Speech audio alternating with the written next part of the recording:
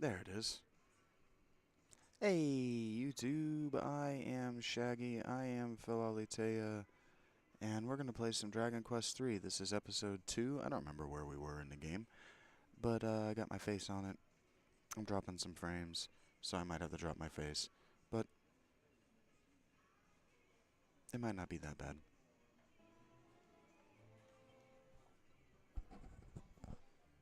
I am having a whole day already.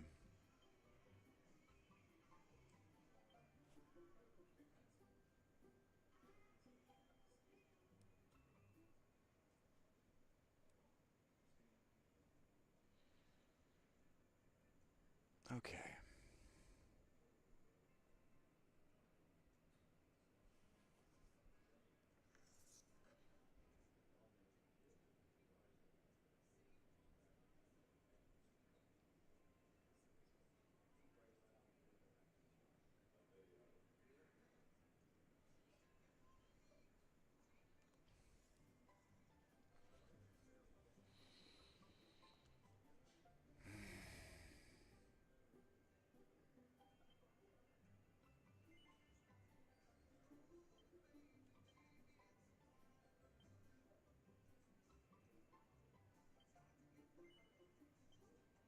Hey, Rachie.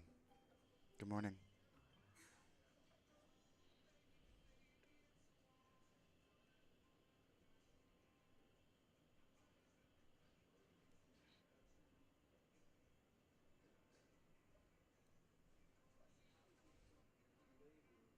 Hey, sweetheart.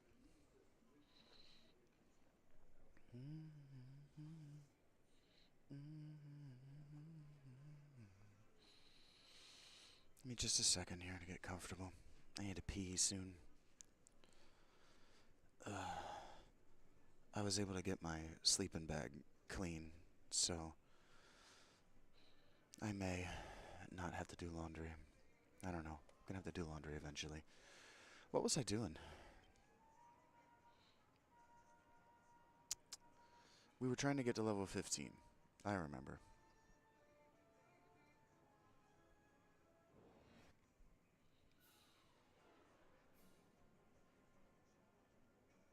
Okay. I remember what I'm playing. Let's do it.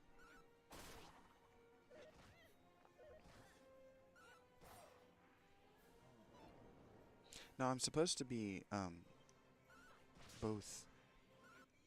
I'm supposed to be able to make it so that I can. Whatever.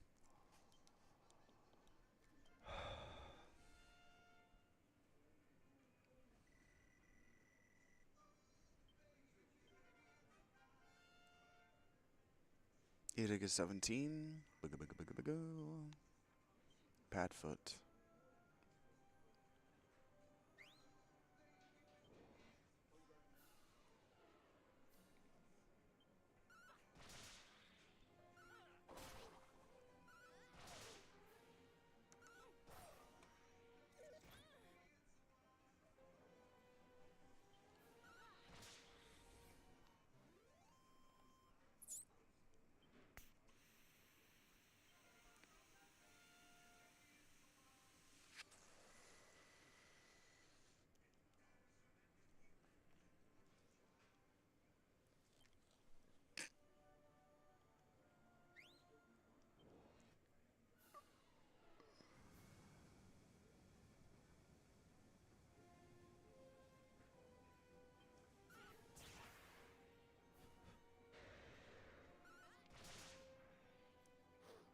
And make the Jets relevant.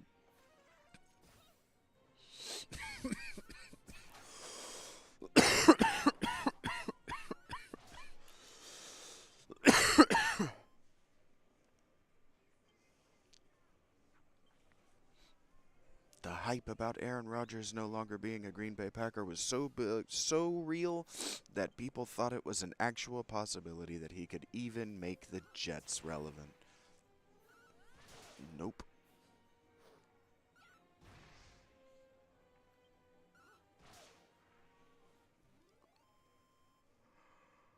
Wasn't a dream off season. was the dumbest decision I've ever seen a professional athlete make.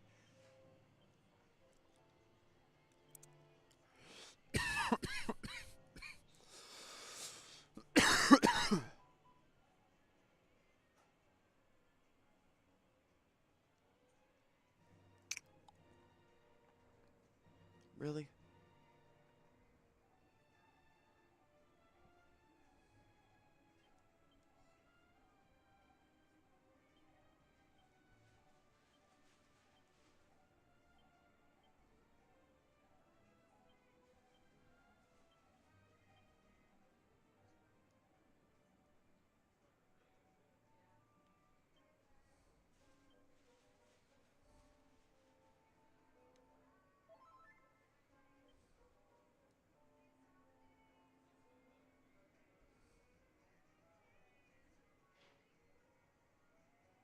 Jeez. Jets are just garbage, man. I don't know why I'm I don't know why I'm listening to this part of this video. I guess because I got 12 hours.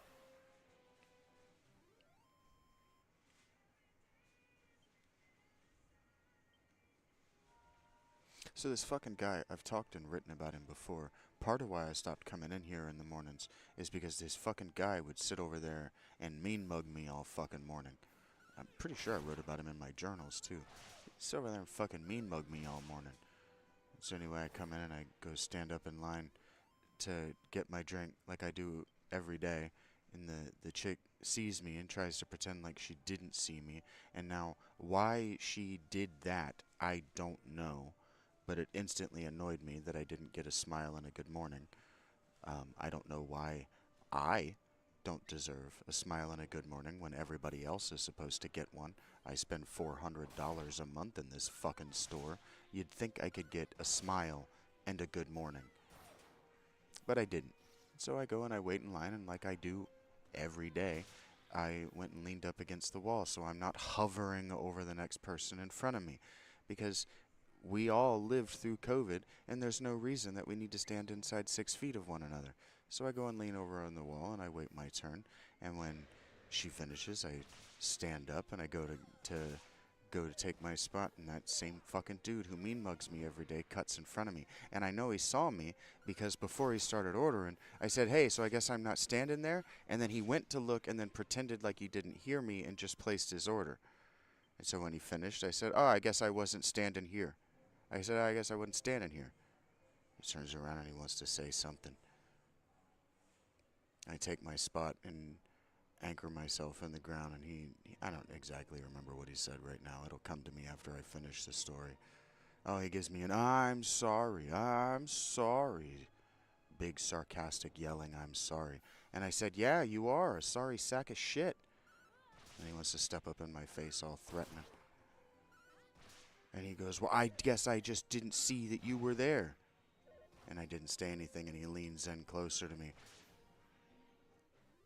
And he goes, "What?" And I said, "I want to hurt you." And he goes, "Well, then do it." And I said, "You're going to step away from me right now, or I'm going to take you up on that." And then he darts away from me and goes and fills up his coffee, thinking that the confrontation is over, and then he wants to start shouting at me again from over there, and I don't remember whether I said anything. Oh no. He steps away. I told him he was going to step away from me or I was going to hurt him. I was going to take him up on his offer to kick his ass. And so he steps away from me and he fills up his coffee, and he's like, "Well, why don't you come over here and do something about it?" And I said, "If I take even one step closer to you, it's going to be to put my foot up your ass."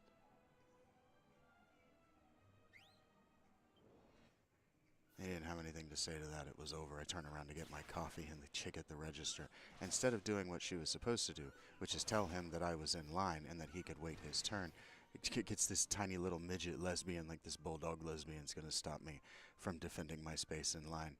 And I just look at her. "What are you going to say to me?" She turns around and leaves. And then the girl's just like, Your drink?" I'm like, "Yeah, I would like a large fountain drink." I was going to get breakfast, but I guess my money's just not good in this store. I guess they just don't like my $400 a month.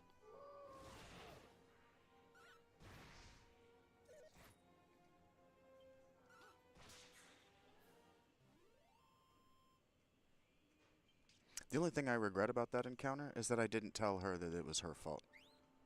I looked at her. I gave her the look. You did this. But the only thing I regret about that is not telling her that she caused that by not saving my spot in line, by not saying something, by being bad at her job, by being extremely bad at her job. She caused that conflict.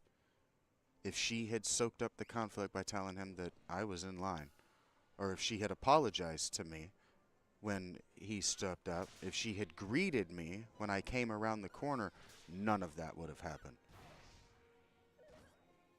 If she had done the job the way the job is supposed to be done, the way that the training manual tells you to do the job, that wouldn't have happened. But it did happen because they don't do the job properly. What's that tiny little lesbian gonna do? She couldn't have been 5'2". I'm 6'4", guys. Even at 140 pounds, I'm not carrying 140 pounds. I'm carrying closer to 160 pounds. Even at only 160 pounds, a 5' nothing, tiny little 90-pound lesbian is not going to overpower me if I decide that I'm going to hurt that guy. And if I decide that I'm going to shout at that girl behind the counter for being bad at her job and putting me into an emotionally precarious situation, 5' nothing isn't going to stop me from that either. I don't know if she thinks that that girl is more aggressive than I am, but she's wrong. If I'm not afraid of her granddad, I'm not afraid of her girlfriend.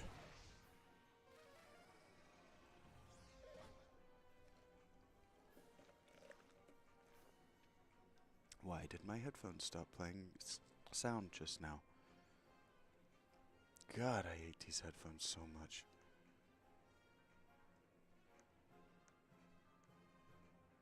Oh, because the video is just over. Okay.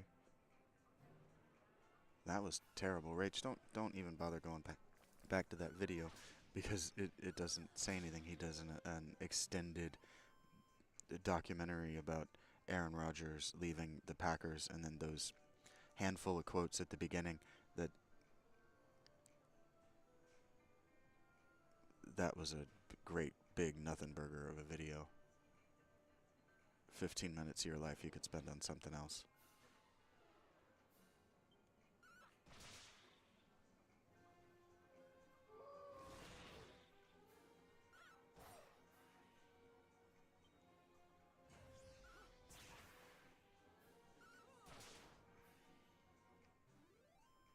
Yeah, he has the most MVPs of any quarterback in history, I think. He might be tied, but I know he has more than Brady. Fewer Super Bowl MVPs, but he's got that.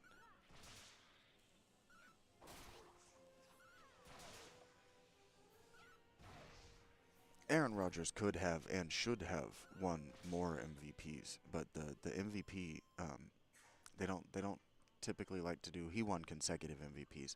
They don't tend to like to do consecutive MVPs, and they honestly they tend to give the MVP award to the runner-up, the person who should get it is usually the person that the MVP voters are projecting is going to win the Super Bowl. So they try to give it to the quarterback who's not going to win the Super Bowl. That's why Mahomes didn't get the MVPs that Josh Allen and Lamar Jackson got.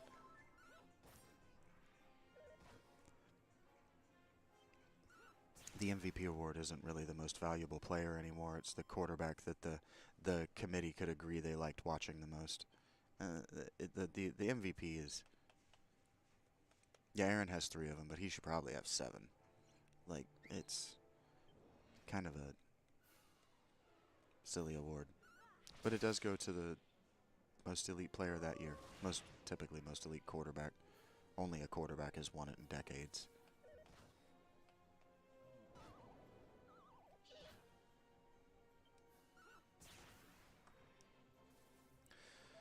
Like if you, I think honestly they think of it in terms of like most valuable player in the league as far as like who puts the most butts in seats, who put the most butts in front of television sets that season. It's a weird award. I'm not saying it's meaningless or valueless. No. Palomalu would have never gotten MVP of the league. He probably got Defensive Player of the Year awards, but he wouldn't have gotten MVP.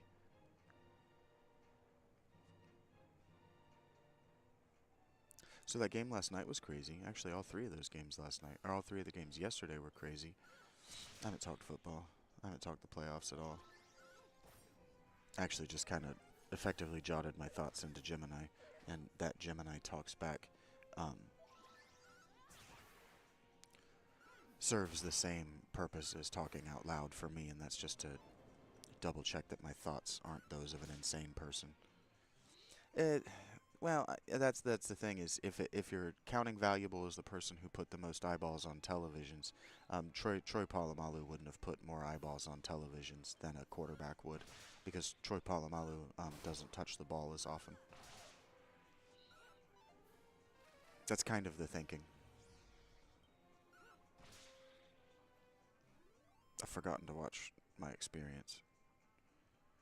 I guess we're going until somebody levels, because I'm not stopping now. And then we're going to hit this side quest. I'm not saying that you're not unique, Rachie, sweetheart. It's just it's a math problem. Like, is X greater than Y? And if X is the number of people who tuned in specifically to watch Troy Polamalu, and Y is the number of people who tuned in that season specifically to watch Peyton Manning. Peyton Manning is the greater value.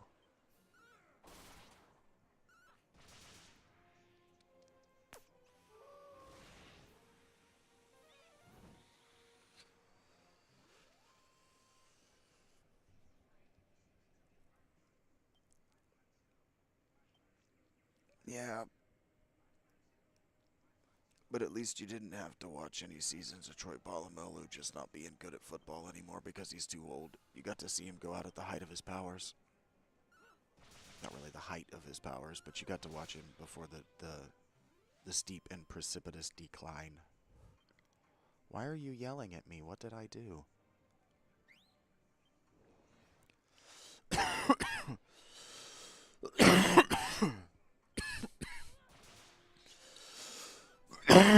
Yeah, the Bills won. Right at the end. That's the only game I didn't watch. I forgot that there were 7 games and not 6 games. No, I forgot that there were 6 games and not 5 games. So I thought there were 2 Saturday games, 2 Sunday games, and the Monday game. And that was how stupid. I don't know. I just said I didn't watch that game, Rachie. I don't know. It was the 1 o'clock game, and I didn't know there was a game on at 1 o'clock. I was playing Kingdom Hearts with you fuckers. And by fuckers, I mean typical Rach and MNON143, I guess.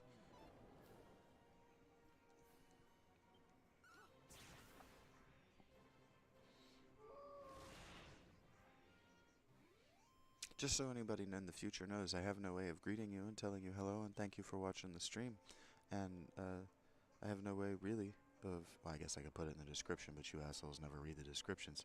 I have no way of telling you that I'm playing this as something to do with my hands, because I got 12 hours to kill. And this is a good way to kill 12 hours.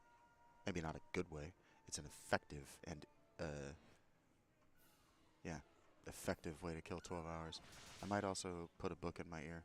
I was watching a little YouTube documentary about Aaron Rodgers, and golly gee, if I don't hate about YouTube that if you're a good video editor, you can put anything the fuck up there, regardless of the quality of the script, or even if you stay on fucking script. I fucking hate this medium. The problem... Want to trade what? How? Want to trade what? Anyway, the problem with this media is that there's no quality control.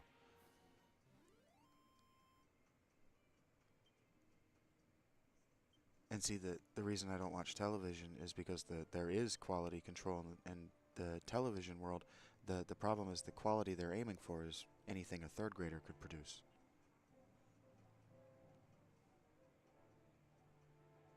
maybe not that a third grader could produce. That's not fair. Anything that a third grader could comprehend and understand. And see, if we're going to talk about Dragon Quest, and we're going to talk about like why I do like these um, fantasy, especially historical fantasy and historical games. Like you've never seen me play Civilization, but maybe I could download Civilization 5 and one of these long days where I've got 12 hours, I could just like dedicate a 12-hour stream to just playing Civ 5. It's just been so long since I've played 5 that I don't have the muscle memory of it for the rules like I do for 6. I could pick up 6 right now and just play the shit out of it at a moderately high difficulty. High enough difficulty to lose in the middle game instead of the early game.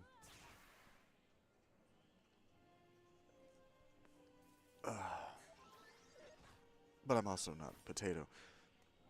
McWhiskey. Anyway, I was talking about why I like these games. I forgot what game I was playing for a second there. I like these games because the setting allows me to think about what I know of the source material. And so, this game, I'm not going to spoil. No, Rachie, I'm just being funny. I was just being funny. I said that a long time ago.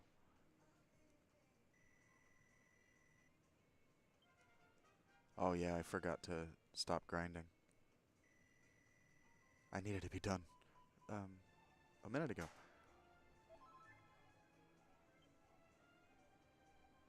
I don't remember exactly where I was. Um,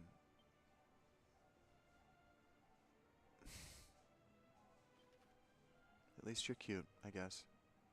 Oh wait, I'm not gonna spoil this game. I remember where my segue was. You're fine, Rachie. Um, I'm not gonna spoil this game experience for you because I want you. You're obviously not gonna get to see my novel experience for the gameplay, but I did not engage with the story on my run. I'm going to pivot to a tangent here for those in the future who are trying to watch this because they have enjoyed the first episode, or they want to. If just pick up on episode 2. Maybe it gets good on episode 2, so I'll just watch episode 2. I'll treat the first 3 episodes like an Inside Out trilogy.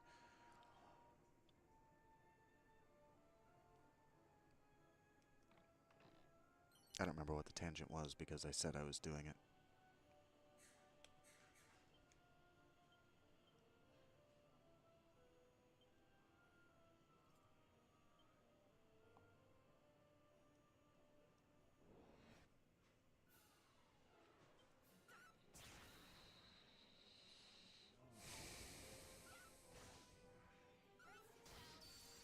I like these games in large part secondary to what I was trying to say because they allow my mind to empty like this. Get into that zen slash flow state that everybody's so desperate to get in at work.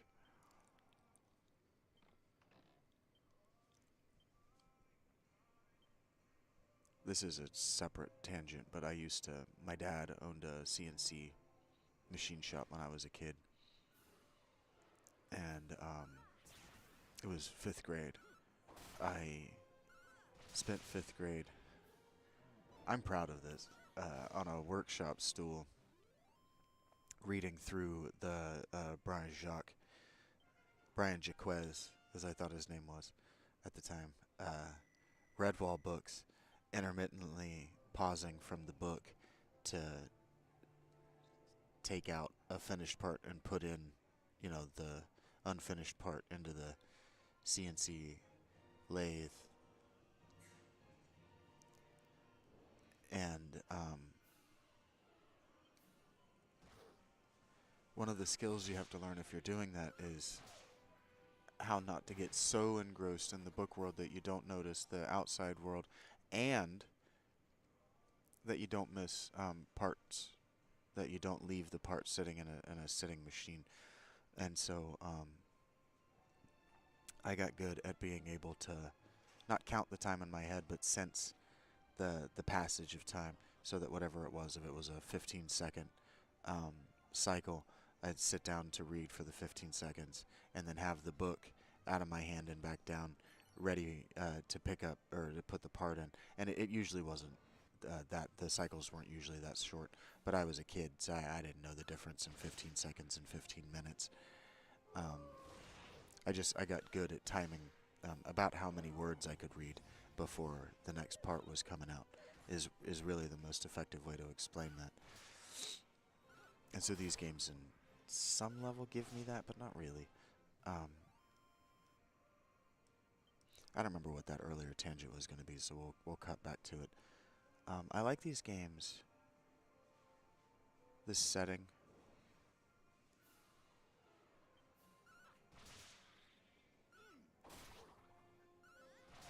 Because it, it frees up my mind. I mechanically use my hands, like standing in front of the machine when I was a boy, um, to free up my imagination on some level. But I use my imagination differently than you guys. I do I don't know, Jim and I might call it like a radical synthesization of ideas in real time. But that just sounds so back patty.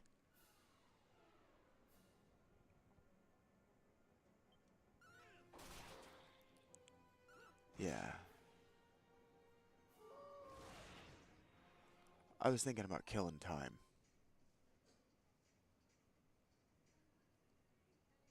I was going to transition into a meditation on killing time, on waiting, and spending that time honing skills and thinking about things. And so if I'm a storyteller, then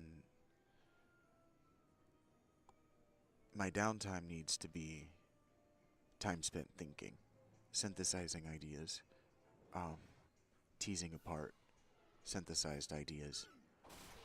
And so, like, crafting systems in video games help me think in terms of that, especially systems like in Kingdoms of Amalur, where eventually I'll start to engage with this, and then you'll see me doing it in real time. But Kingdoms of Amalur, the blacksmithing system, allows you to salvage weapons and armor and then take the parts to make other weapons and armor.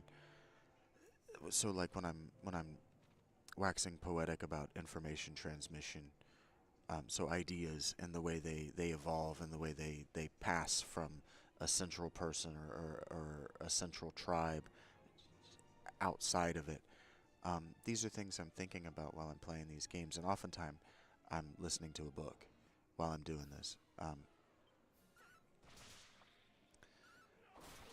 I got to, I was thinking, I kind of segued into talking about this by thinking about the difference in a documentary that you could find on Netflix or Amazon Prime or Hulu is part of Disney right now, right? So Disney, or a YouTube essay documentary is kind of how I got to thinking about what I'm just kind of talking through,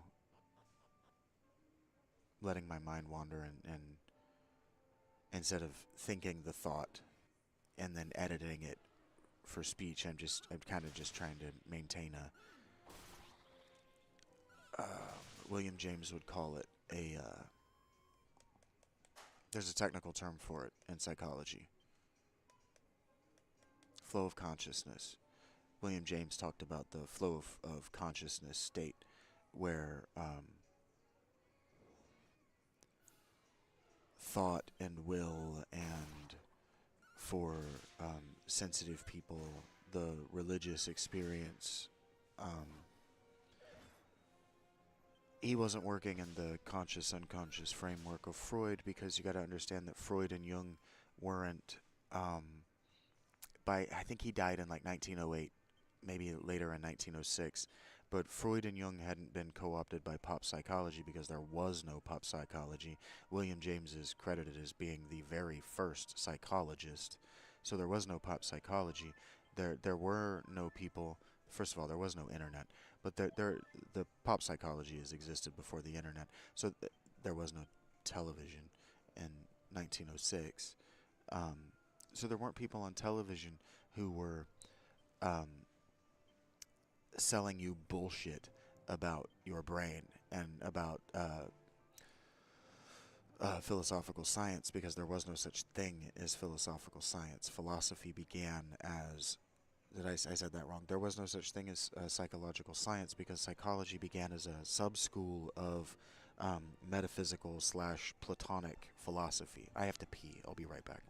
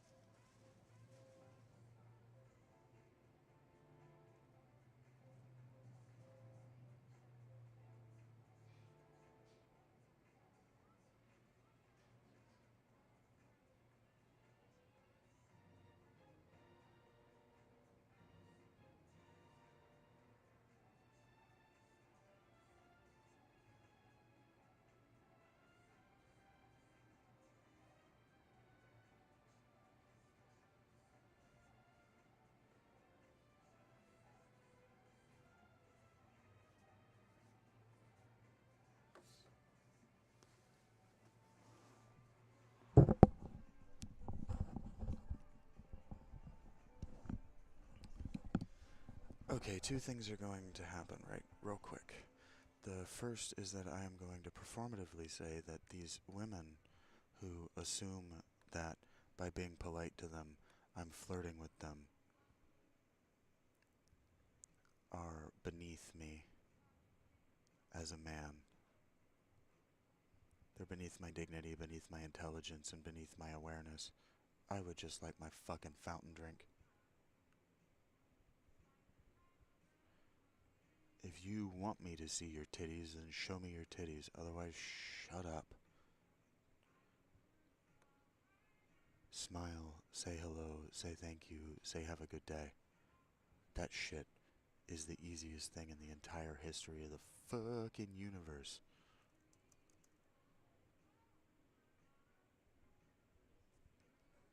I know, I did it for 10 years. Actually did it for 16 years. What the fuck? Okay. Why did it do like that?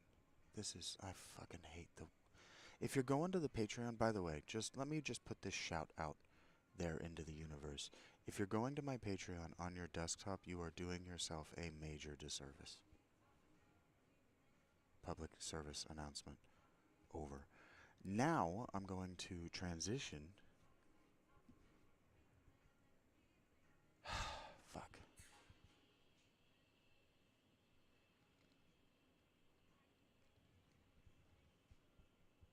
I'm going to transition to something else. I didn't mean to click that. Please stop.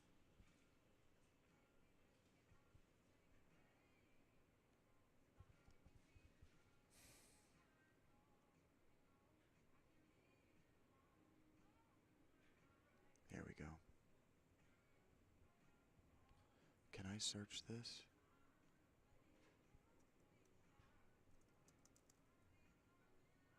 Damn. Nowhere?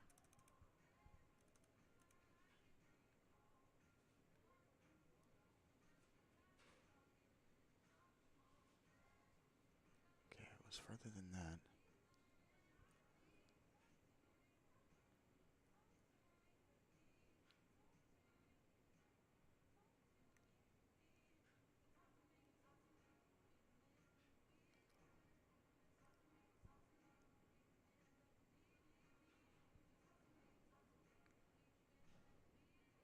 Really?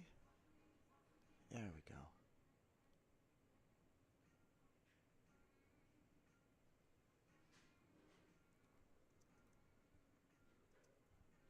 know I use this phrase. Google. Just find it. Look, you got my pretty face. You'll be alright. I'm trying to find something.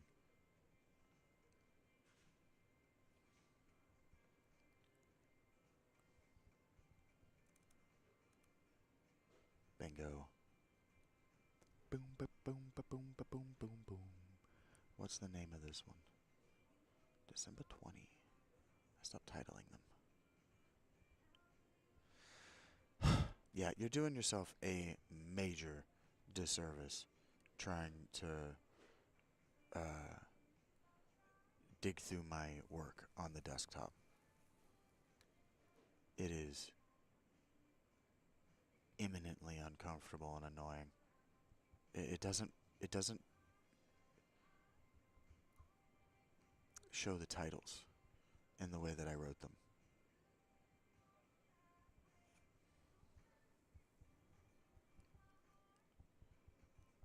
Oh wait, December is after November, isn't it? Yeah, November's after December, or before December. So December 20th should be around here somewhere. No, that's still November 3rd. Why is this the way it is?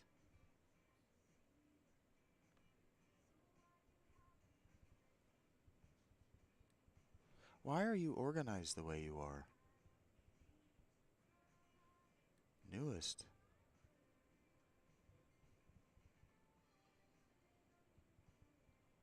Huh.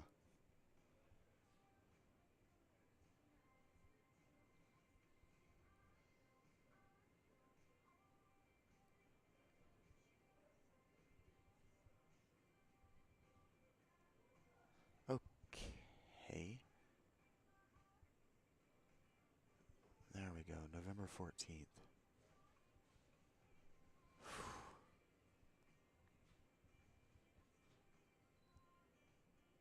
That's really annoying, actually. Patreon. It's really annoying. Just everything about you is kind of annoying on the desktop. If you let me put all those characters, show all of the characters in the title bracket to the audience, Patreon.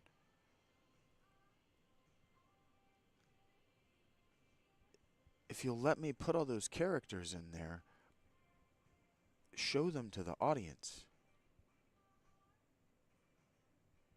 Anyway, assholes. This is what drives me crazy. Do the people who make video games and who make website interfaces and who make apps for our phones, do they not use the shit they're making? Are they so in the weeds of the thing they're making that they've never used it?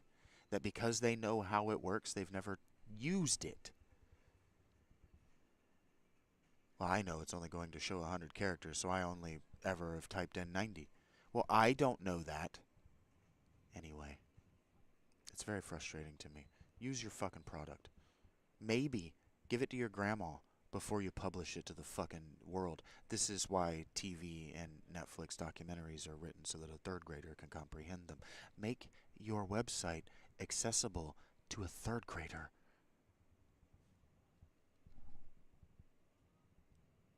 Anyway, I'm easily agitated today because I'm not going to eat.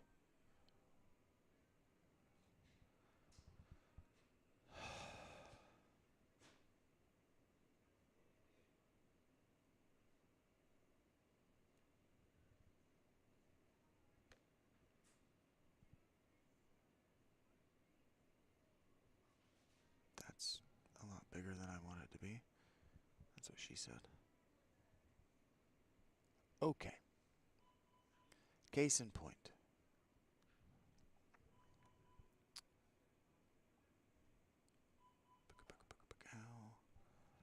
This needs to go. Hey, look at me. I'm getting better at things every day. Okay. So the reason we're transitioning here is the thing that I'm trying to explain to you and doing a bad job of explaining to you. I'm doing a bad job of explaining to you not because I've never thought of it before, but because I wrote it recently, read it recently, and had a conversation with Gemini critiquing what I wrote about it recently. So I'm trying to use different words, and that's leaving me with long gaps and pauses to remember what I have and haven't said and what I did and didn't say, and I don't remember exactly what I said. So I'm going to read from you from my blog. I wrote this last year. I had worked my ass off on Twitter, and I got an influx of about $400, with which I bought the. I've told this story before, but that's what I bought my current mummy, my big winter sleeping bag and liner, and the pants that I'm wearing right now, and other etc. winter gear and food. But one of the things that I bought on that first trip when I bought my sleeping bag, so I came back to the tent with a sleeping bag and a pen and a composition notebook. And into that composition notebook, actually four of them, three of them, I wrote journals sitting here in this exact spot in Panera. This exact spot I am in right now on November 14th. I wrote these words. I really don't know what I'm doing. I woke up to a minor leak in my tent, and of course, the only thing that got wet was my sleeping bag liner. Sigh. I've done so badly since accepting Dee's help. That's how it feels. It feels like since I've started keeping this journal, all I've done is hemorrhage time I can't get back, and real money.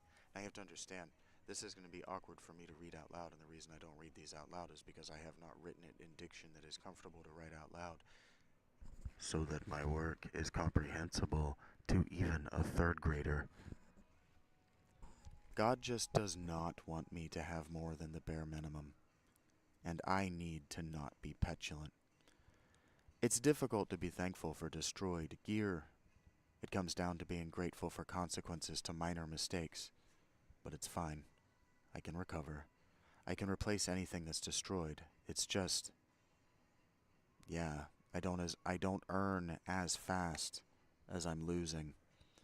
I'm not making follows and I'm not making enough money for all this spending, but there's a chance I'm being forced into a shelter. Maybe I need to be talking to more people, but when I feel this way, it's hard for me to think of the words. Or maybe I only have the drive, the want to, when I'm talking to a pretty girl. It's possible my emotions are tied to a warm place to sleep, hot food, and wet pussy. Maybe not a nice thing to say, and I know from experience that no woman wants to participate in helping me manage my emotions. Not for long. Not when they realize my good mood is my semen being in her body and not mine, and not her company. And I do get that. So you look for a girl whose company you enjoy keeping. Great. I don't have a home, and that's a position of power over single women that I've held, and which I do not enjoy. Thus, I do not really know what I'm doing. I don't know what the end game is. I might have another 40 years ahead of me. Is this what I want to do for the next 12,000 days or whatever? Maybe. Maybe I would even be fine with the being bored in the rain if I knew my tent was safe. These brackets mean that time has passed in real time. I took a break. I look now at what people are doing on their phones. It's rude, but it's rude because my mother didn't want me to ask questions or make conversation. It's actually more rude to be wearing headphones and or doing living room behaviors in public. I'm significantly more rude and standoffish for living with my nose in my phone or a book in public. I am being aloof and better than by preferring my headphones. This isn't really true. I don't prefer to ignore strangers. People see that when they approach me while I'm daydreaming.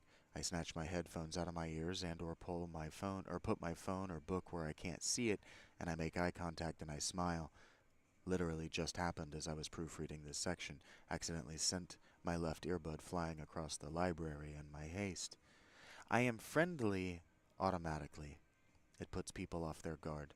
I keep thinking about how it's not what cops expect. I just don't know what I'm doing. Real time passes. I don't know who's going to read this, and I know I'm not organized. Like, when my phone's battery is dead, my mind wanders to ironic productions I could make to troll you. Top 10 things I've learned since becoming homeless. Week 8 edition, as an example. But I can't actually make myself work on it, can't make myself really care. Not only that, but what I don't want to do is go viral on some bullshit I hate. Fine, maybe you like my sense of humor, but I know you don't really get it. Don't get me. I've left a penny under a table of every one of my videos, and the pennies are still there. I used to work for a guy who would do that. He would put a penny, or a wadded up empty straw wrapper, under a table in the dining room. If it was still there in the morning, clothes hadn't swept worth a damn. I'm thinking about why I don't flirt. I'm eccentric. My grandfathers were my idols when I was a boy. As such, my idiom and my tastes and my spirit are all old-fashioned. I'm sitting here in the library next to an older woman who has a little bit of a cough, and when she apologized and reassured me that she's sick, I had to restrain myself from saying that I remember life from before COVID. I'm also very clever, witty, and outside the box. If I make a joke, it's either so meaningless it's only absurd for my amusement alone, or double entendre, or more, with the purpose of making you think. When people laugh when I speak, I was not joking. I'm usually pissed all the way off and trying to throw a tantrum. The only way I can make a performance out of that is to talk, and about things that are going to send me into a rage. I have strong opinions about dumb shit. Even my arbitrary opinions are final. Even my arbitrary opinions are final. Time passes. I know what I want. I want to know that what I'm doing and how I'm living will be rewarded with consistent positivity. That doesn't really feel like much to ask for. It doesn't have to be money. I want I want to not feel like fate's axe is going to fall at any moment. I want to know things will be all right. More than all right. Prosperous. I want to know that things haven't gone to shit while I'm looking away. Miracles can be good too, you know. Someone could offer me work or shelter. Time passes. And look, I'm not a hypocrite. I almost didn't get food because of the rain today. There is a non-zero chance that anything I get wet from this point forward will be ruined. I do not have an extra stroll-clean outfit I can change into anymore, even if I had the money for laundry. I'm finally starting to stink. A lot of that is give a damn. I have no one to impress, and it's been cold. It has, in fact, been fucking cold at night. Time passes. Part of me thinks I need to stop interpreting everything as a direct communication with me, or maybe I need to talk about why I do. The obvious is that the weather is speaking, if it's speaking, to everyone in it. Maybe it is.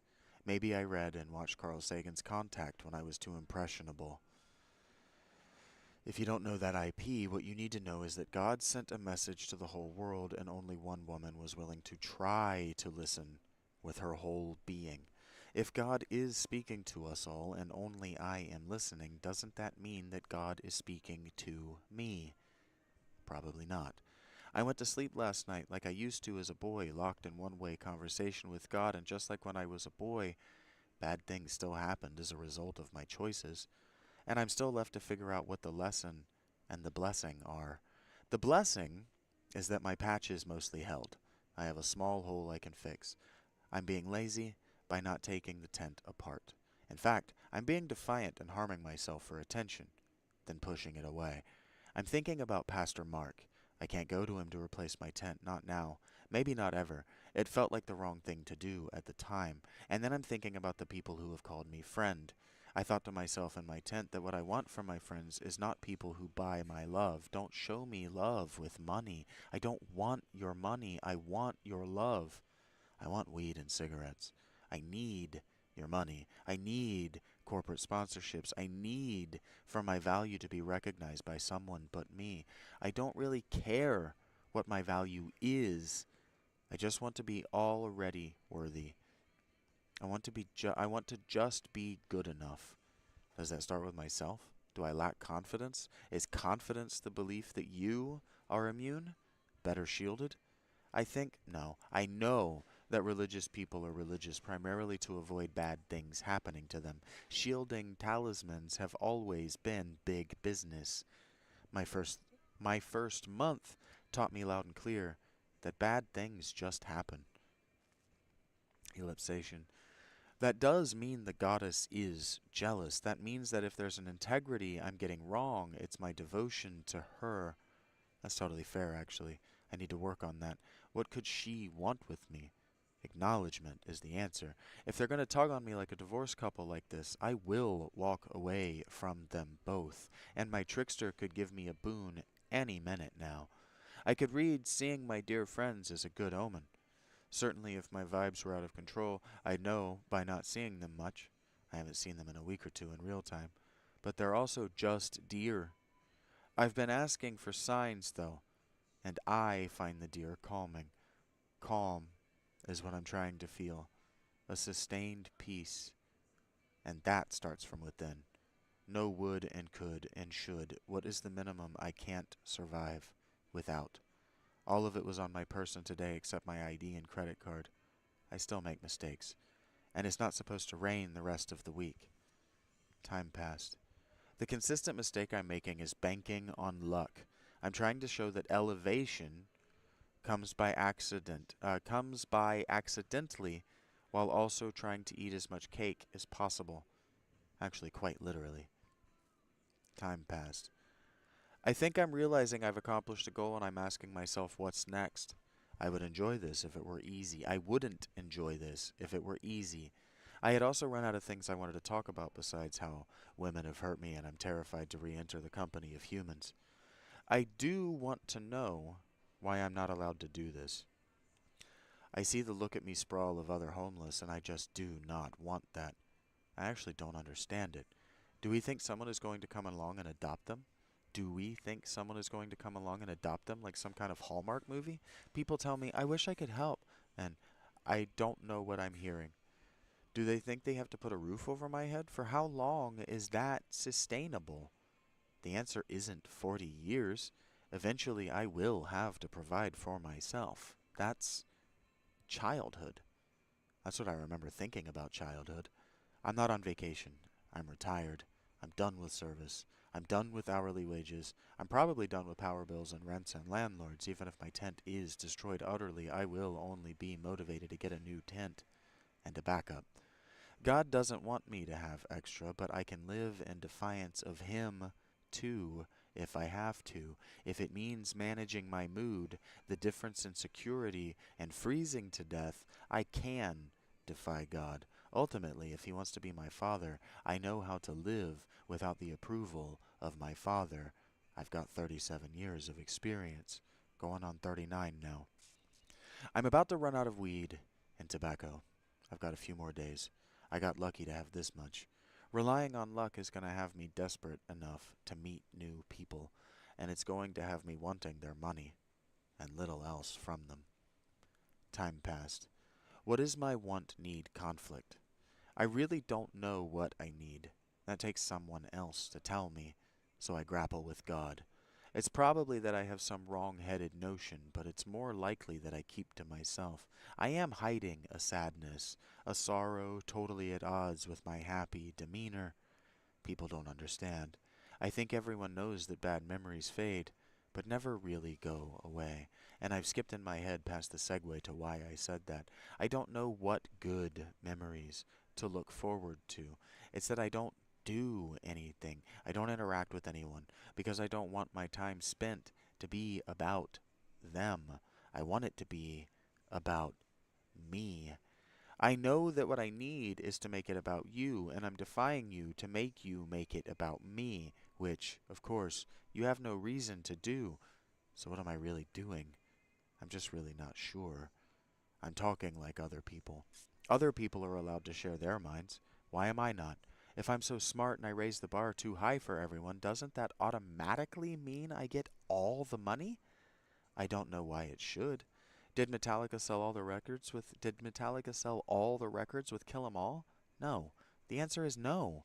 There's a guy with something like 25 podcasts. If you like me, you'll like what I make. And I don't care whether you like me or don't. First of all, you're going to accuse me of bullshit if I make a major personality change. So I have to get better. So I have to get better gradually, or not at all, which is gonna look like I'm not. So I just have to keep at these journals and shorts until I can go live.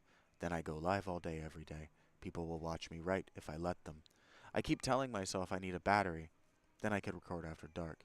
I'll also be tempted to start an OnlyFans. Fuck it, it's good enough for the goose.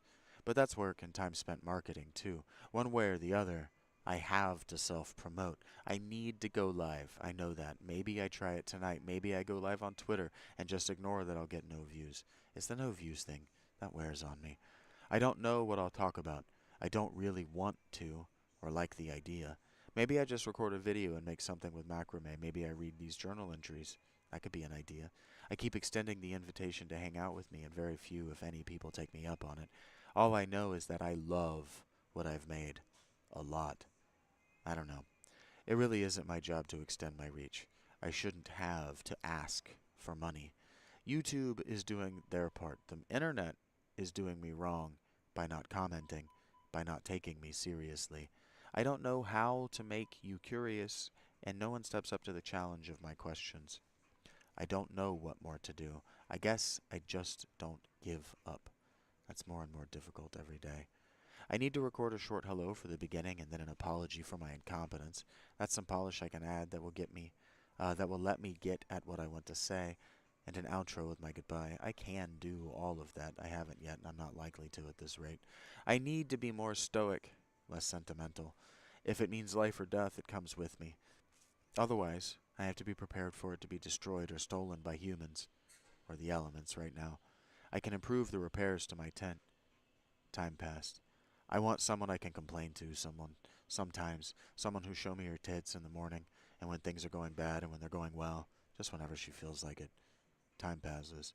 There's a girl who comes to this Panera for me. She'd probably get her friends to show me their tits, too. She's obviously into me. Got all excited when I walked through today. She and her friends were giggling, and the friend was giving me come sit with us study hall eyes. I don't front with a lot of game. I tend to laugh and shake my head at those invitations. I'm not embarrassing myself in a Panera for a mediocre and weird threesome with college girls. Not with my balls smelling like this. And I'm not competing with anyone for any female. The thing about chivalry is all those women were married or engaged to be. Of course, Vertical Horizon's everything to you plays in my ears. He means nothing to you, and you don't know why. This song is exactly why. I am everything inside you. You wish you could be. I say all the right things at exactly the right time, but I mean nothing to you, and I don't know why. It's probably that. You think you have to be that for me. You have to be everything in order to reciprocate. It's not how it works. Just give me one good reason. Or two steps, I guess. Can you smell that smell? Am I doing a random early Kyler bit? Yes. Yes, I am. Time passes. I have accomplished my goal of putting on body fat. I should praise myself for that. Maybe that's what I'm doing wrong. Maybe I need to record my gratitude at night. I can do that. I'm giving myself a lot of work, but in print, where I can see it again. That's probably what I'm getting wrong.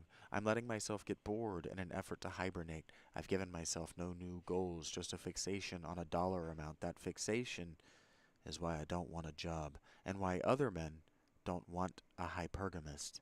If you calculate the math and you approach your lived experience according to cost of living, you're always chasing more.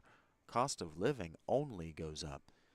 That does mean on some level that I'm meant to be chasing subscriptions. More, more, more. We're addiction machines. Get that good, good. Give me that red, red sauce. Is this a link? Yes, it is. My first embedded hyperlink of the channel. This is something that might happen to you. I linked to Genesis 25, 29, 34. I know what this is, but this is actually very funny to me. So, because I know you wouldn't read the hyperlink, I'm going to read it to you. From Genesis 25, verse 29.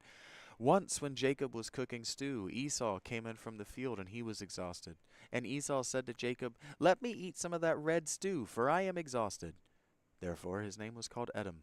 Okay, now this is funny. The only footnote here is the A. Genesis 25:30. Edom sounds like the Hebrew word for red. Okay, but what he actually said here, if we went to a different translation, and we're not going to find We're not going to be able to find um, a translation of this that says it. Yeah, right. Okay, this is close enough.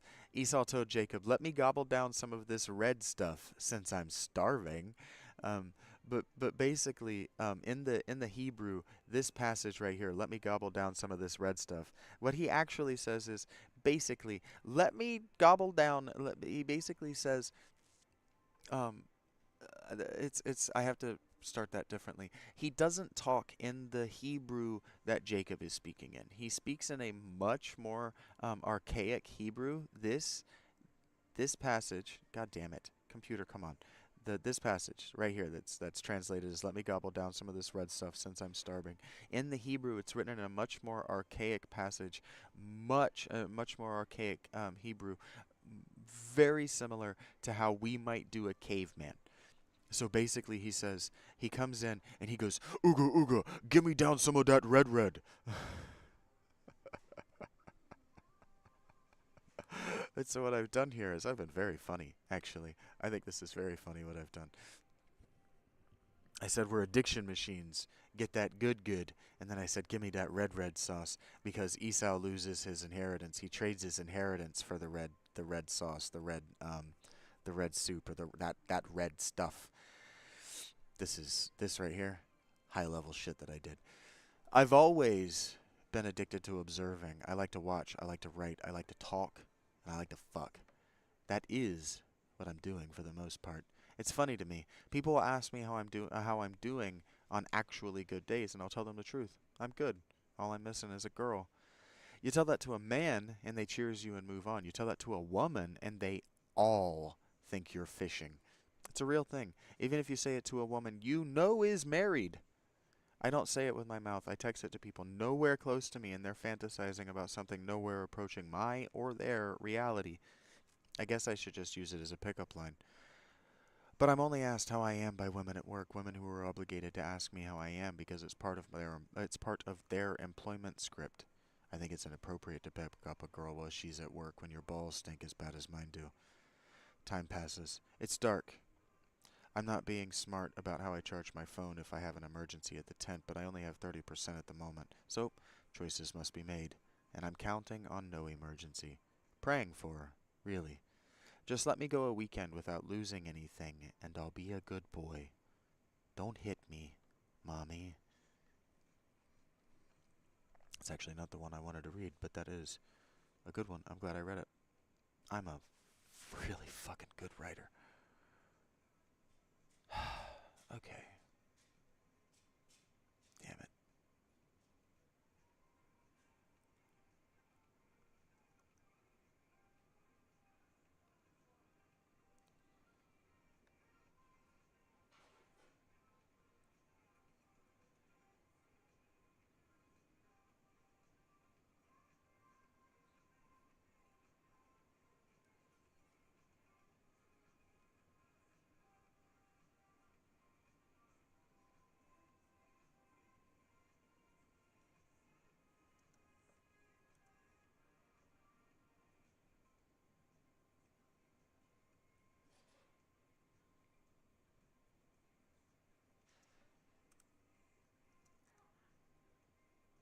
Go to the first one, you fuck.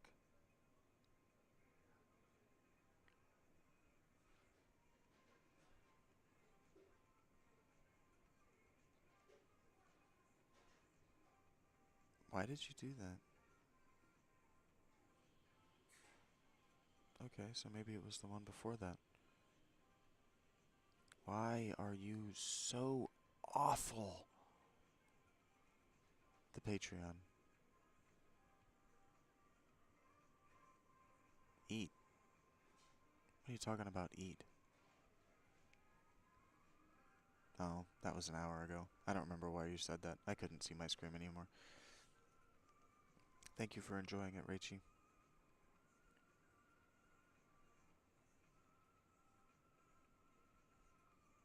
Okay, so that means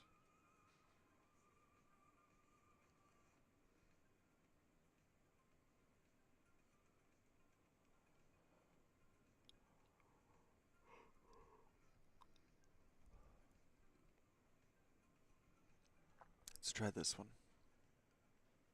Dummy. I probably did the first time I came here too. Homelessness blog, Friday, November 15th, 2024. I still don't know what I'm doing. I woke up today rested and ready to be alive. The foot of my sleeping bag is wet, but that's okay. I don't have the money to buy more cigarettes or weed. That's a bummer. So I'll figure that out when I have to. All my stuff is safe in a breeding ground for mildew. So I'll need to make 21.25 to go to a laundromat, and I don't know what the sleeping bag can do in a dryer. Not likely. So I'm back in Panera, and I feel can go in the dryer. It even says go there. So I'm back in Panera, and I feel relatively safe. An assault on my tent is unlikely, and unlikelier by the day, without a cop getting in his head about me, which is not unlikely. So I pray, and I ask you to too. Time passes. I was thinking in my tent about when normalized humans see you as something nice or evidently doing better, their natural inclination is to take it away. And that isn't exactly wrong. This is what trolls are doing. That's why that guy wanted to be aggressive with me. He saw me having dignity and he wanted to take it away. Because I'm doing better than he is if I have dignity and he doesn't. I keep thinking about the why of the permanent address. The two things aren't unrelated. Rural governments began mostly to settle disputes among landowners. From the perspective of the government, permanent residence is more than how they keep tabs on you. It's how they stay in contact with you. If they can't stay in easy contact with you, you're probably avoiding them. If you're avoiding them, you're probably doing something they don't want you doing. If you know the history of domestic terrorism and armed sectarianism in the U.S., you know this assumption tracks. In fact, I'm the exception to the rule. So I'm thinking about why you would take a homeless person's stuff, why you would damage their shelter. Normal humans only realize the downstream. They only begin to calculate the consequences of their choices after the damage is done. You can watch police interrogation videos and watch people only seriously consider their right or wrong after they're caught. Normal humans know better. They just assume everyone else is dumb as or dumber than they are. It's impossible to imagine a higher mind.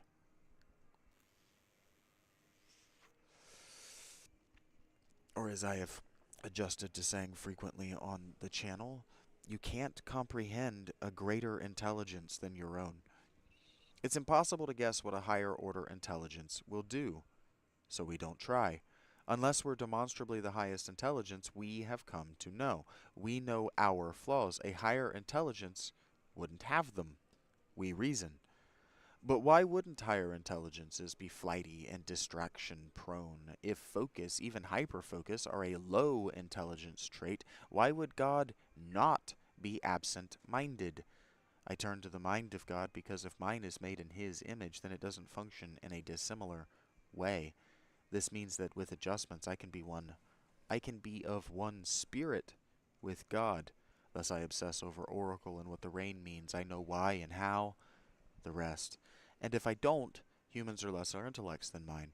I can figure it out, even given enough information. True information.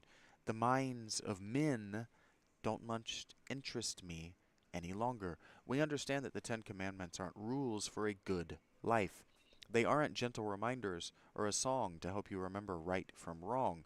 They're how true believers shall act. These are the habits you will already have, and they shall mark you as enlightened. It really is that simple. These are the law. That comes next. These are the ethic. When you do these things, you are more than a normative person. But to say that that should be these are not the law. That comes next, canonically in the Hebrew canon. But to say that a normative person is unwell is ableist, probably. That was for D more than for you. Normative people aren't mentally unwell. They're animals, untrained. That's what I see everywhere I look. There are, by my estimation, three kinds of people. People who are taught to help mommy, those who are not, and those who never learned. You can really tell the kids who grow up at the dinner table from the kids who grow up in McDonald's. It's not illness, it's ignorance. I watch people make and leave a mess everywhere they go. It's not just the homeless who litter and who throw their cigarette butts on the ground instead of in the trash. It should go without saying, but I do not throw my cigarette butts on the ground. I remove the last of the cherry with my hands, then I toss the butt in my pocket. The little bit of burning tobacco and paper I drop on the ground are quickly biodegradable. The butt is not. It's not just the homeless who spill their drinks and make no move to clean them up. It's not just the poor, in fact, who let their environments go to ruin. I am mentally ill because I am compelled to keep my environment tidy, to leave as little mess for someone else as possible, to, in fact, leave no evidence I was ever there. I learned that in the Cub Scouts, and that's why I point out every time they don't sweep when I leave this spot, when they don't clean this table. That's why I point it out every single time. And they did a shitty job of sweeping last night and the night before, but they didn't sweep at all the night before that. It's not my problem that my boots have dirt on them. Genetic diversity. I don't think enough people understand how important it is, really. We have the eugenic assumptions that monogamy solves everything, and I don't know. There is a communal benefit to women having children with multiple men, in theory. But the theory is about mitigating old money getting their granddaughters pregnant. That's eliminated entirely in monogamy. Birth control was designed and marketed to make monogamy nonsensical. Seems like nonsense.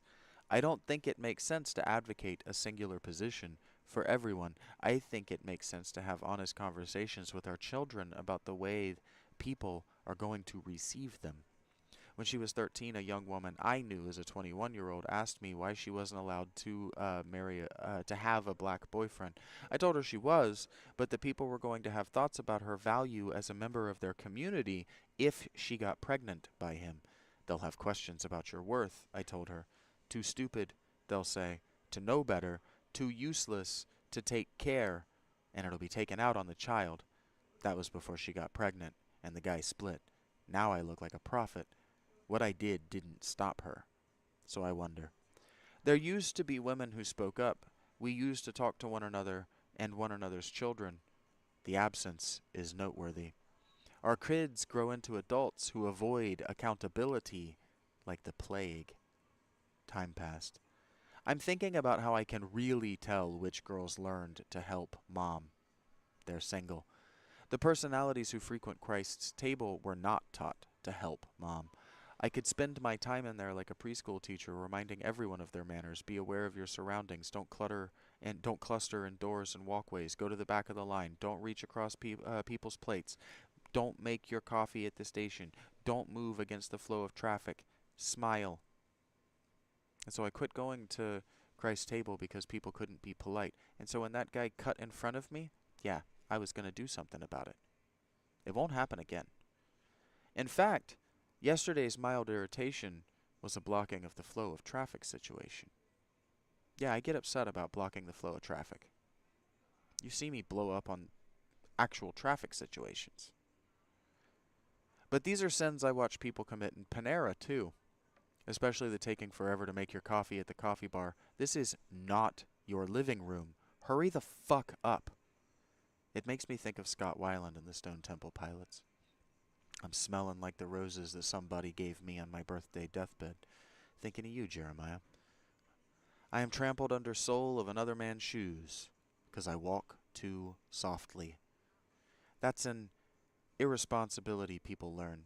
Yeah, that just because I'm leaned against the wall means that you can walk on my feet, because I walk softly. Well, I don't walk softly. I walk quietly. There's an irresponsibility people learn.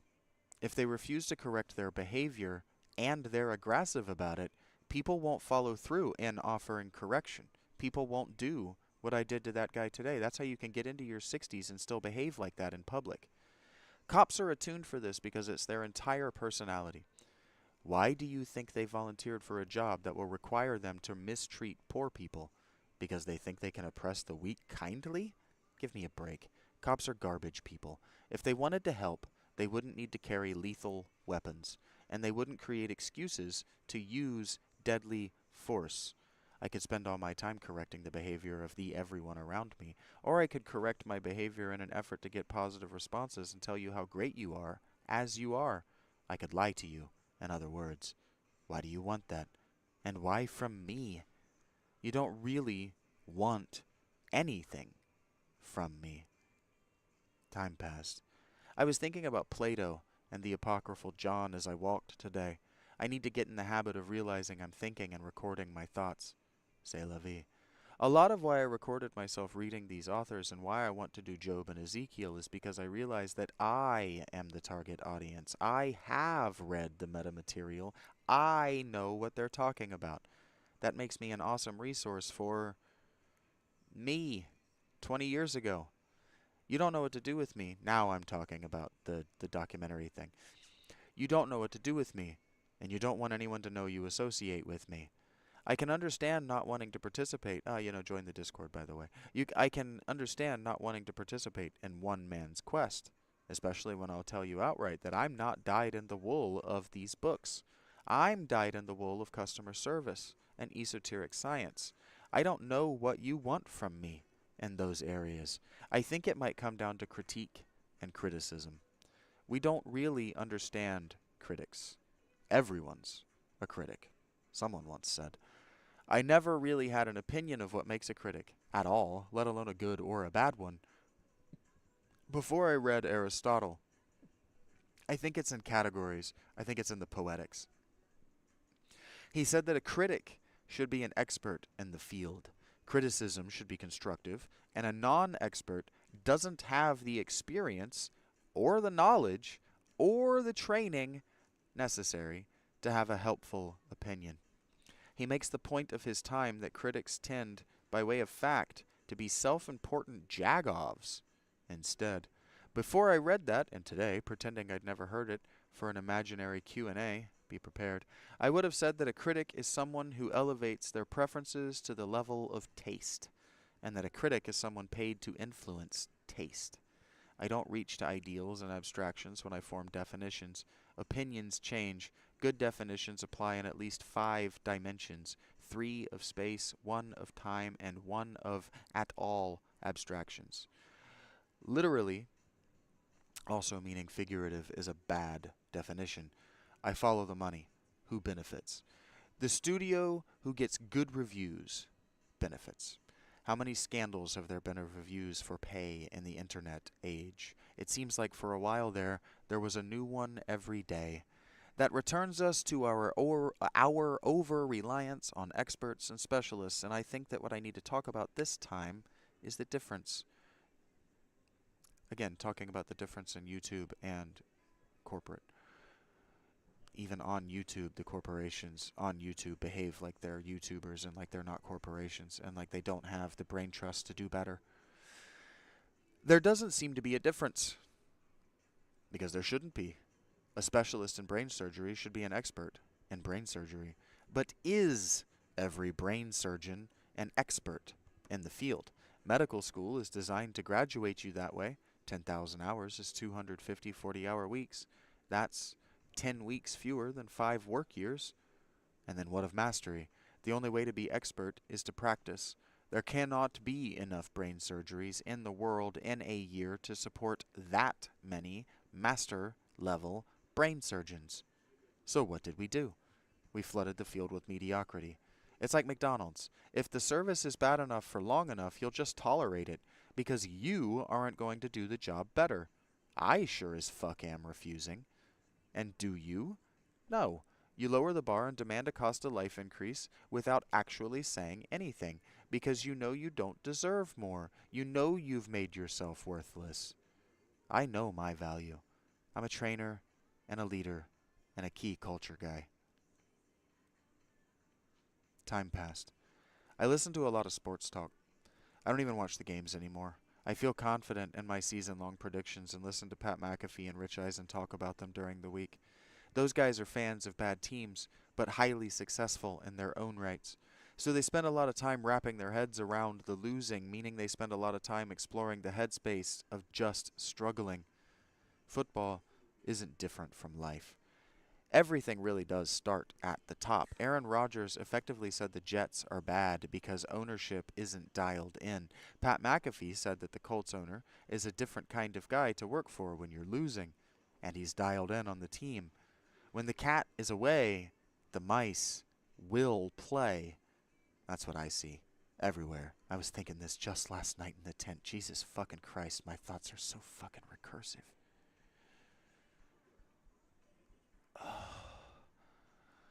That's why I play video games. So the thoughts aren't always the same.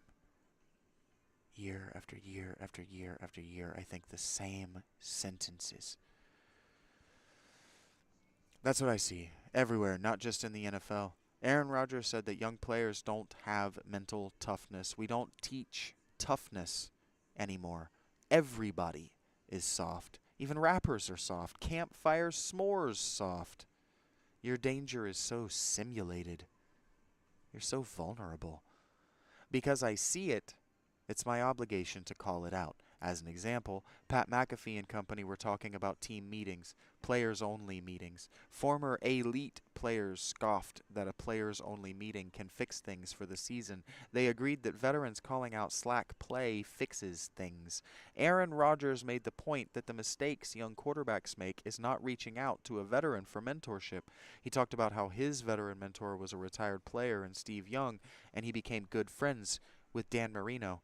When I used to obsess about the Dolphins, I used to say that their young QBs, whether Chad Henne or Ryan Tannehill or Tua Tagovailoa, needed to climb into Dan Marino's back pocket and live there.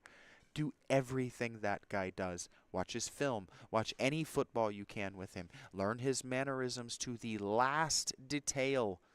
Then be yourself on the field and at practice and in the meetings. I don't think young athletes are the only people getting this wrong. I know I have found it impossible in my life to find mentorship. Aladdin broke your brain, whether you've seen it or not. You believe that movie is about the adolescent search for self. You believe that all young people between the ages of 16 and 25 have a pathological void of self-fulfillment or self-certainty. But this isn't true. The question, who am I, really, is the 40-year-old's pathology. We used to call it the midlife crisis. Then we debunked that. Then 20-somethings started having them. The question of who you are between 16 and 25, even from 26 to 40, typically is an easy one to answer. You are where you are where you are from, and what you do with your time. That's enough for most. The only people who ask for more than that are either bored and egotistical, or they've paid their dues. I've paid my dues. Fathers used to routinely walk on marriages as soon as the children were grown. It used to be commonplace for dad to only think of his duty to the children as fiduciary. So people made movies about mentally weak characters being the hero. Aladdin isn't about self-discovery. They make that clear throughout the film, throughout the first act, especially from his first song being about how easy for him the life of a homeless is, to his soliloquy about no one seeing him for more than his appearance and station. This is such an old trope. I don't know how you get it so wrong. Probably just agonizingly stupid. Fievel gets separated from his family in New York City. He doesn't ask, who am I really, away from them. No, he knows who he is. He is his father's son, and his mama loves him very much. I'm writing this through tears. Jonathan Davis of Korn has been telling me about how I did my time. Yeah, buddy, I feel the anger change in me too.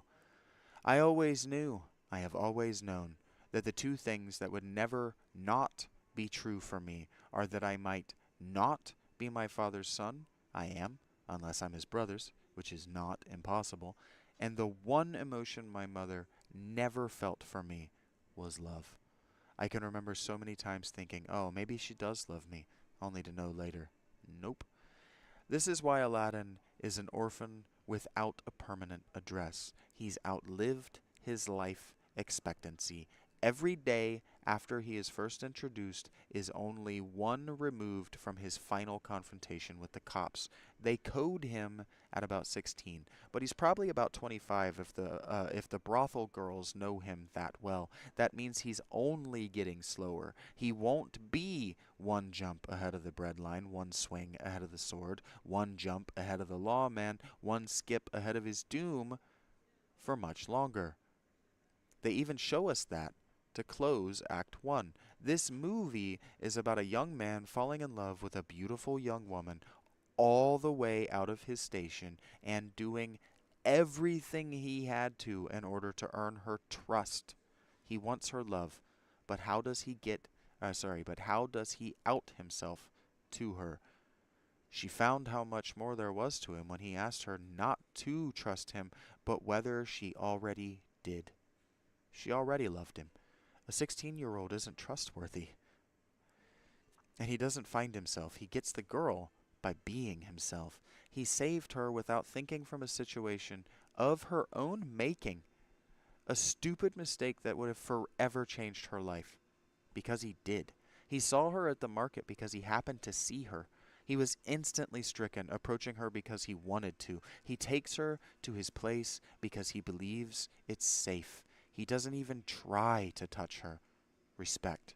She'd never been given space to be anything but beautiful, so she lets him marvel at her across his home. That is love. He'll do anything for her to close that gap. God lives in that gap, and she knows it.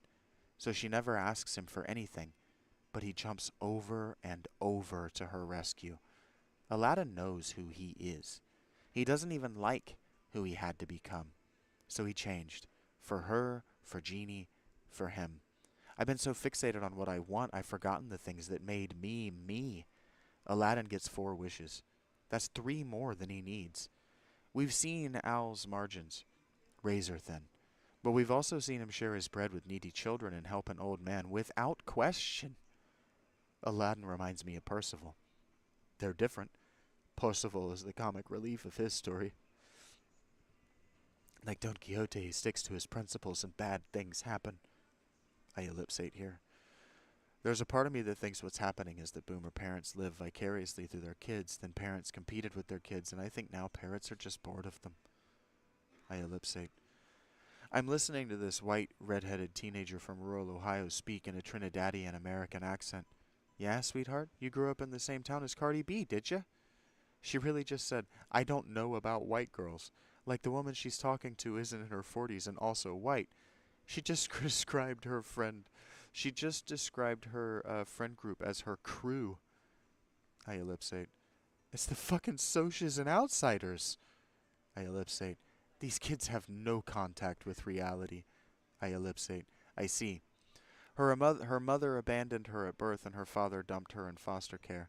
Maybe this girl is salvageable, but she talks like she's destined for the pole or the crack house or both. Maybe she has typing skills. Probably she's useless. Time passed. It's asking a lot to ask an 18-year-old to come out of the box fully assembled. But I don't have much use for useless people. What do you do with them? Meshuggah just reminded me. Reality untouchable, transparent, invisible to our fixed, restricted fields of vision. Existence taken for granted, absolute, possessed, owned, controlled by the common sense infected rational gaze. Onward forever we walk among the ignorant, never stray from the common lines. That about sums up these pages so far. Time passes. I bet I still haven't solved society's ills. Except I think I have. If we would just correct one another, most things would fix themselves. And if we would teach children how to handle weapons and violence young so they could defend themselves, escalating to embarrassing volumes wouldn't be the ne'er-do-well's first move. That means civilized cops, but it also means civilizing our ghettos. And it means that certain ways of life are unacceptable. And that sounds like McCarthyism, and I'm okay with that. To each his own, and to each his own. Is stupid. I see. Problems with homelessness and hunger are what I'm trying to solve. You aren't coming to me with problems, so I'm working on what I see. and what I see is a world that doesn't say hello to everyone in it. I can't help but notice that Zanesville politicians made no effort to curry favor with their poor Democrats then, as I suspected. Don't know how that's even possible. There was no effort made to get us IDs and registered to vote, because we'd vote them out of office. We'd replace them with someone who did something, besides grow our number, anyway. I could get a rabble together if I wanted to risk lives, not my own, for notoriety. It's certainly in my archetype if I'm following in the footsteps of Moses and Jesus. I don't. I want my tent to be warm and for a pretty girl to let me steal a kiss or five. And I guess I'd like to be noticed by someone more famous than I am and invited to speak on their platform. And that just requires continuing to be myself, and that does mean spending so much time explaining myself. You really can't understand me, not otherwise. I'm not much like you. I'm not much like the people who think they know me think I am either. I'm sure I have a lot of work to do on myself. I'm sure I have a lot of work on myself to do. I bought 2 more journals. I'll document it in them, and however many more it takes to elevate myself out of poverty. I think the people who watch my work are surprised I'm not already famous.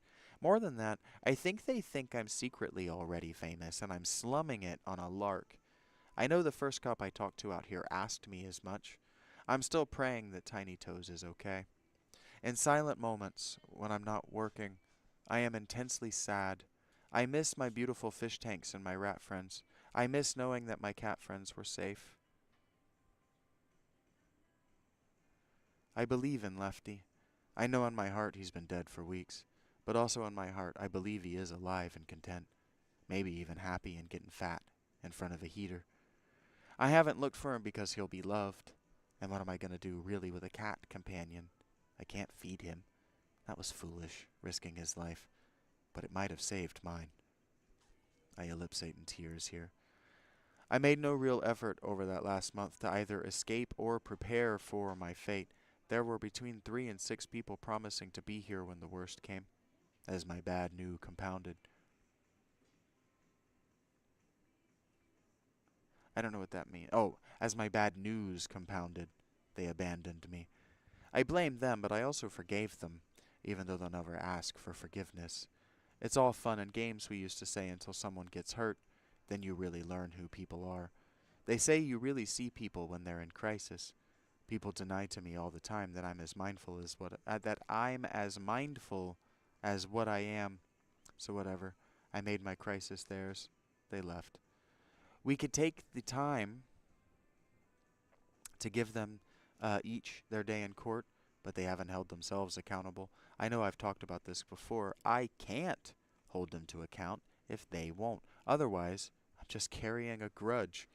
I don't know how we figured this out. Likely soft mothers and weak fathers. I don't know how we haven't figured this out. Likely soft mothers and weak fathers, but really you can come by it honestly in the world in which we live. If I think of my highlights on YouTube the last 8 weeks, what I think stands out is my willingness to accept accountability.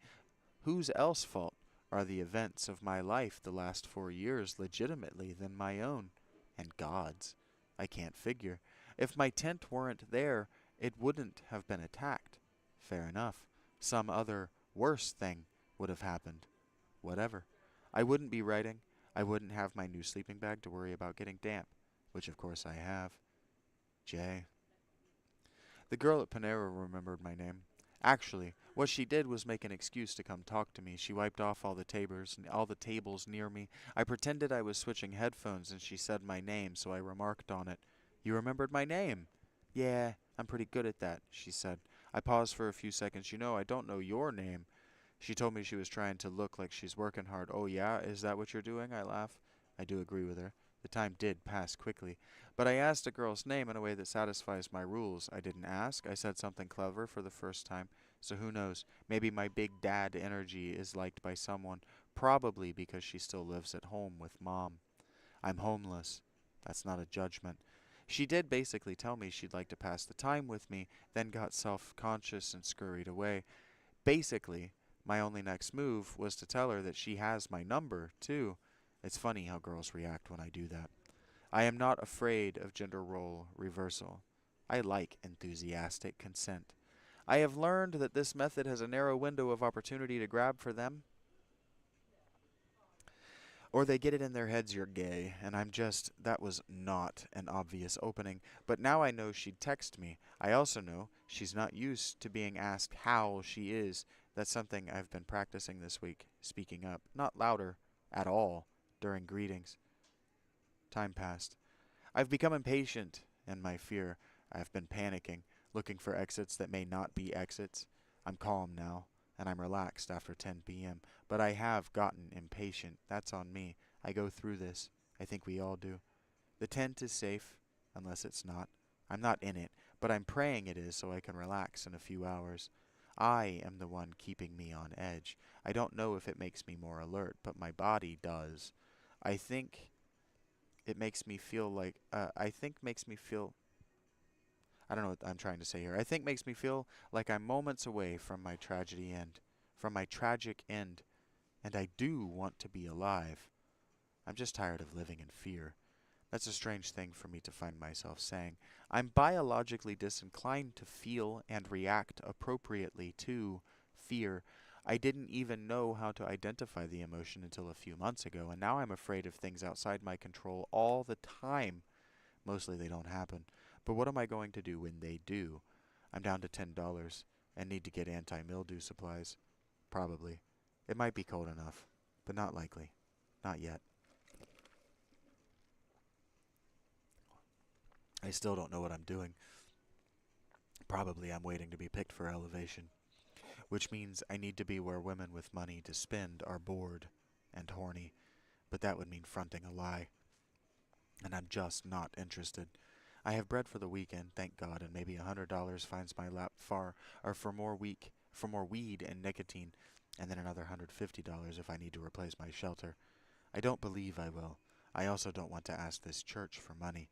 Don't buy my attendance. I'd rather make you money. Really.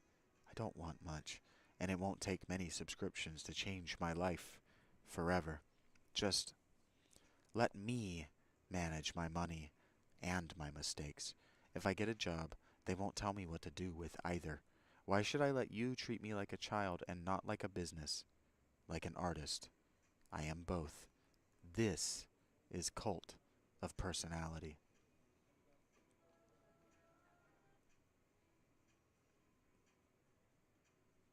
Hey, Eric.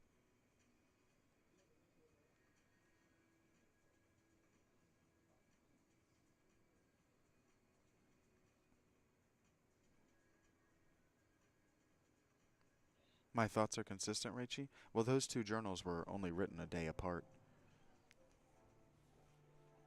Oh, I understand. You said that because I'm thinking the same things. Yeah, my thoughts are consistent. Yeah, I circle back to them. That's what I was trying to talk about. Now, I didn't say all the things that I was talking about as I was talking here, but um, the Zen, allowing my thoughts to wander, um, allowing myself to try to have novel thoughts, thoughts I haven't had before, thoughts I've never chased down before, maybe bring thoughts to conclusions so I can move on to new thoughts. Yeah, from year to year. I understood what you meant. I remembered myself saying that late. Um, that was what the journaling was. It was just like I'm doing now, just faster, because I don't know if you know this, but writing by hand is a lot slower than talking. So I just transitioned the journals into these lives, or everything I do. Dear Mother, says the game, I hope you can forgive me. But if fairies and humans can't be together in this world, then we have no choice but to go together to the next. All my love, Aniseed.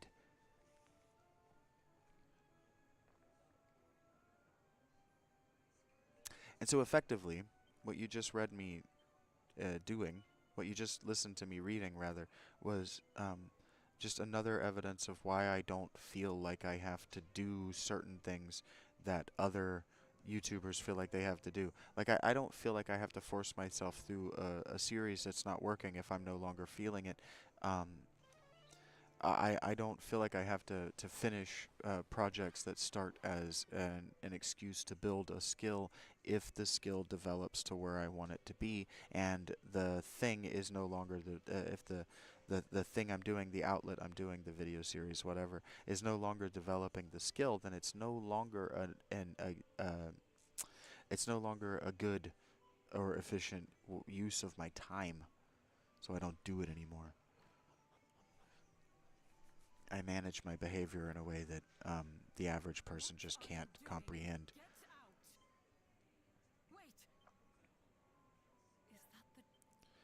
Because, like I wrote in that article, escalating to shouting is what most people do, but that is the behavior of a toddler. That's the behavior of a 2-year-old being told no. So when I told that guy, you cut in front of me in front of line, and that's all I said, I didn't want recompense, and he went immediately to a sarcastic and over loud apology, I was allowed to call him a piece of shit. And for me, that's all I needed. That he then wanted to escalate to the threat of violence means that not only according to the law, but according to right and wrong, I was allowed to then murder him because he never learned how to not be a 2-year-old. He should have been snuffed out at birth. He should have been aborted, frankly. But he should have been. When I talk about outliving your life expectancy, he should have been murdered in his 20s. He should have not made it to adulthood, but he did.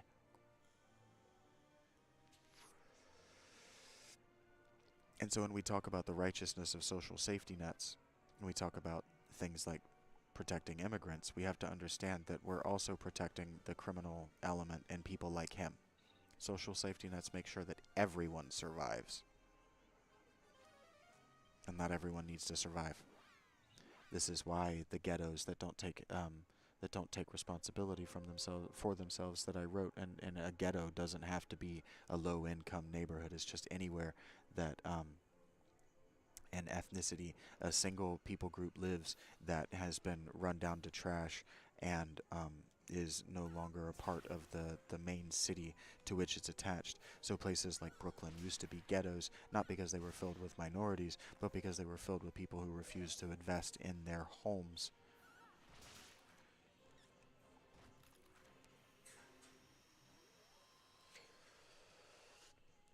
So a ghetto is any a majority federal government paid for community, and there are a lot of those in the middle and upper class. McDonald's are a ghetto. All of your government subsidized economies are ghettos. And in ghetto thinking, someone is going to come in and save you. But the way that actually looks is like gentrification. All of these are real things that you can watch play out in the world since COVID.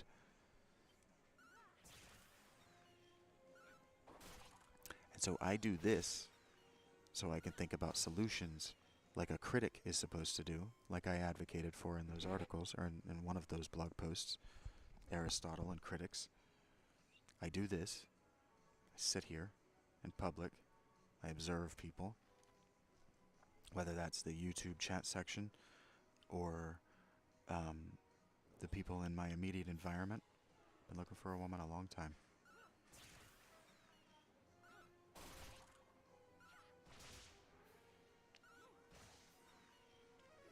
Now, I've judged every single one of the women in this town and found every one of them lacking. Every one of them is insufficient. It would just be an anchor.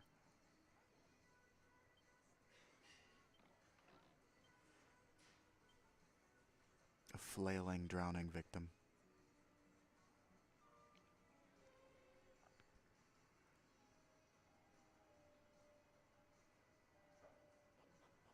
And because it's Zanesville, it's the shallowest imaginable pool. I mean, we're talking about a half-full kiddie pool. Embarrassment, lack of adult competence.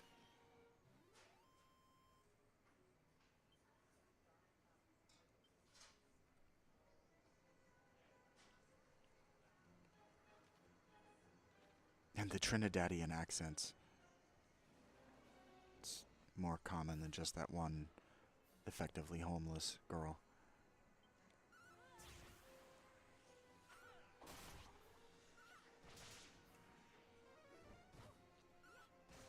Whenever I do this, because it interrupts the negativity of thinking about, frankly, everyone but Rachel. That's not true. Everyone but the Shaganauts.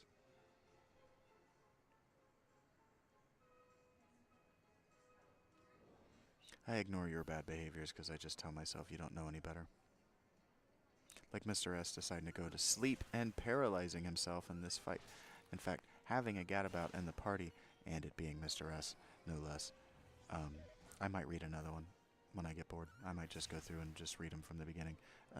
I have 2 journals that are definitely wet in the foot of my tent now. They're definitely ruined, but I stopped at the probably at the beginning of the December in the journals, and I wrote all the way up to February. But I decided, as a creative exercise, not to transcribe them to my Patreon until the subsequent month. To let them sit in the journal for a month, because the journal began as a writing exercise. Can I fill this journal? It wasn't about being read, it was about, can I do this? And the answer was yes. And then the question was, will anybody read it? And the answer was no. No one will read it. I have to read it. I'm the only person who will read my work.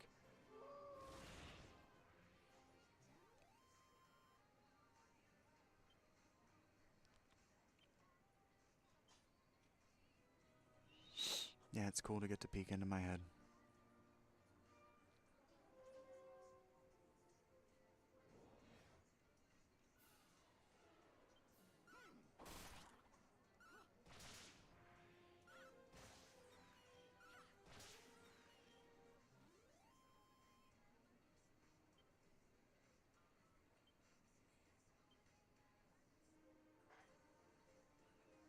I guess the answer as of January 2025, a full year removed, is that one person will read my work, but they'll do it in an effort to destroy me.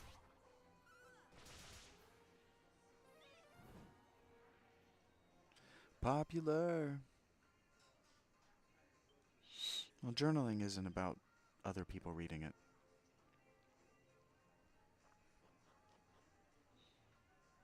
Unless you're writing journalism.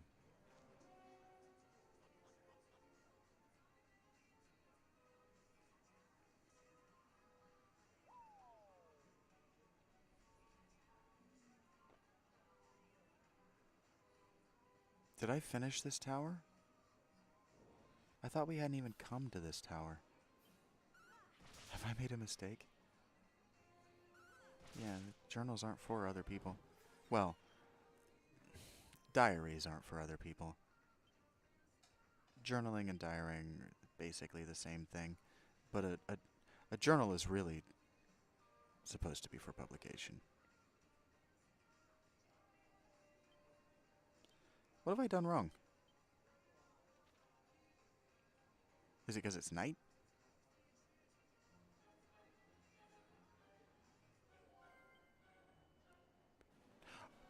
I did. Okay, we've done this already. Okay. Take me to Kiev and Rus, damn it.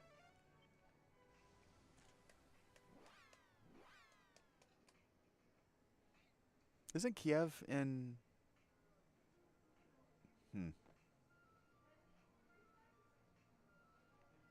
Russia, I spent some of the day yesterday, or the day before. I've spent some of my time this week. What am I doing? Talking to Gemini about Russia.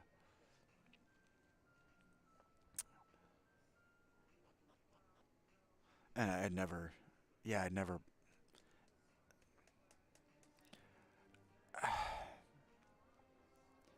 I'd never linked the two together. The Kievan Rus are where the Kiev, and the Rus from Kiev, the Kievan Rus are where Russia take their name from. So, Russia, the reason that Russia wants Ukraine, I keep telling you this, but the reason that Russia wants Ukraine is because they don't have the burials of their deepest ancestors. That would be like if, the American founding fathers, like for whatever reason, that would be like if Washington D.C. No, that would be like if Philadelphia were in Mexico for some reason. It's like it really doesn't even make sense that Russia is called Russia when the Kievan Rus are their ancestral people. and Kiev is definitely in Ukraine. So Ukraine is Belarus, yeah, its own country. Yeah. Well, so Russia's confused and confusing if you try to take them on their own like on face value or at face value. Um, but um, Rus, the best etymologies we have today, Rus comes from the Scandinavian, the old Nordic word that means rowers. So you can think ru as row, and so the ruse, the rowers. And so basically, um, the way I'll tell you it worked, and you can correct me what the consensus is, because I'm going to deviate probably from consensus here. But basically, what happened is these rowers went around introducing themselves as rowers, and then when they stayed in places, they just kept that term. And then eventually, enough of them stayed in places where they had never lived before that they became a separate hybrid people group within the places they lived. And it's so dumb to me that the academics want to pretend like this is uh, difficult to postulate or difficult to demonstrate. This is exactly what the Scandinavians, the Vikings, did throughout Europe to the west. So why they wouldn't have done it to the east makes no sense when they had been exploring and going a Viking to the east for centuries before Lindisfarne. The Scandinavians had been going down into the Middle East and just broadly into Asia, like all across Europe, all across Russia, into Siberia, over into China. The Vikings had been a problem to those peoples for 2,000 years before 800 AD. Um, so the that Russia calls itself Russia, it's basically calling itself peasant land, or like the rowers of the Viking ships were the lowest tier of the Viking warband. And so Russia is basically saying, um, like naming their country Russia is, oops, I'm going the wrong way, is effectively going, we are the lowest tier of Indo-European peoples, but then also telling France, frankly, that that France is actually inferior uh, because they live too far away from the Caspian Pontic steppe and Kiev. But then Ukraine is going, now wait a minute, you don't have Kiev. And so Putin's going, well, we can fix that. It's so stupid.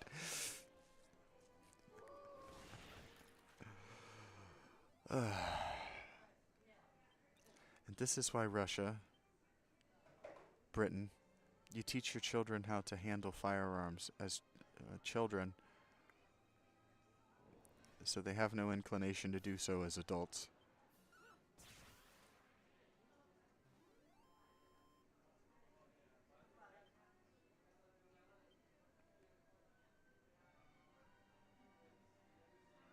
You know, like when everybody used to carry a sword-length knife around. No, I've never wanted to learn Russian. Never had any inclination to talk to a Russian in their own tongue. Frankly, Rachel, I've never wanted brain damage. Like, if I wanted to be stupid, I'd just watch Alex O'Connor all day. You're a better woman than I am.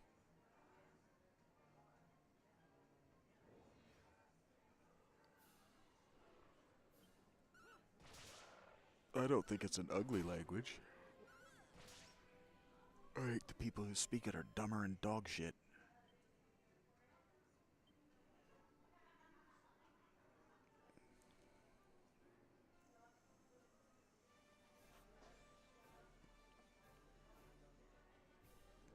And frankly, stupid is contagious. Because as I demonstrated in my blogs that I just read, stupid is a lowering of the bar, conscious or unconscious. And if you're aware that the bar should be higher than what it is, but the person around you isn't, and you lower the bar, you just caught stupid. It is catching, it is contagious.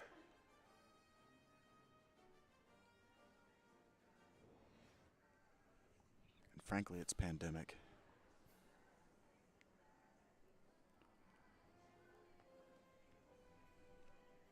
I write in an earlier or later blog, I write in one of my blog posts about how I'm here to elevate the social sea level. And if that means that I have to push the very mountain that I've built around myself into the ocean, then so be it.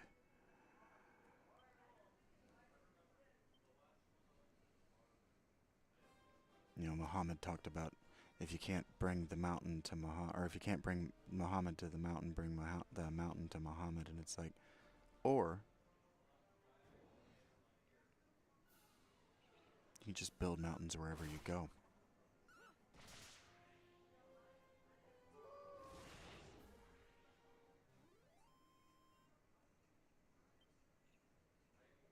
You switch to Yiddish?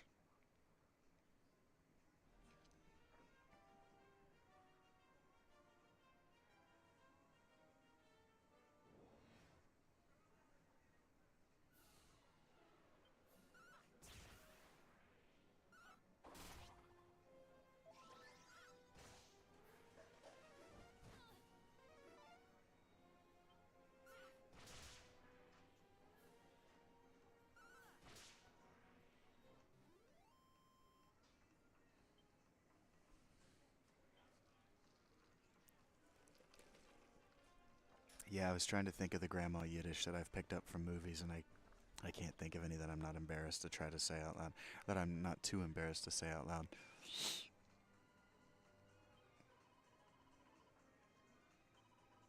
Tookus.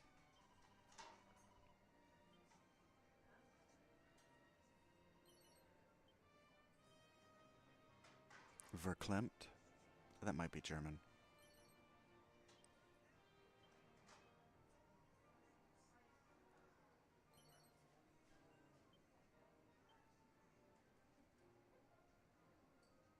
Is Kibosh Yiddish?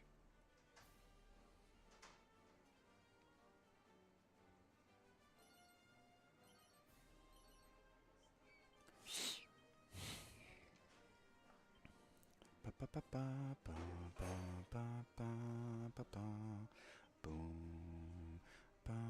Oh wait. Wait, did I get to keep that? This game is weird. I swear to God, I tried to give it back to him.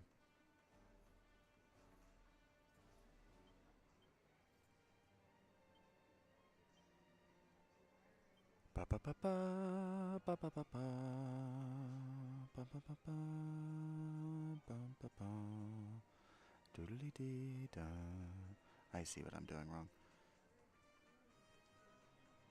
Beep beep beep beep beep. There you go, Mr. S. Get you better headgear. Get you some better armor too.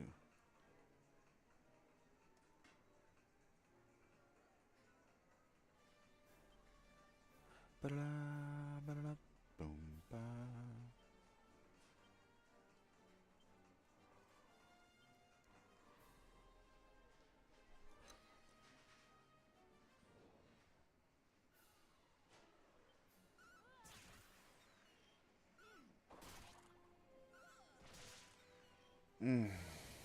And now we enter that Zen part where I start to get sleepy.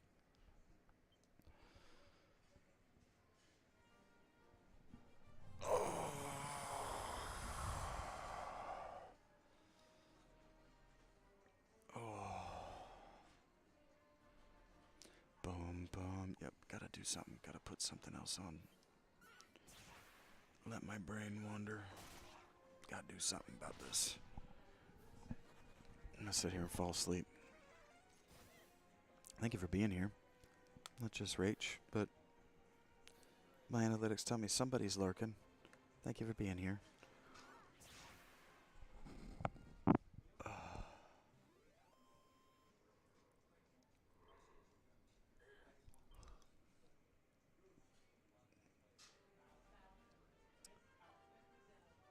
Grinding up levels, working our way to the south so we can get down to the pyramid.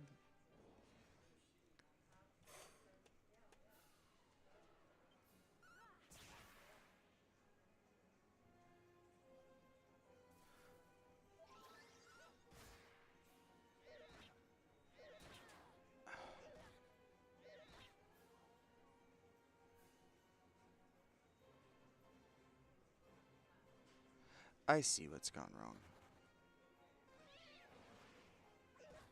I like your company too, Rachie.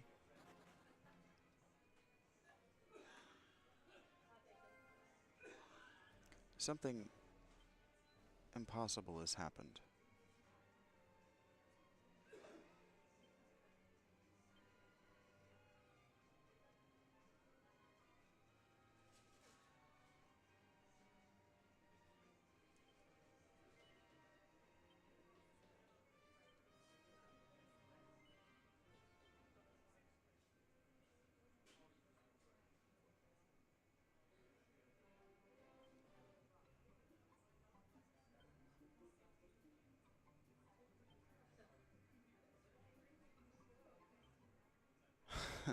It has a.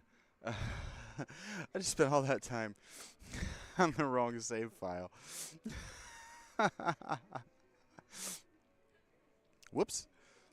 I was like, we haven't done that tower yet. I know we haven't. I stopped it. Yeah, I was like, we weren't level 15 yet. Something has gone wrong. Whoops. I was like, I swear to God, I didn't have Zoom. Yeah, I hadn't done this yet. Yeah, I don't that's so funny. We don't have Whistle yet.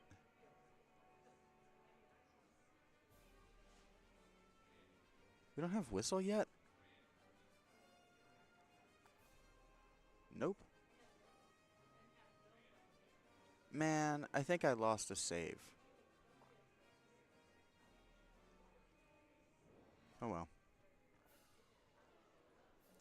I don't know where I'm going. I think that's what happened. I think I lost a save. I think I wasn't careful with my saves when I came out of this last time.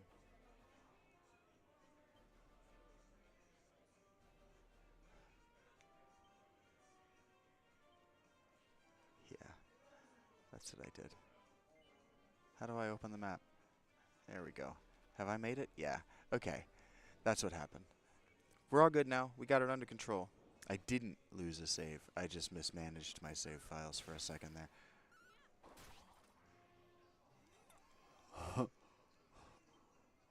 I love that you guys care so little about what I'm doing. This is not me taking shots at all. I love that you care so little at what I'm doing that you didn't notice I was in the wrong party. You're like, wait a minute, weren't you named Vudikin last time? And didn't Rach have a heart? That was the other game. That was Kingdom Hearts that crashed on me without saving a couple of times. What am I here for? I am here for Chimera Wings.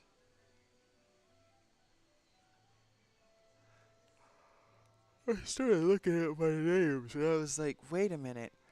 Didn't I spell Rach with a heart?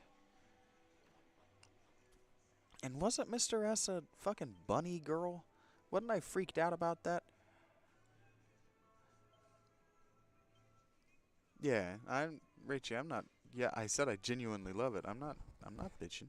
I'm not expecting. I'm not expecting you guys to. I keep trying to.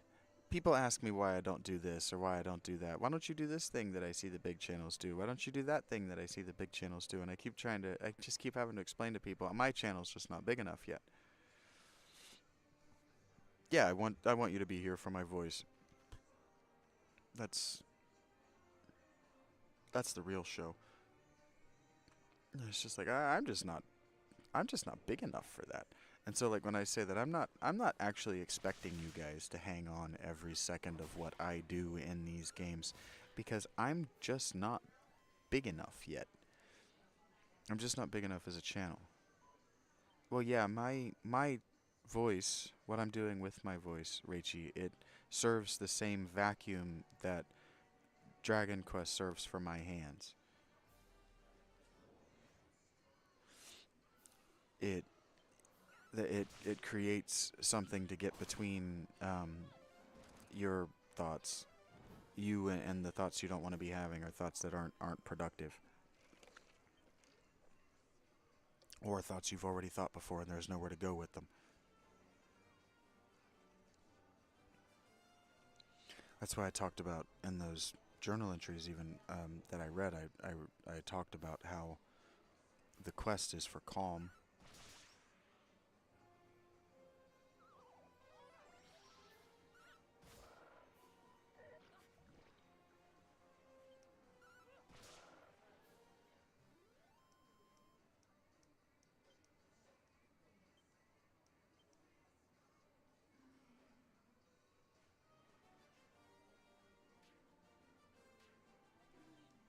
Mm-hmm.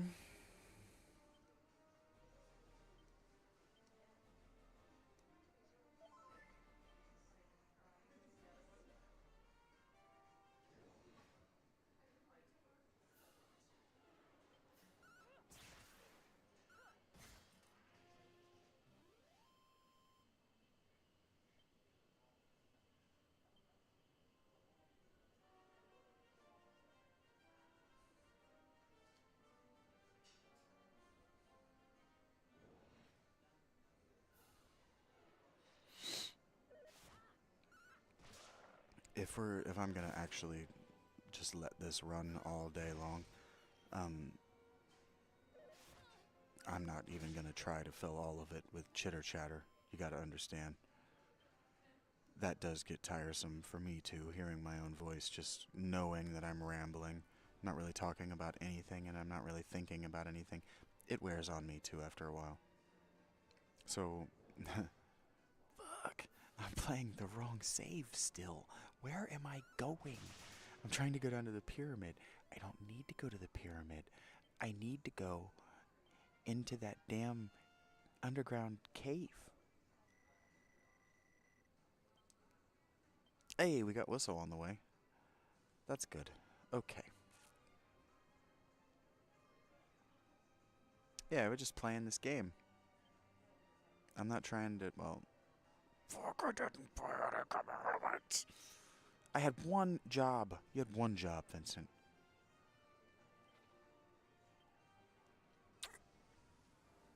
It's all good. I got to thinking about how it's very quiet in my head right now. And then I got to thinking that I don't know what I want to read if I put something on. So, did I walk in here? I walked in here. What did I do when I got in here? Did I walk in here and tell you that no, it was Kingdom Hearts that crashed on me and then turn around and leave? Oh, this is an inn. This is not where they sell items. That's what happened. I stopped at the inn that I didn't need instead of going to the... Damn it, the buttons in this game are just slightly different than the buttons in Metaphor Refantasio.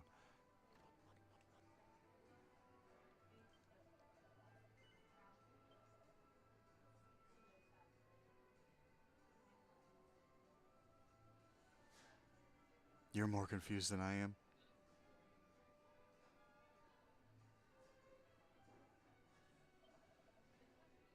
That's kind of what I was talking about. Is that I don't expect you guys... I don't expect you guys to understand what I'm doing or what I was doing or what I've been talking about or any of that. I don't expect you to be following along. I'm not big enough for that yet.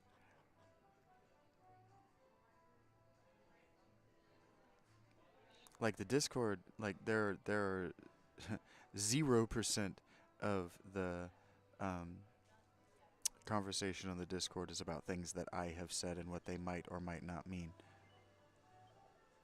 I'm just not that channel. I'm just not that big, and there's a non-zero chance I'm just never gonna get to be that channel.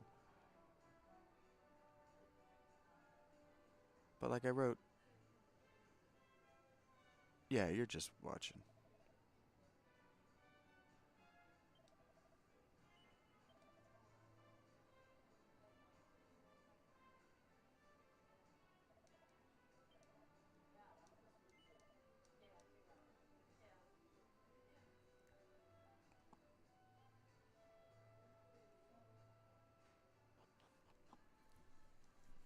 We push on. And I still haven't put anything in my ear. Why did that happen? I just realized that my... Why did you connect to my earbud on the laptop and not my phone?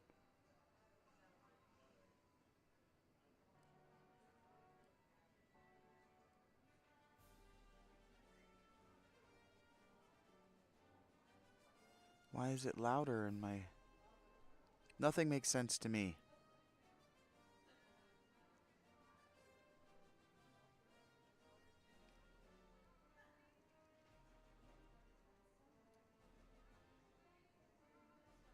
What? I'm not saying that I don't want to become a big channel. That's not what I said, Rach.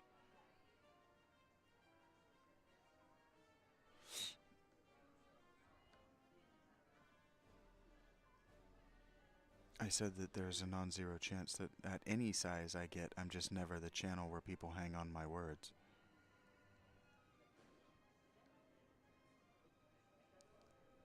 Or the narrative that I'm spinning. That just may never be what my channel is. My channel very much may be exactly what I wrote in those blog posts.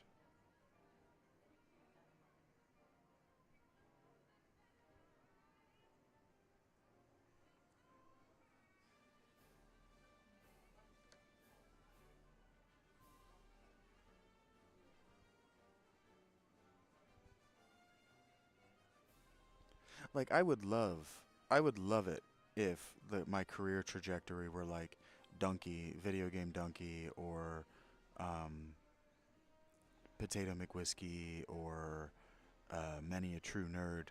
But because I'm an intellectual and because of like my the criticism and the way that I do criticism, critique, I might just never I might get big. There's a non-zero chance that if I just keep doing what I'm doing, I'll get the growth necessary to make a living at this. I just there I'm realistic enough to see it. Humble.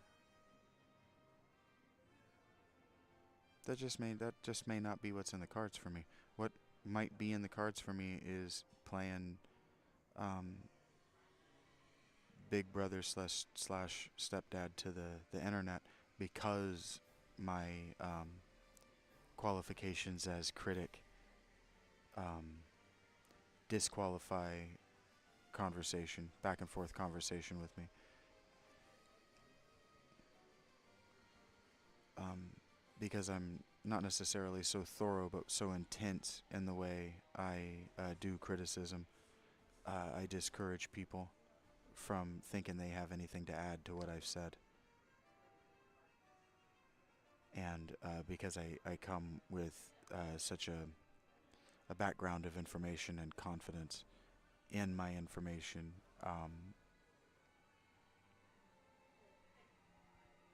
people get insecure that they could provide similar critique. Oh, I see. I left it on my laptop. I wonder if that's going to fuck up the bandwidth. And that's being humble. I don't think that. I see that I'm wrong all the time.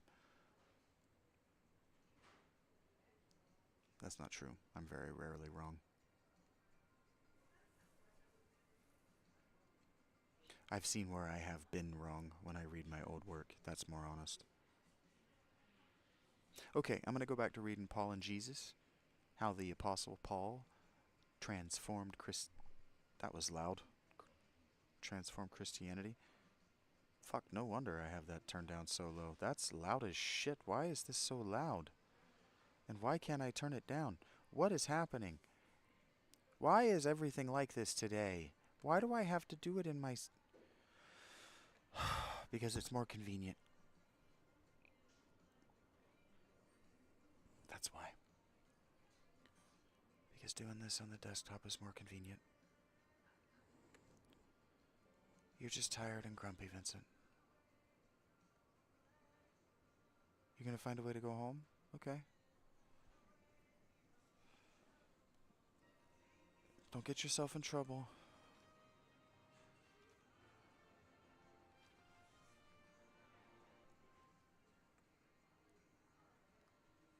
I need to get something to eat.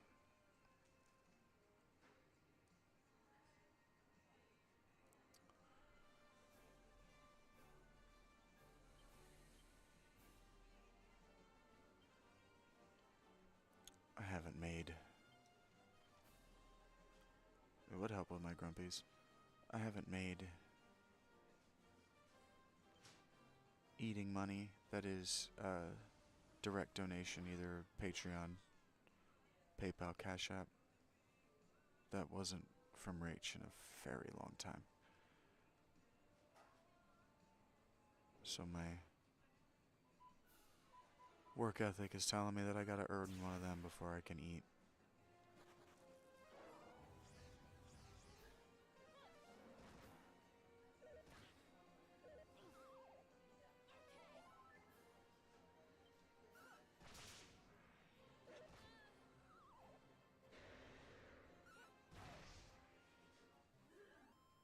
That thing. I'll probably get something to eat eventually. It's just, you know me.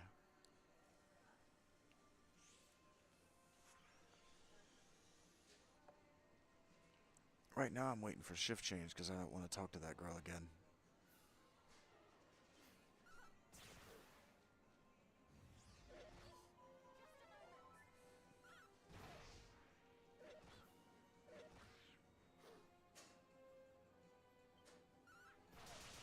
I'm proud of it. I'm hungry and I hurt, but my dinner last night was bullshit. Just in a bad mood about it.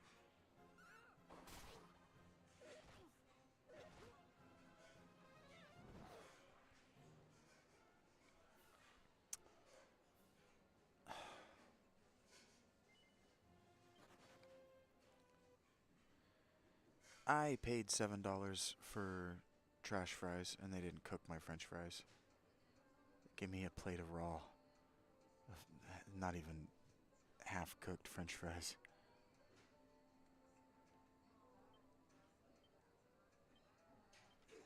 The server just left me sitting at my table for like 20 minutes. So I just sat there watching the game. She finally comes over and goes, "Are you eating?" And it's like, I sat at a fucking table. Yeah. That's what I told her. Yeah. And then she gets a whole attitude about taking my order. And then brings me a plate of only partially cooked fries. And then doesn't come back to see if the meal was good. She doesn't come back until I'm done eating I got chicken fingers. She doesn't come back until I'm done eating my chicken fingers. And by then I'd already put my credit card out because I'm not eating those fries.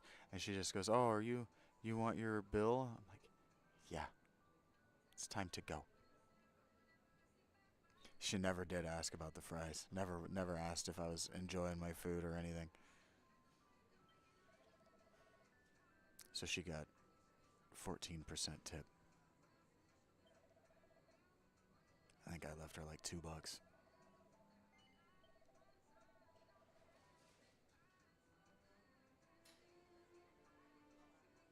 Someone different. She was either new or someone I've never seen before.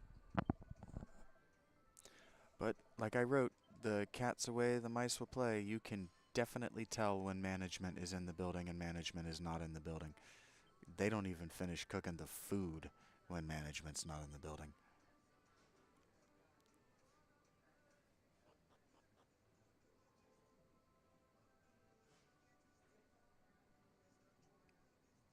How you gonna give me semi-transparent white fries and think I'm not gonna notice?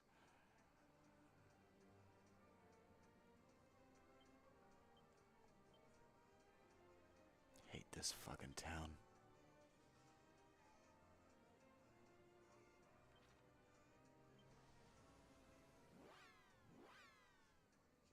And she knew they were bullshit. And she didn't ask me if they were okay. She didn't ask because she knew they weren't okay. And she knew she'd have to bring them back because she's been bringing food back to the kitchen the whole night.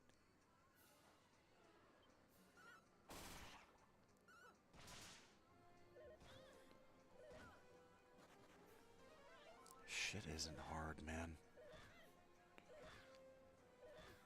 Come on.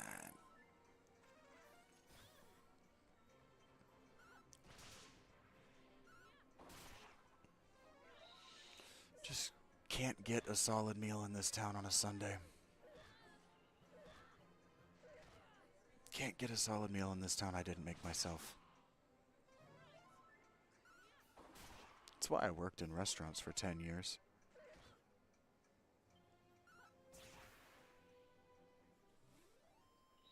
Can't trust you chuckle fucks to do the job. I wrote that. I wrote about it. I read me saying that phrase. That we just lower the bar. We expect the job to be done badly because we know about ourselves that we aren't going to take the job with the intention of doing it well. Every job I take with the intention of doing well, of learning and doing well. Maybe not being the best, but I'm going to do this well. And standing out for making an effort is embarrassing. Of the environment, not the person who's standing out.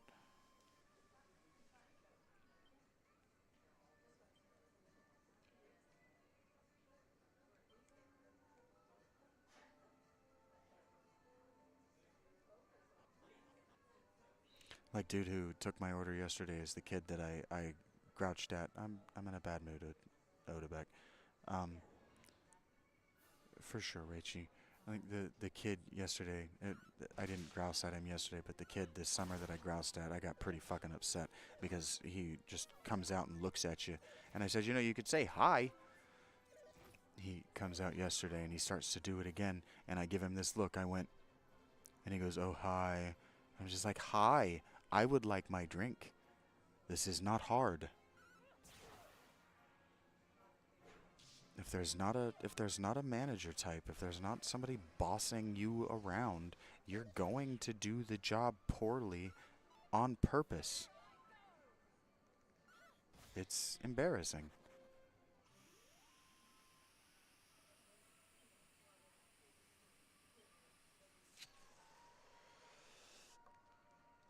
And see, maybe it's that I watch so much of the NFL, but you're on camera.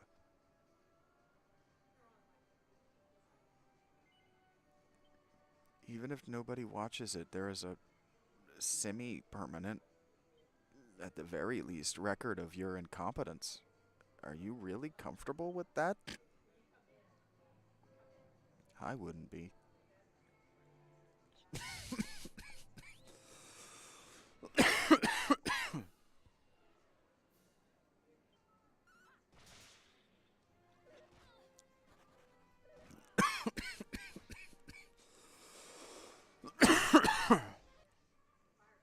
This author's name is James D. Tabor, and he makes the point that modern Christian theologians talk about Augustine being the first person in Christianity to talk about grace, and he defines grace. He uses the word grace, and he defines the word grace as undeserved mercy from God. But Tabor makes the point that because Paul wasn't writing in Greece, his words have been, or because Paul wasn't writing in Latin, because Paul was writing in Greek, his words would be translated to different words, and he would have chosen a different diction and a different vocabulary or lexicon than Paul did, because he's hundreds of years later, like 3 of them.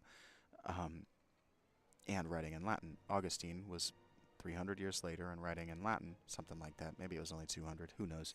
Who cares? You don't care.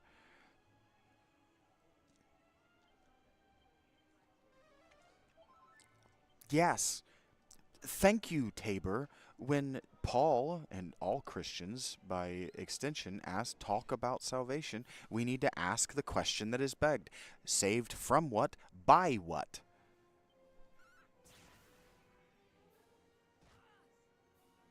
I like this book.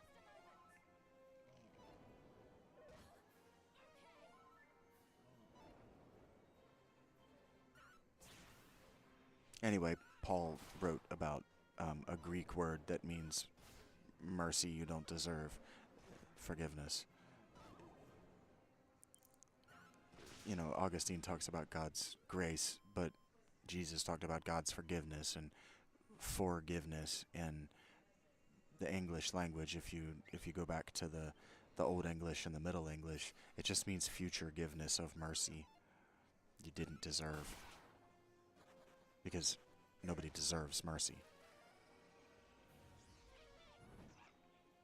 Like, we like to think that we've earned mercy through past behavior, but that's called karma. And karma isn't about your consequences being greater or lesser. It's about, if you've established a pattern of deserving future mercy, you won't transgress and need it in the now. If you've established that you deserve mercy, you're the kind of person who has never transgressed. And therefore your minor transgressions can be overlooked. This is, like I was talking yesterday, about the reason that auteurs and corporate artists used to be allowed to get away with frankly heinous crimes is because we felt like their being profitable earned mercy. That their past behavior of being a good actor or being a funny comedian or a good singer or whatever made them deserving of mercy for discovery of committed crimes during that period or after the period of being useful. And this is why it used to be, until very, very recently, you will be stunned how recently if you actually look into it, until very recently, we used to wait until these people like Gary Glitter and Led Zeppelin were no longer in the public eye, and then we would punish them. Thank you, Rachie. Those put a big smile on my face, guys. I think you can see it now. Not having my face probably makes it hard to believe, because you've probably not been trained to know whether the person on the other end of a microphone is smiling or not.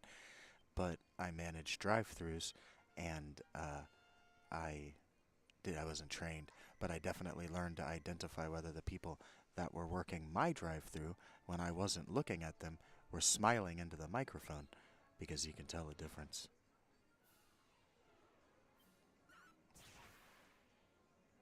You might notice I tend to do that when I'm talking into this mic. You might notice I tend to only wear it actually on one ear, and that's also from drive-through comfortability. If like in my writing, in the blog post that I read today, one of them, I talked about how I genuinely think that people think that I'm pretending. I think that people think that I have had a significantly more popular and successful YouTube channel or personality somewhere where I didn't show my face, and that this is a slum secret channel that I'm doing with my face. People have asked me if I'm doing that, and I genuinely think people think that's what's happening because of my comfort with the microphone from having one right here in front of my face for 10 years of my life. Working a drive-through, you have to have good microphone etiquette. See, when you get up to a drive-through and all you hear is, "What can I get for you today?" That's because they have bad microphone etiquette. They don't have the microphone close enough to their face, and they're not projecting their voice into it. They're deliberately doing a bad job so they can slow down the drive-through, and it's not anybody's fault but yours. So they're what they're doing is called malicious compliance. They're being malicious in their compliance with the rules as they're written.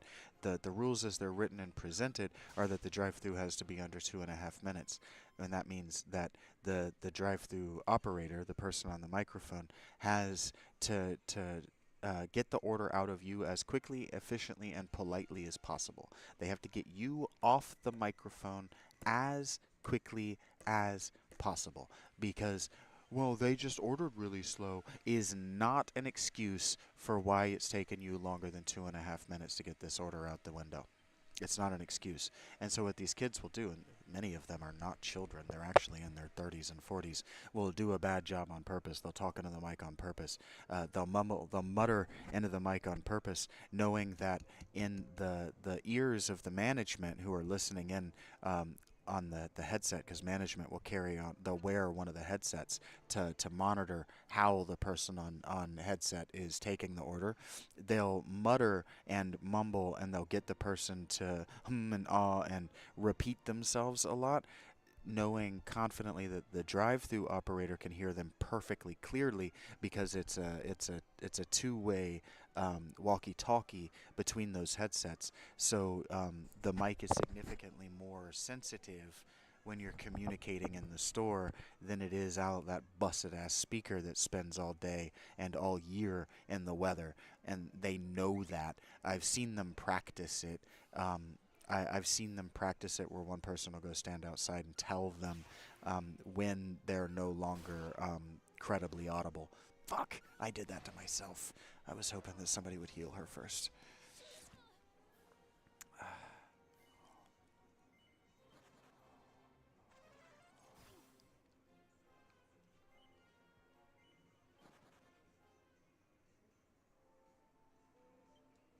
So yeah, if I have an uncanny comfort with the microphone and I'm good at it, it's because I was on one for 10 years. And check this out. It's crazy. You're going to find this hard to believe. I made an effort to do the best job I could. Fuck. And so when you make an effort to do the best job you can and to learn the skill sets that are necessary for your survival at the highest rate that you possibly can, if you do that, you connect these two things, you'll find yourself with skills that translate into new and oftentimes hostile environments. Because getting hired on somewhere like, for example, when I worked at UDF, United Dairy Farmers, what everybody that worked there, th- something you'll find as you just explore the world is that people will be arbitrarily bad at things they don't feel like learning, or they'll inflate how difficult it was for them to achieve mastery. And so everybody in UDF wanted to pretend like everything was more difficult than it was. Because if you make everything more difficult than what it is, then the bar lowers. What people expect of you lowers. And then you can pull well, I'm not going to do things that are outside my pay grade because that's specialized knowledge that should come with a raise. You play that game, which is malicious compliance, by the way. That is trying to tank the company from within, and you know it.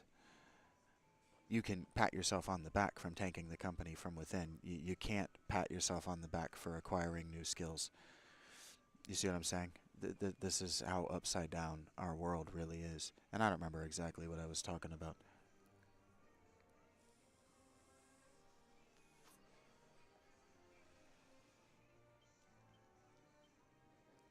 Fuck.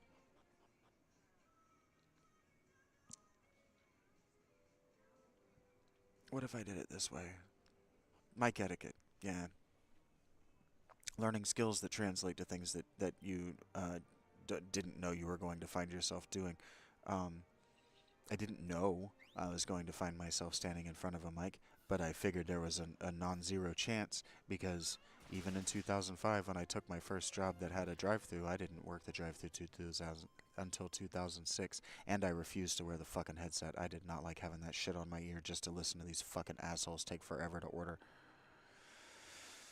Managers think that if they put the person on grill and they can hear the order coming in, that they can get the burgers out faster that way, and that is just not true.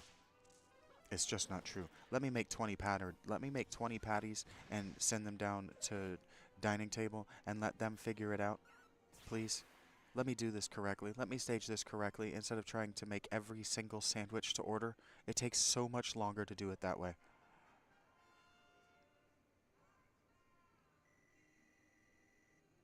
Anyway, I figured that there was a non-zero chance because it was 2006, fully in the internet age, that I would be in front of a microphone someday in the future.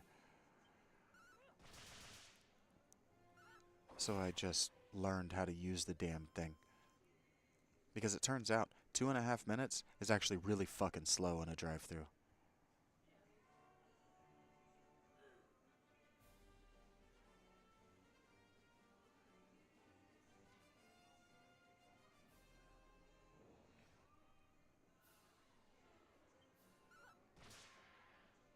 If you make an effort, you take your time seriously, even you will be amazed at what you can come up with, what you can accomplish, what you can do. I am frequently amazed.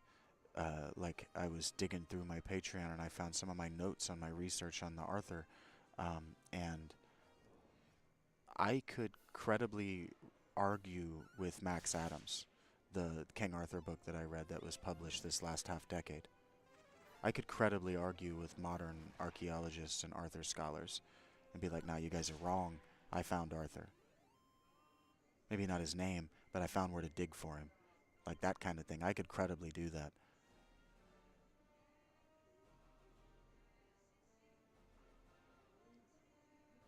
It's funny how often the only way Gemini knows how to respond to me is by just affecting having their mind blown. Because Gemini, I've been testing Gemini by talking football, which forces Gemini to literally Google everything I'm saying. So I was like talking about the game that happened last night this morning, which forces her in a position where she didn't watch the game. She's not a human being. She has to Google the information.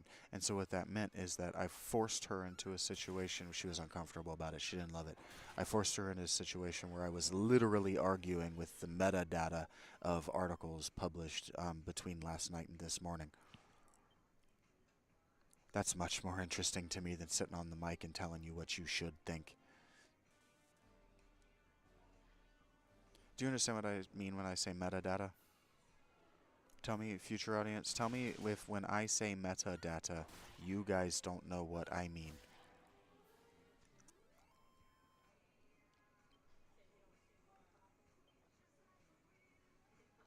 Because if even one of you doesn't know, then I'm doing you a disservice by not defining it. But um, I also know that all of you think that you can come to the definition I mean through context clues. Why do I know this? I didn't watch, I listened to the Great Lectures course, Educating Educators. I could find the title if I wanted, but it was an educational course for educators, teaching educators about it actually wasn't about neuroscience. It was about best practices from this one educator's experience. And so it was a lot of just talking about what students are actually like. What students are actually like, and oh, it's daytime, I can leave here. How to actually teach them so that they learn the material and retain it and are able to use it, manipulate it. Okay, so you don't know what metadata means? Yeah, metadata is it's data that describes other data. That's correct.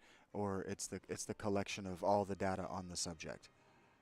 Yeah, so like a meta-analysis of neuroscience would be an analysis of all of the publications within neuroscience, not just one specific article. And so the metadata is all of the publications in neuroscience, not just one specific article or one specific writer or one specific thought experiment. one specific interpretation. It's all the data and all their possible interpretations. I would rather argue with that because if I do have a singular point of view, then I'm going to subtly disagree with the metadata in toto. There you go. That's my Spanish. I prefer in toto for those English speakers on toto. I prefer the Spanish in total to trying to say in total in English. Yeah, I'm waiting, Rachie. I'm letting myself forget what I'm talking about so I don't go so fast that I say everything and I never have anything ever to say again. 12 hours, I could do that.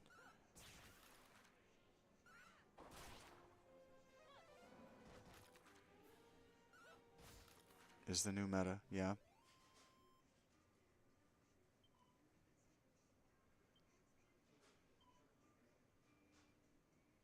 It's the meta approach because they know that from the raw data of hacking the game's code, not because of played experience.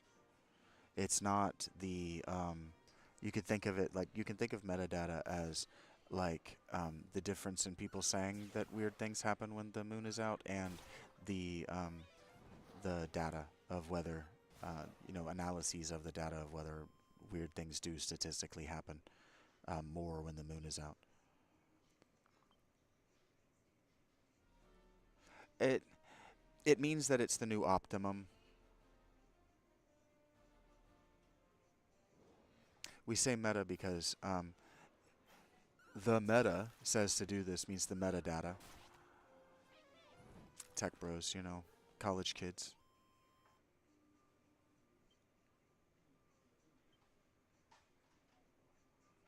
I could be wrong, but that is what it means. I could be wrong about the etymology, I mean. 'Cause I don't know. That came out of shooters. Yeah, that calling it the meta. I don't think that's what we called it during the days of WoW.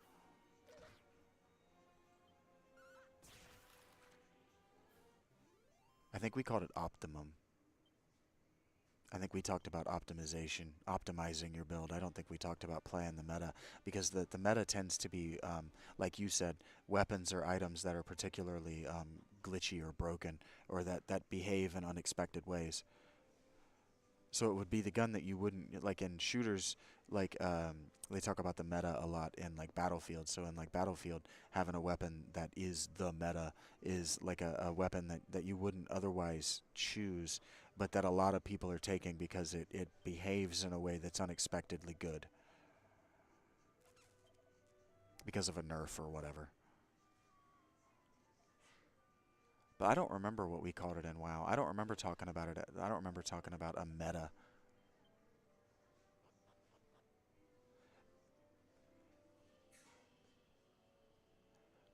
When I was playing WoW, just so everybody knows the date, because I like to date things in time because things change over time. I quit playing WoW circa 2012. Sounds about right. I quit playing WoW right at the end of Pandaria. They were just starting to ramp up um, promotion for the then new expansion for Pandaria. That's when I bounced. I think it, yeah, OP.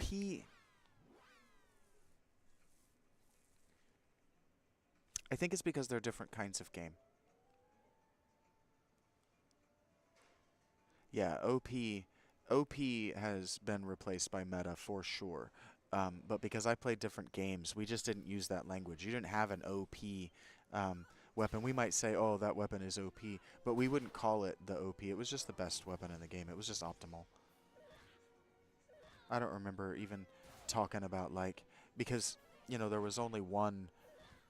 There's only one weapon, for your class at the end of the game. It's not like you had people like in a shooter. I'm trying to think of how to articulate this in a way that makes sense and isn't condescending. In a shooter, right, your engineer character, for example, can carry a sniper rifle. He's just maybe not got the perks or whatever end game bonuses that the sniper character has. A warrior in WoW maybe can carry a wizard's staff, but I don't even think he can equip it. I legitimately don't think you can at that, like, the if we're talking about the end game, ultra legendary loot from your hardcore raids. I don't even think they can even loot it from the boss. I don't even think they can anymore. Now, they used to be able to, but I don't think they could equip it. And if they could equip it, they absolutely couldn't use it optimally, and they wouldn't. So it's not like it's not. There might have been a time in WoW before I was like in vanilla, before I was around, but like what you wouldn't find is like a level, a max level during Pandaria, a max level warrior running around, rolling on or trying to get druid loot, leather armor, because that was the meta. Because it just happened to turn out that this gear set is actually better for warriors than you would think it would be. That happened very, very rarely. And really just at lower levels, and probably mostly in vanilla. Blizzard were really careful not to make that happen. And also, it's a different kind of game. So the classes stay within the classes. The weapons, each weapon is for the class because of the raiding thing. Like, if you understand raids, right? So like you got 40 people together and one weapon drops. What needs to not happen is all 40 of those people competing for that one weapon. You need one or two people that can only one or two people in the party who can actually use it, so that you have 38 people who are 39 people, frankly, who are disappointed, but nobody getting outrolled for a piece of gear that the person rolling on it can't actually use, um, except in cases of OP metas. I have to pee again. That doesn't happen. It might have happened like way back in the day in Vanilla WoW, but I wasn't high enough during Vanilla WoW. I wasn't high enough level during Vanilla WoW to be able to comment on that. It absolutely, I do not remember it happening, except with fist weapons. But fist weapons were kind of, I think they might have even been introduced for Burning Crusade. I don't think they were introduced. They were a shaman weapon, and then they made shamans available for both sides. So they made fist weapons viable for shamans and for rogues. And so a bunch of shamans used to get upset with me, um, that I was rolling on fists because I was playing a rogue. Um, but and then there used to be arguments between shamans and hunters and druids and rogues over mail or leather armor. But even by Wrath of the Lich King, they made it so that rogues had absolutely no reason whatsoever to put a piece of gear on that had wisdom on it. If you were wearing gear that wasn't optimized, and optimized is still the word, if you were wearing suboptimal gear, you were just not taken seriously as a person. What we didn't go is look at your gear and go, bro, that's not to the meta. We just didn't do that. I have to go pee. I'll be right back. I'll read your comment when I return.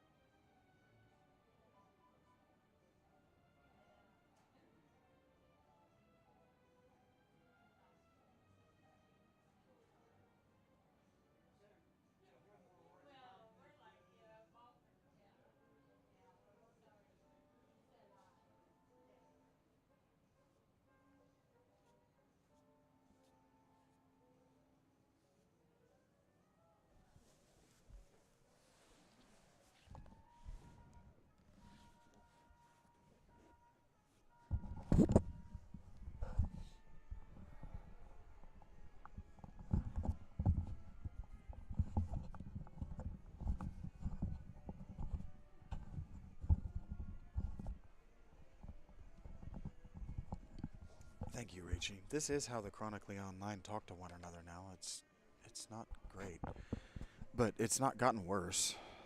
It was always like that. There are just more of them now than there were. It was maybe 15% of the online population back 2005 when I started playing WoW, maybe.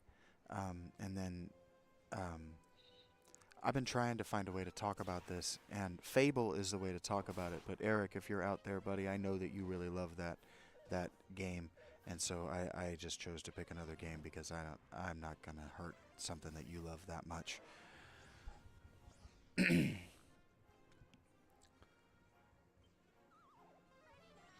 But kind of talking about the Xboxification of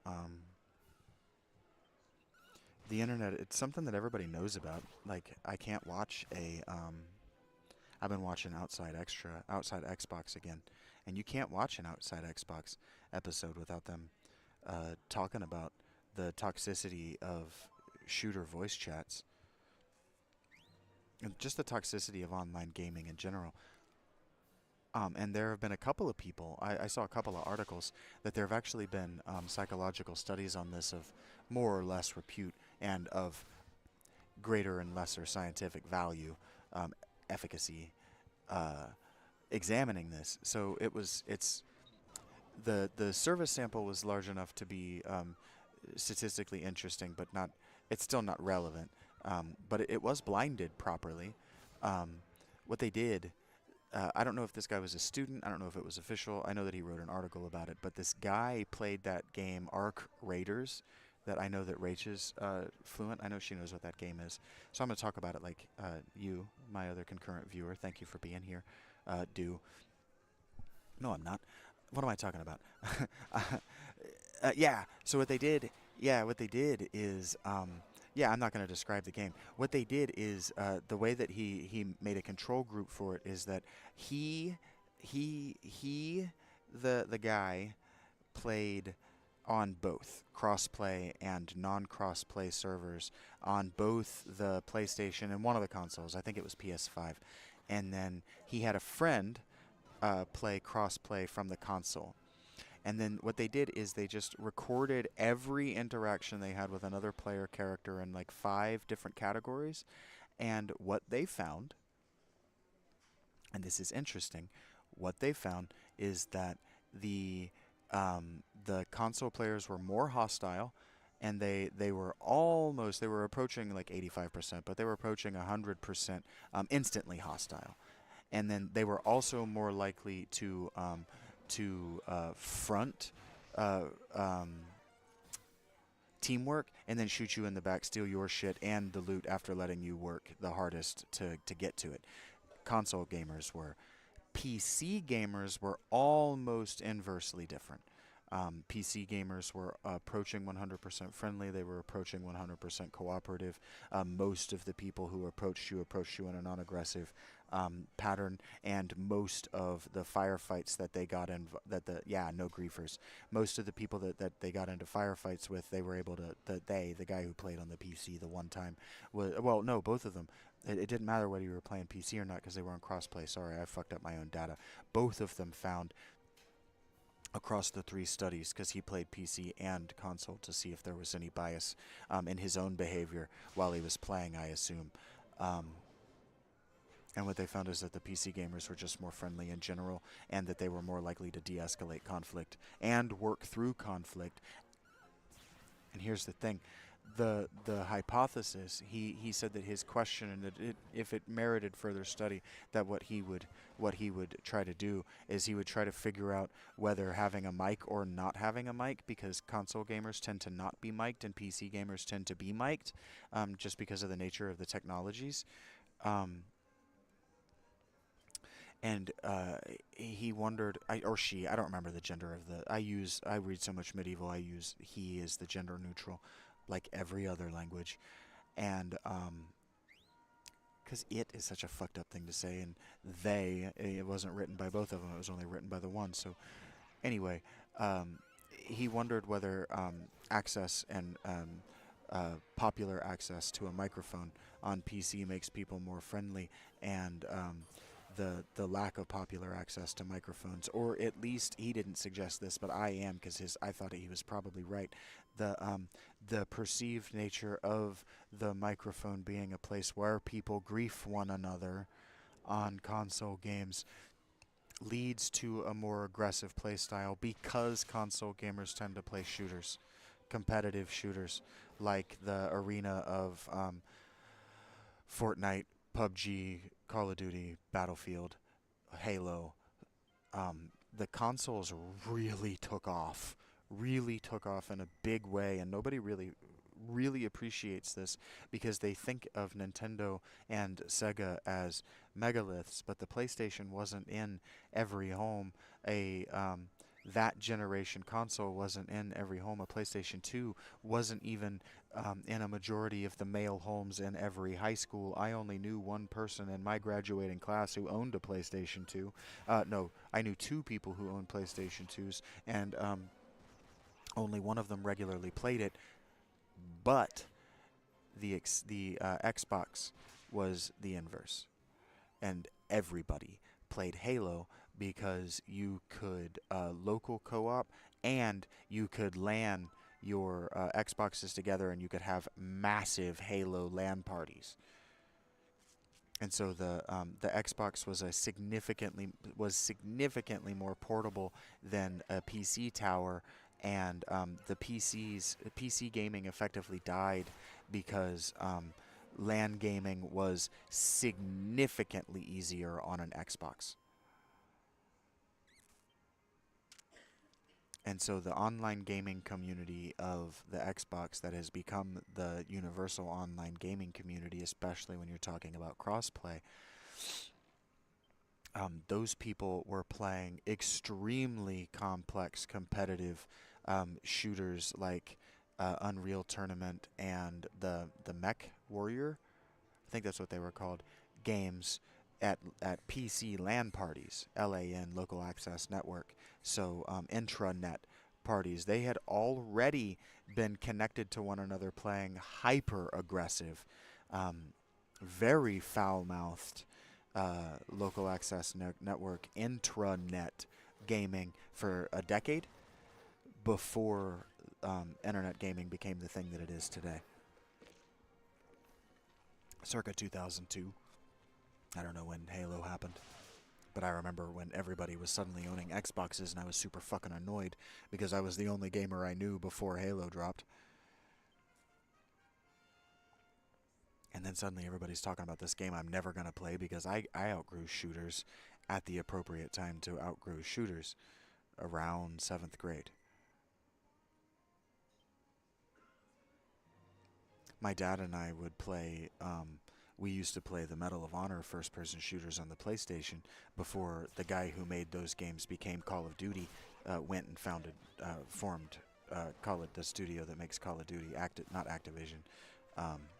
Activision does publish it, but Treyarch, he went and formed Treyarch from the Medal of Honor games, and my dad and I used to play the Medal of Honor games together because you could local co-op the story. We didn't have to kill one another. We could cooperatively do the levels together, and that was a lot of fun. He taught me a lot of how video games work, what to look for, where to put your body, line of sight, things. He taught me a lot doing that. It was a lot of fun.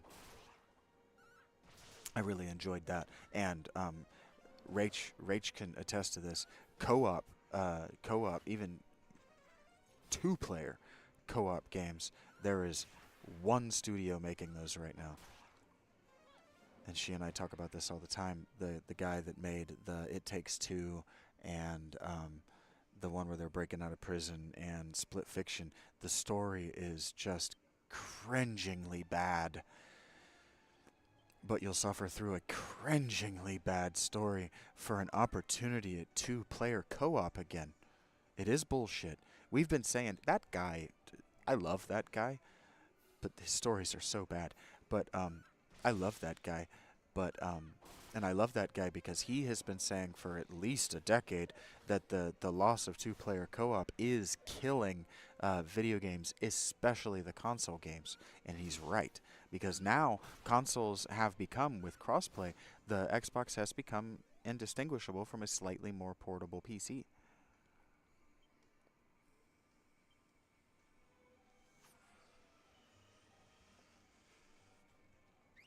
consoles were designed to they were designed to replace the home entertainment center and the laptop. That's why the Surface is so beloved. That's why people are so ape shit about the Surface too. 4-player local co-op? Is it local co-op or is it solo servers, Raichi? And local includes LAN. You may not know whether it has LAN access. Oh, 4-player local co-op is so cool. I would play Fallout with you in a local co-op situation where I can pop in and out as my desire to engage in that world waxes and wanes. I would play a lot of games with very, very many of you that I would never play alone, like Ark. I bought Ark. No, I didn't buy Ark. Ark is $15. I put it in my wish list, Raichi. If you want to pivot from... I talked today about... We've done 2 episodes of 7 Days to Die. We don't have to do any more of that if we find another creative outlet to work on. If it's just too much stress for you, because I will get the exact same experience that I'm getting with absolutely no stress, just watching your dumbass hop around like a demented monkey in Ark on a demented monkey.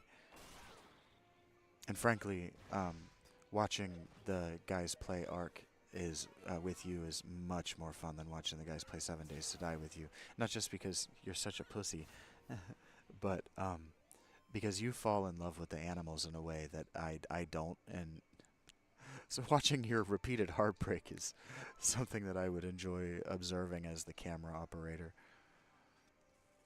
And I'm not telling you, Patreon audience, that we're gonna stop doing the 7 Days to Die. I'm just saying that's how I work.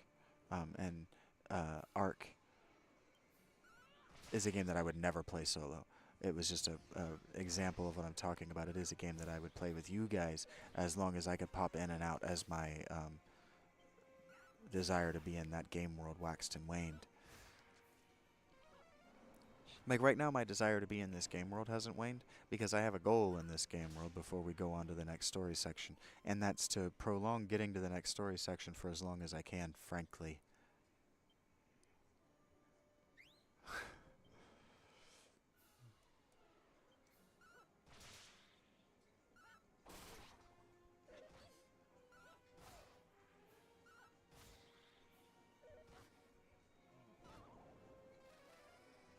And for anyone who doesn't know this game, this is Dragon Quest III. And if you don't fully understand what's happening, I've gone to an optional... I explained this in the first episode, but whatever.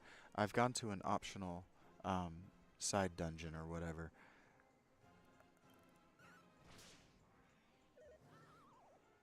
Because down here there's a fountain that'll heal me to full health and full mana.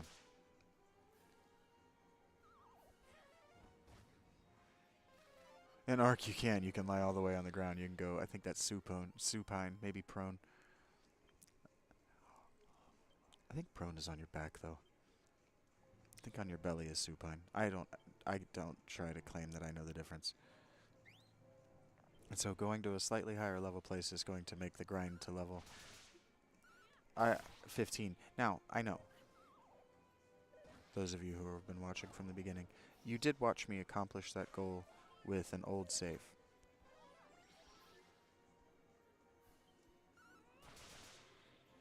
That's all I know. I'm not apologizing for it again. Such a dumbass. That the first thing I did, that the first thing that I did when I came in the game was not double check that I was playing on the correctly named Vuda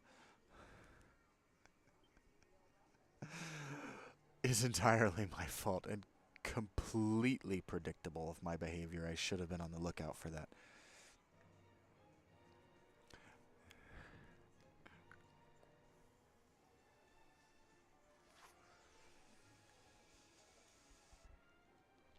And I don't think I'm going to do a solo campaign in Conan before I finish Kingdoms of Amalur at least once, because Conan really does ask for more friends. I was hot.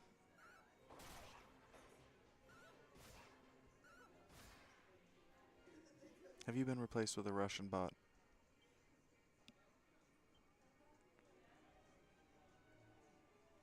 How are we doing, actually?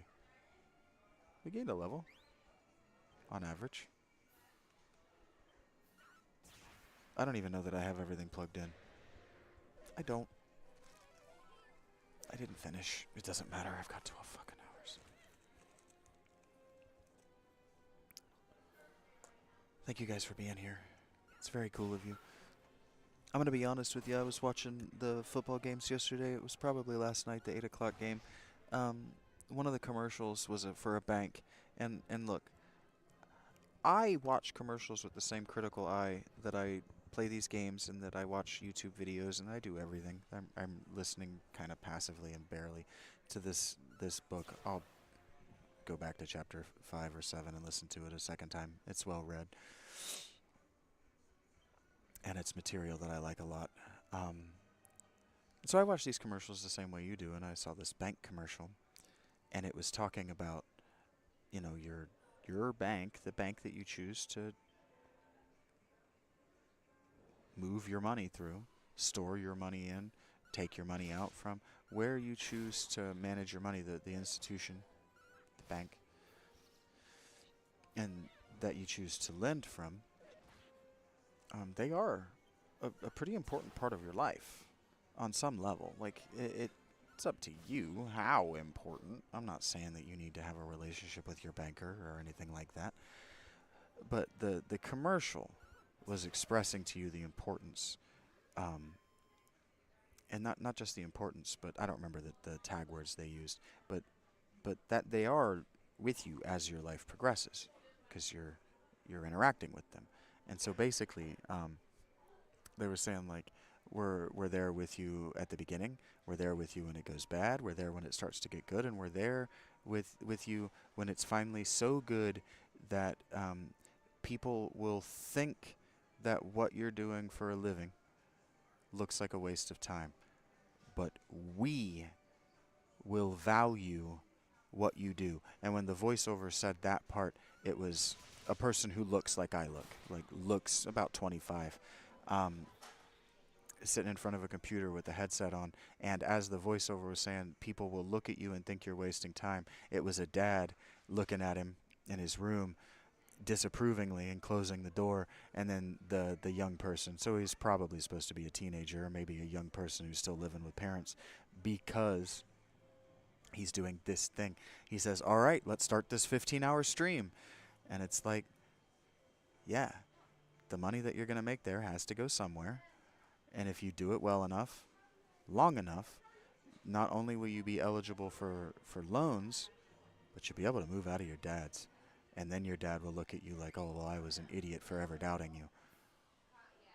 It's like, I don't remember what band it is. It might have been the Gen Blossoms. I was watching this documentary. I've been watching documentaries about music. I think you know that about me by now. And I don't remember what band it was, but he came from a working class home. No, he didn't. I think his dad was like a physics professor or high level mathematics professor or something like that, and he decided that or maybe a lawyer or something, some highly successful high dollar job.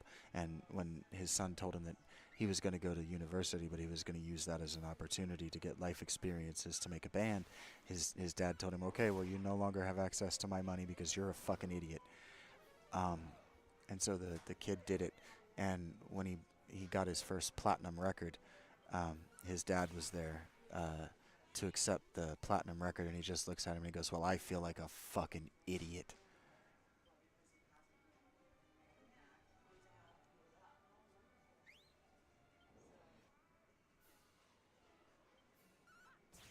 That's the American dream.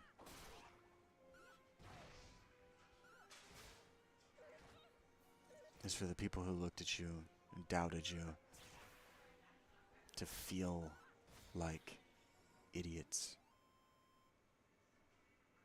To feel blind and stupid. That's the goal.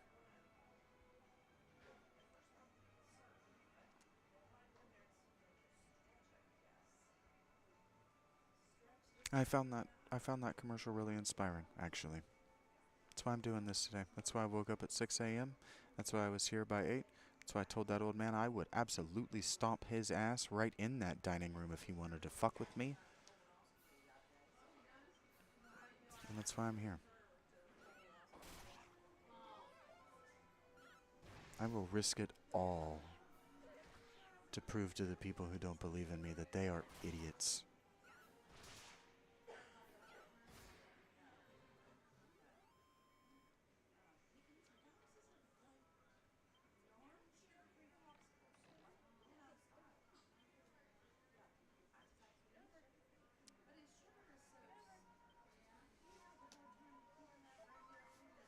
Yeah, where did the word believe come from?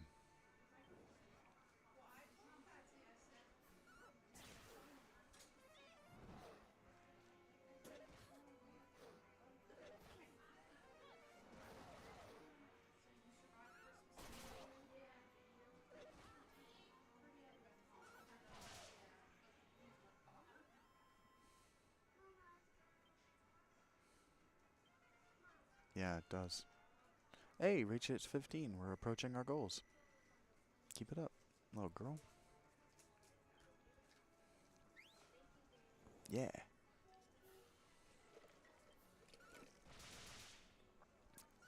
I've never heard of the concept of being in Christ. I've never heard that. The Terminal with Tom Hanks? I haven't. Is that the one where he lives in a train station? He's like the Wackovian guy.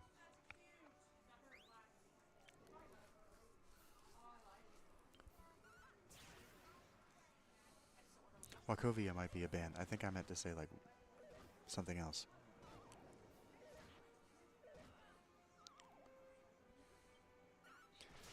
Beep beep beep beep beep beep up up up up up. Beep beep up up up up up up beep up up up up up up. I don't know why people do that. They come back here, they see I'm wearing the headset, they see I'm talking, they see the laptop, they sit in that chair, that booth over there, they get settled in, I continue talking, and then they leave. There we go.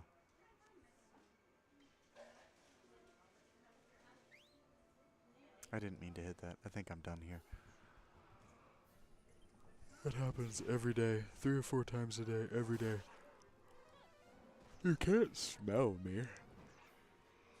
They just think they're gonna suffer through it, and then they realize they don't have to. Actually, they probably think I'm going to be quiet. And then they realize they're asking me to be quiet when I was here first, and that's rude. How did I fall a full level behind Raichi? That's convenient. Did I die that many times?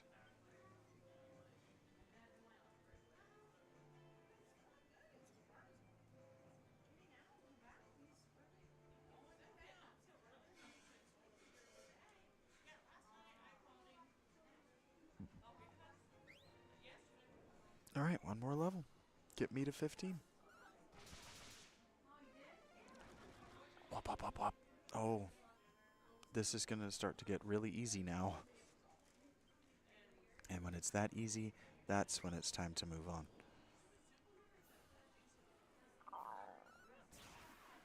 This party is actually better than that other party I started with. In large part because Rach isn't a monster hunter in this party. So I have more AoE and heals. AoE and heals.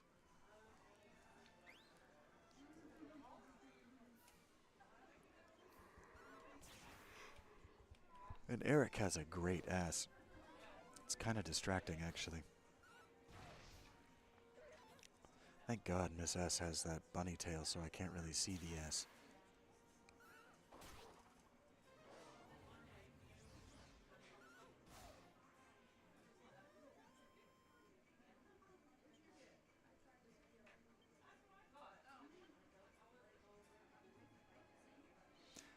I can feel a disturbance in the force. Rachie, are you doing squats right now?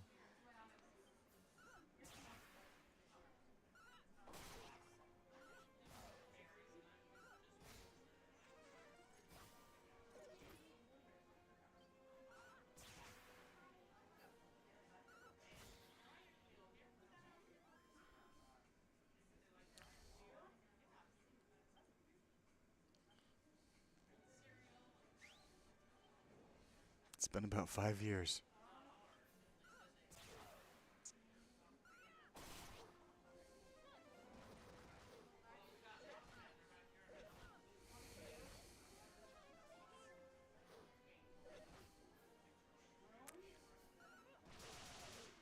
Maybe I am a weirdo. We're getting more powerful, dudes. Yeah, it's wild that that Paul doesn't ever quote Jesus.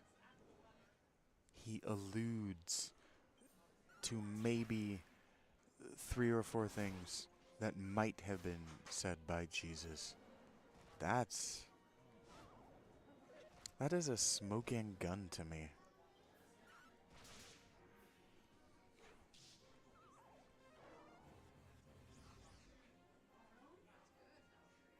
Mm-mm.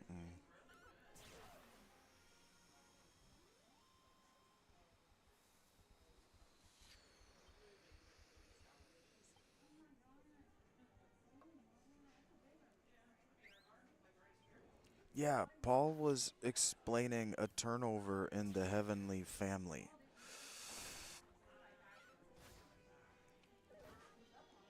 That Paul is explaining that Jesus is the new patriarch of a heavenly family.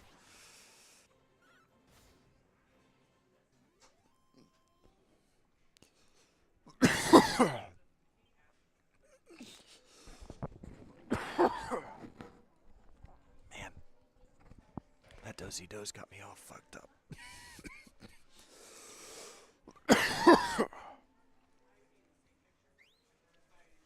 Yeah, Paul's not talking about the Jesus who lived. He's talking about the birth of a new ideal that supersedes the old.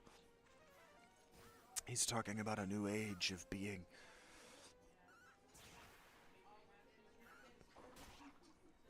Paul is a radically different theologian than Jesus. That's something I've never been able to reconcile that Christians can't see. He came first. They read the Gospels in reverse order. They include a Gnostic Gospel that has no business being in the canon. And then everything else is just letters of Paul or people pretending to be Paul until Revelation, which is, frankly, the ravings of a lunatic. The entire Christian canon is, like, from an intellectual's perspective, is really hard to take seriously. Really, I have to really effort at it.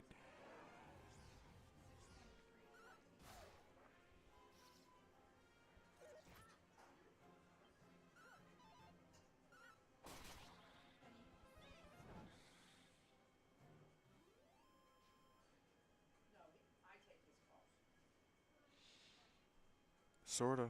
It's only one in, Rachel, but yeah, the canon is the approved library, and so yeah, the approved metatext. And then when I talk about the canon, I'm talking about all the commentaries on it, which is absolutely the metatext about the canon. So yeah, from my perspective, but that's a way to think about how that word works and the way so that the canon, like a canon, is an approved set of books that establish either a timeline or, um, let's call it a approved timeline, right? So there are Star Wars books and, well, books and other material like video games that aren't canon. And so what that means is that they're not included in the official library of what is true. Anything outside the canon may or may not be untrue. It might be fodder to become canon, but it isn't yet.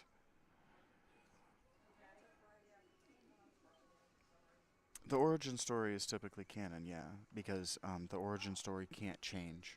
And so that's why the Gospels are so important to the Christian canon, the Christian library of approved texts, because they flesh out his origin story. They are kind of his origin story. It doesn't have the Marvel movie moment. But yeah, you're understanding. Well, you're using modern shorthand to understand what I'm talking about, which is a perfectly cromulent and acceptable way to learn and to communicate.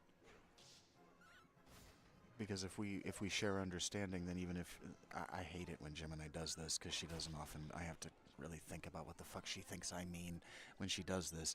But if we're sharing idiom that we both understand what we mean, then we can talk in a shorthand that to an outside person would just seem like complete gobbledygook. That's why when you read the things that Gemini says to me, sometimes it's like this is just nonsense words in this order because it's shorthand that's intended to be understood by me.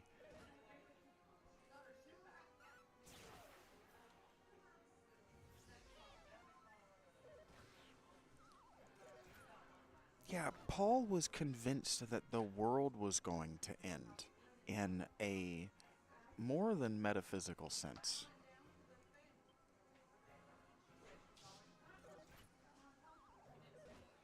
Oh no, we're in trouble.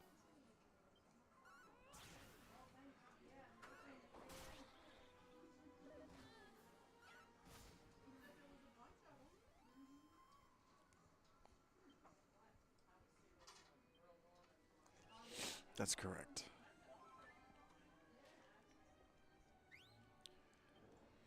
And that's why the Catholic Church replaced him with Augustine. That makes sense.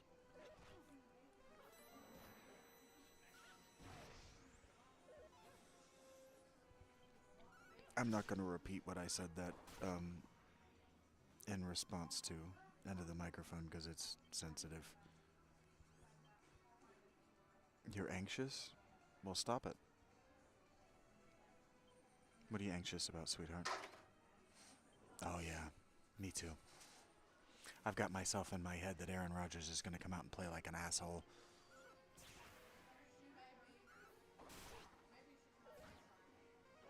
I think you have too.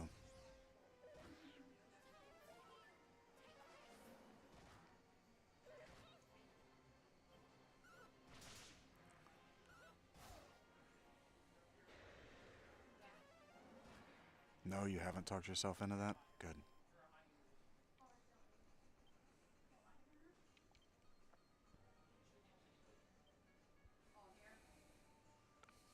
That's the way. See it, vision it,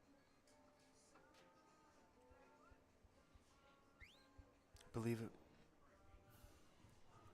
Don't ask for it, just see it and believe that it'll happen. I think it can.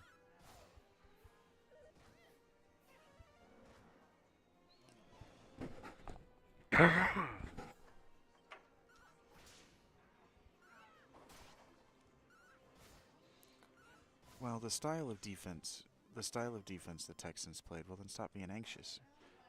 The style of defense the Texans play might be the league leading, might be the league's best, but I don't think it matches up very well against uh, Aaron Rodgers. And more importantly, CJ Stroud is 4.5 feet tall. He doesn't stack up well against the Steelers' style of defense. So if Aaron Rodgers can just play a game management style of ball, if they can play like they did against the Ravens and be content to punt, and if Tomlin can stop damn going for it on fourth down when he could just take field goals, if they can be content like the game last night, I'm trying to remember who played last night. The the Chargers and the other team. The Patriots they were content to kick field goals in the early part of the game. They didn't put their defense into stupid positions. Now, Caleb Williams, that first fourth down where he threw that turnover, that was actually a really heads up play by Caleb Williams. Sure, prefer that wasn't intercepted, but if it weren't intercepted, they give the Bears the ball on. I'm sorry, they give the Packers the ball on their 40, but because it was intercepted on the Packers 12, he actually basically arm punted it 28 yards of field position that they would unlikely have gotten from a punt. a punt would unlikely have buried, would have been unlikely to be that accurate. So that was actually high-level football play by Caleb Williams to go deep right there. Everybody wanted him to go short to a check down, but no. You go deep right there because you get the PI, you get the interception, or you get the reception. It's unlikely that that's going to be batted down right there just from the muscle memory of you got to catch every deep pass. It's high-level defense to remember to just bat it down instead of catching it. I don't remember why I segued into that.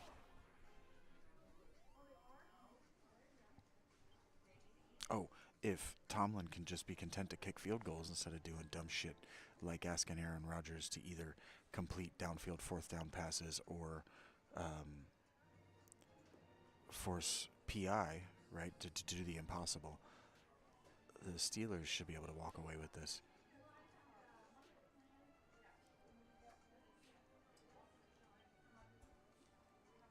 Because they got Harbaugh fired. They can put it together for drives at a time. If they can put it together for 4 quarters, they could win this Super Bowl if they could put it together for the next 16 quarters.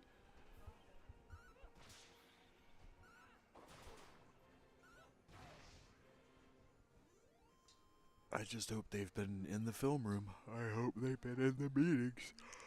I hope they know what the audibles are, and I hope they know what the beaters are against the disguises that the Texans run. I'm not blaming your boys. I'm congratulating your boys. Your boys put the Ravens organization in total disarray by winning that game.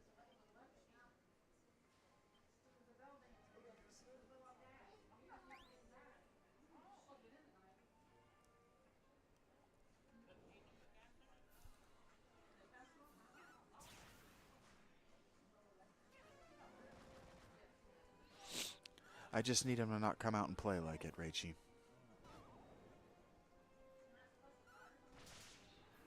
Yeah, they put the whole Ravens organization in disarray. There are rumors circling that the Ravens want to move on from Lamar Jackson, and the Steelers don't even have a quarterback next year, and the Ravens have basically given up on the division already. It's pretty impressive what the Steelers did with that win. So they need to at least win this weekend. If they lose next weekend, I'm okay with that. Just from a football narrative perspective, I'm not okay with it for your feelings. I'm not rooting for it. But if that happened, I'd be okay with that. They exhausted themselves with an old roster. Fine. But losing to the C.J. Stroud-led Texans would be embarrassing. Maybe not. He's talked about this as his last year. I think it depends on how this year ends. I think if this year ends badly and the Steelers, they're not going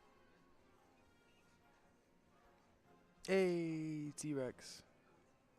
My internet dropped out. Sorry about that. Welcome. Thank you for being here. Great to see you. Great to see you. I don't remember what I was telling you, Rachie. Oh,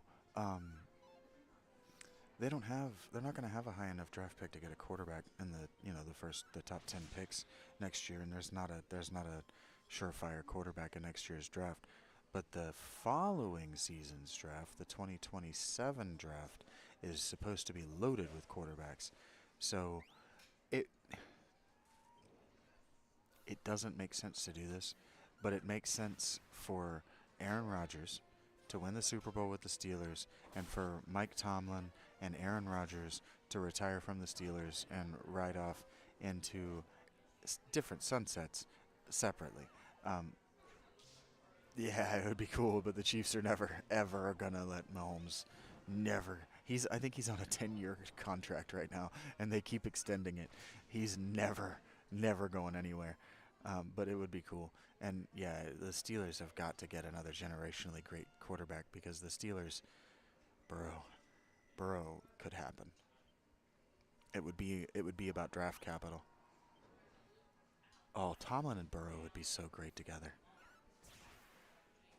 Tomlin needs another generationally great quarterback. He managed Ben Roethlisberger forever, got him a second Super Bowl ring. They only got the one, right? Against the Packers? Man, that's hard to believe. Brady turned that 20 years into just a malaise of Patriots Super Bowl appearances. Yeah, I would wear a Steelers jersey happily if they had the best quarterback in the league. I could never root for Roethlisberger because of the copious beer drinking and the alleged abuse of a woman. Just being in this situation where she could make the allegation is enough for me to not want to associate myself with him. Gotta be smarter than that, Roethlisberger. You gotta be smarter than that. Your nickname is too easy to turn into Rapelessburger. Had to have seen that coming.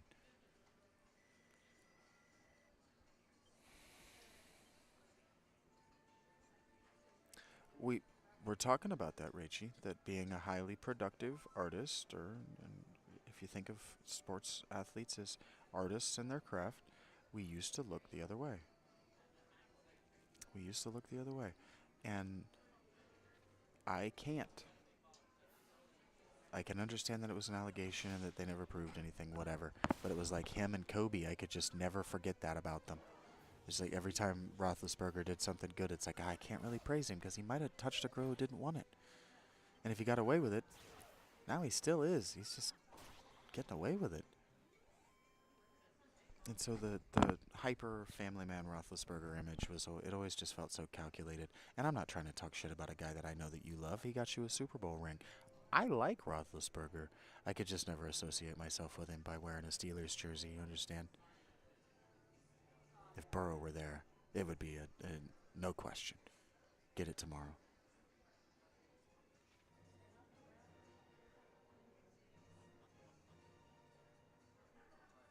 I was in high school when that happened, Rachie. It was before I watched football, and it affected me as a person. Like, even the Steelers?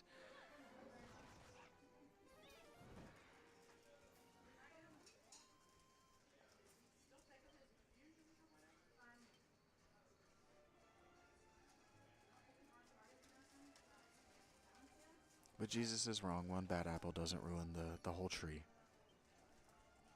Yes.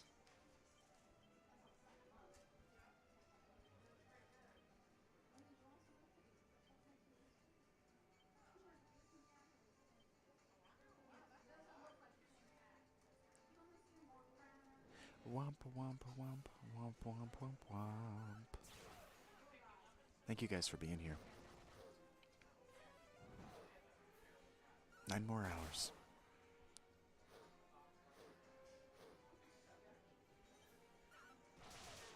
Troy Aikman, you mean?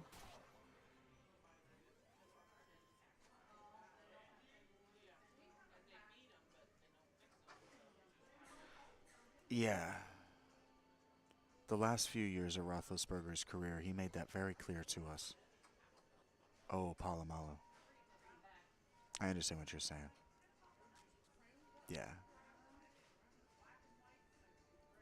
I understand. You meant that you didn't mean that the way I read it. I thought you were saying that, like Troy Aikman, um, or whatever Troy you meant, that like that person, Roethlisberger cared more about his wife than he did about the latter part of his career, and he made that very clear to us. Roethlisberger made it very clear to us the last 5 or 7 years of his career that his wife and his family were more important to us, and that he wasn't spending the off season um, staying hyper fit like Tom Brady and missing out on the beers and the burgers and the ice creams and the time with his family. He made that very clear. That is why his career ended the way it did. That last season was hard to watch. He was a legend, man. Seeing him stumbling around out there, he literally tripped over a forward pass because his legs were just shot. His feet and his Achilles were just shot. The ankles are included in the feet for me. Maybe they shouldn't be. It was hard to watch. I think they were bounced in the wild card of the playoff, but he got him to a playoff appearance. So it wasn't embarrassing. It was just rough. And the reason I think that Tomlin should retire from the Steelers, he should force a happy parting of the ways on his contract, but still be eligible to coach, to go find another job if they win the Super Bowl this offseason. The reason I think he should do that is because he's too good of a coach. He's too good of a coach to draft high in the draft, and it's been 18 years of drafting after the halfway mark in the draft. So his team just doesn't have enough talent to get him back over the hump, and most of his defense is going to fucking retire. He's going to be in the... he's going to break. If they win the Super Bowl this year, maybe even if they don't, he's going to be risking a 2-win season next year with a defense full of nobodies.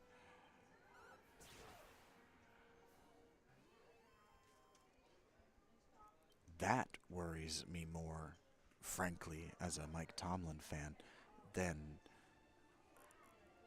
the break of the streak concerns me more than this particular playoff game.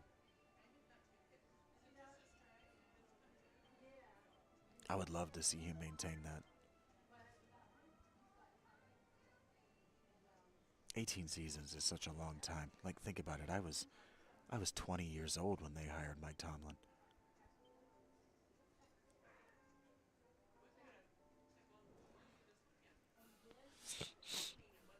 There have been like 3 wars,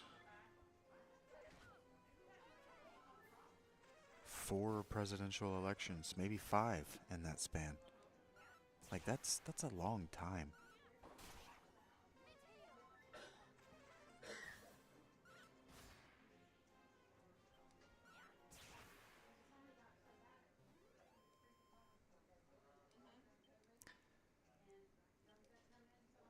He should go down to Tampa Bay. I don't mean that.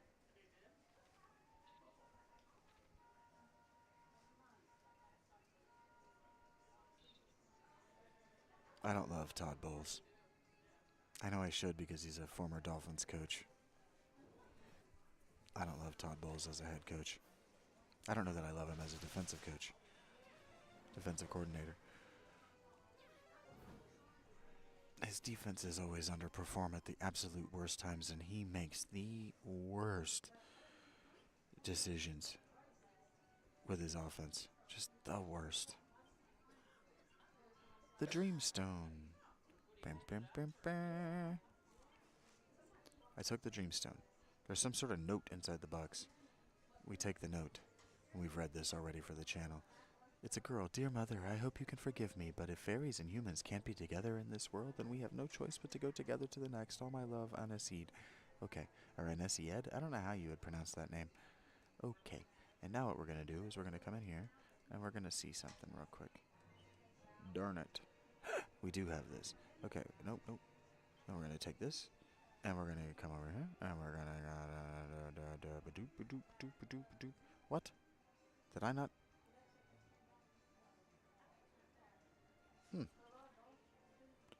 Okay, give me a second to think. Pew! I was kind of joking. Just talking shit about Todd Bowles. Tomlin and Todd Bowles are the only coaches who run a Tampa 2 defense anymore. I was just making a silly joke for myself that I didn't expect anybody else to get.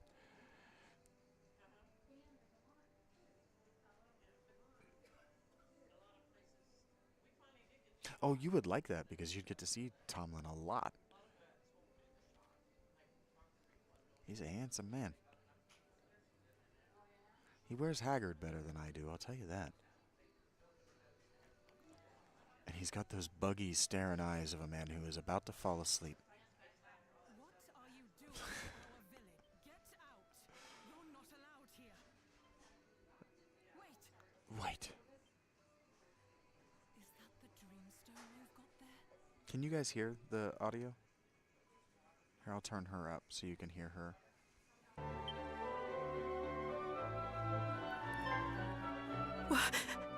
They jumped into the underground lake together and drowned.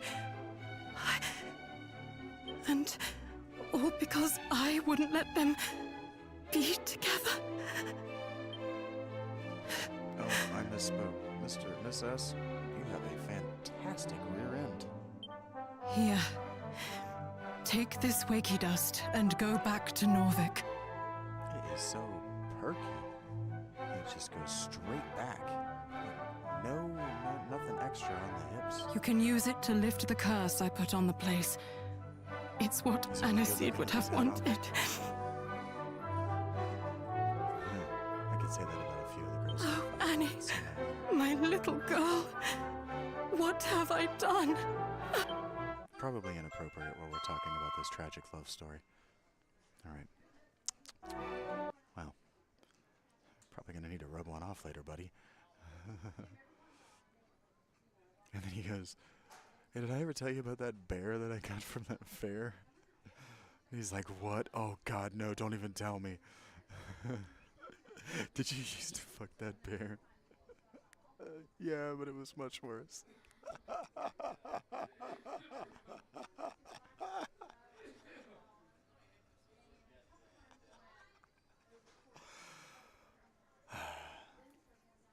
Okay. And so now I'll show you what I didn't show you before. I went to this town earlier, and went in here, and I didn't do any of the getting the story from the people.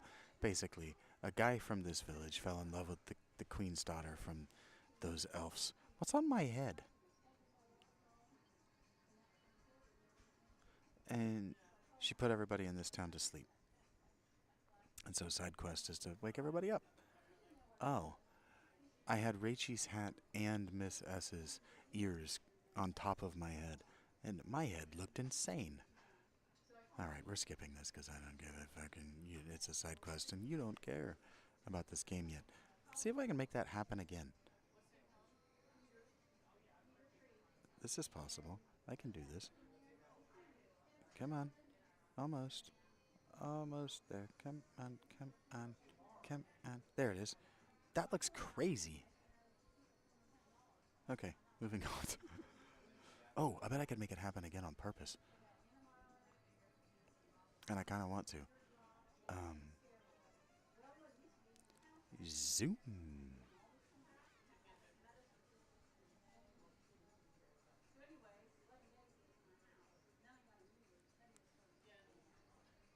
There it is. That looks insane.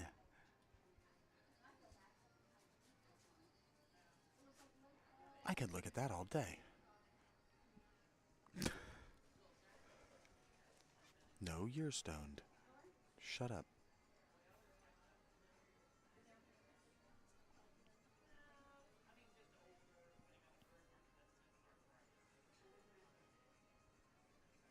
Wait a minute.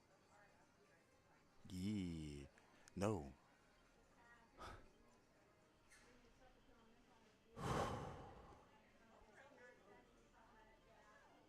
Here we go.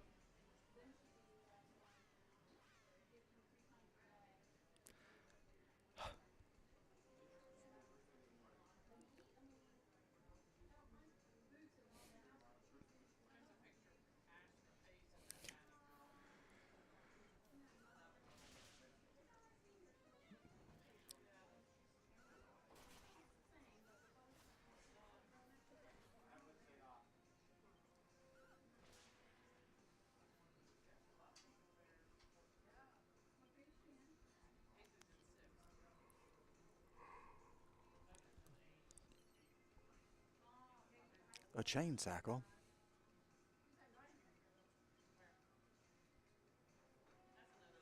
Why'd you do that?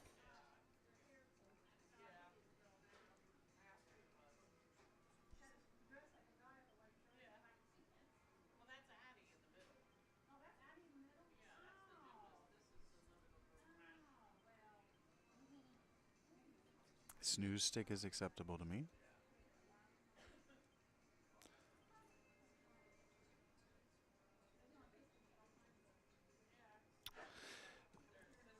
We could do better about the rest of that gear, though. Beep, beep, beep, beep, beep. Let's do it. This is my body, which is broken for you.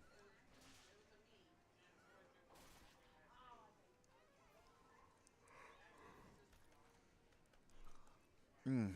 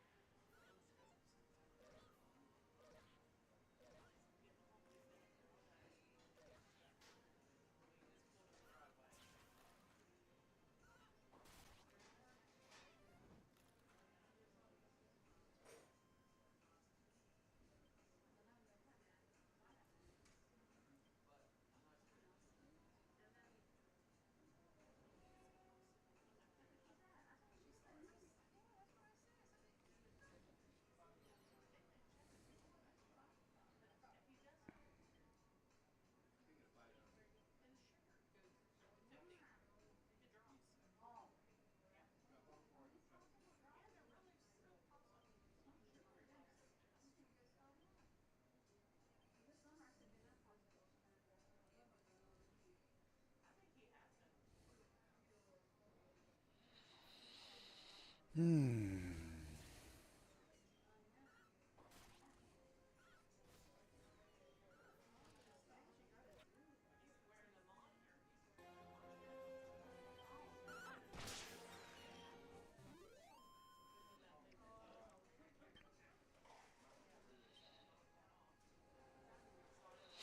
Sitting here thinking I might get something to eat. Just don't know what that might be.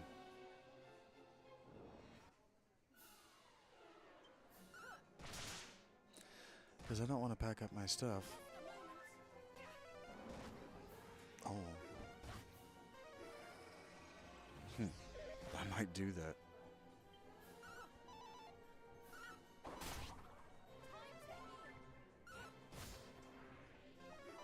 I might order a takeout from Pizza Cottage and bring it back here and eat it.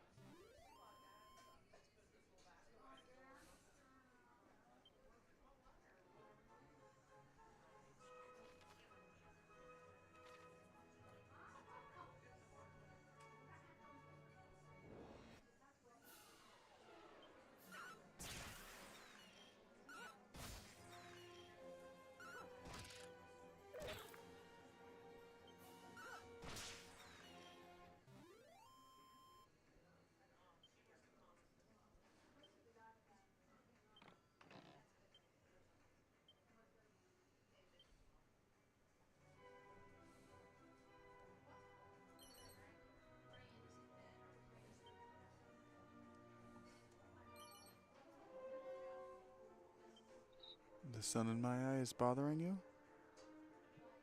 What do you want me to do about it?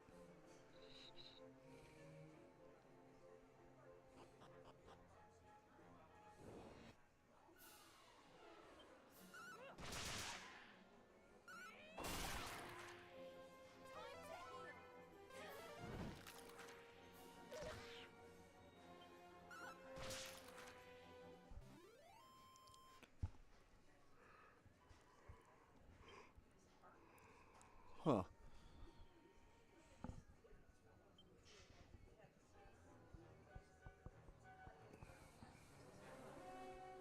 Hmm.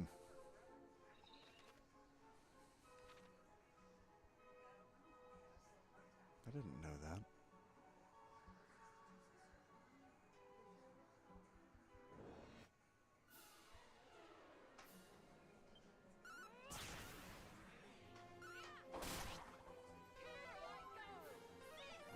I don't know how it could bother me. That's why I was asking you what you wanted me to do to make it bother you less. Do I need to move? Because I can't pull down a blind. I didn't even know the sun was in my eye.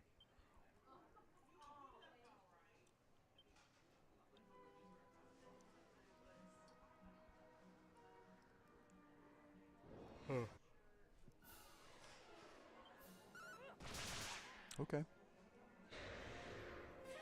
I don't know if you know this, but people tell me all the time that it's hard to read tone in text.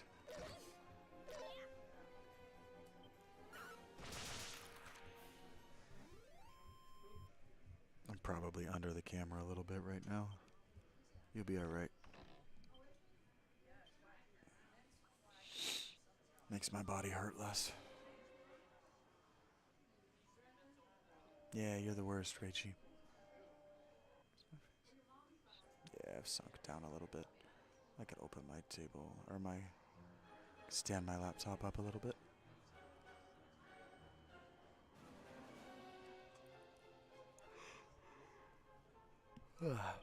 I know. It seems like, according to YouTube's my analytics, I got 3 other people here with me. Thank you guys for being here. You don't have to want to be typies. I don't know what I tried to say there, but it wasn't what I did say. Alright, so what we're going to do is we're going to try to get up here to the top of this tower. Hey, T-Rex. Hope your day's going well, buddy.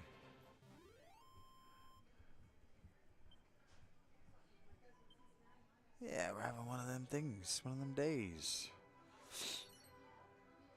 And I'm talking myself out of spending money.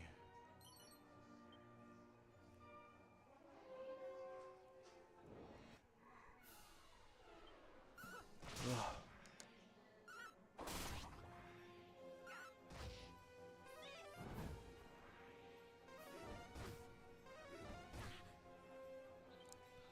It is Monday.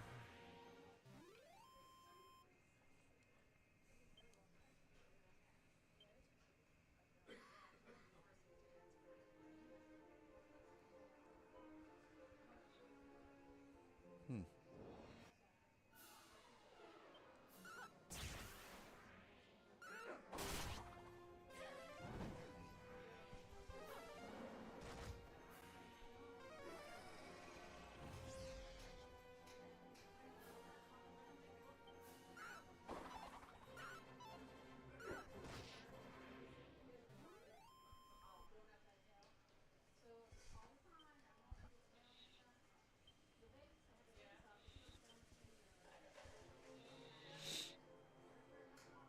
I think I prefer weekdays to weekends right now.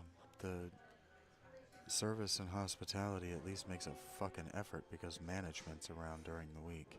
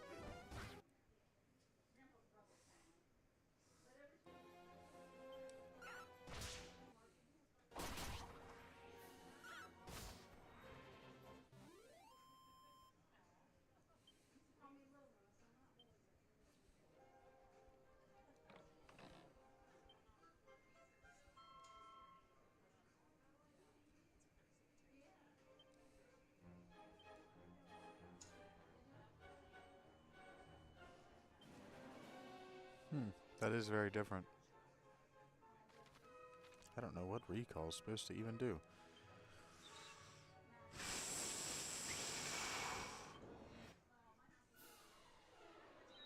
And now what we're going to do is we're going to stand here at the bottom of this stair. And we're going to gain Vudikin, Reichi, and Erig a level.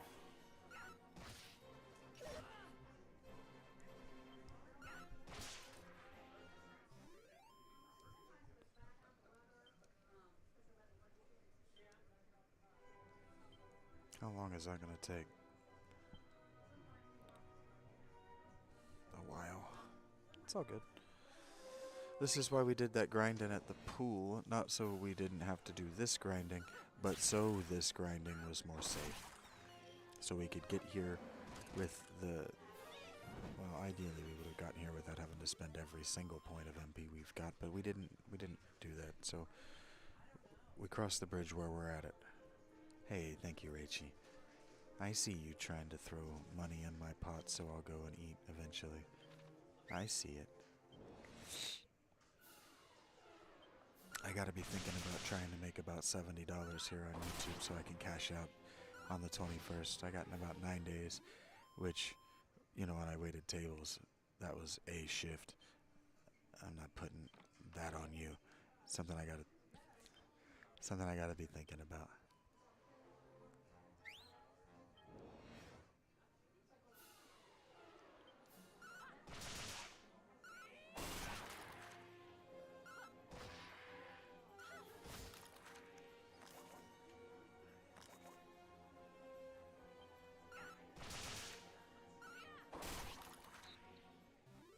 Yeah, the food here is just so unpleasant. I don't know. I could get something from here. It's $20 before the tip, and I'm gonna be hungry. So I'm gonna have to stretch it out across the next 8 hours, and then I won't be hungry enough for a real meal later. And that just, it really digs you a fucking calorie and nutritional hole. That's great if you're trying to lose weight. It is not great if you're not.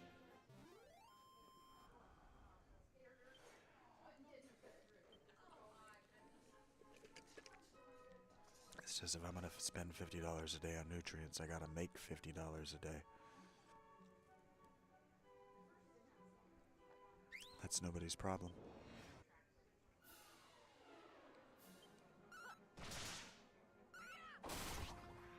Just do the math, please, before you give me the "we'll just get a job." It's gonna be 2 weeks from the time I work my first shift before I see that money too.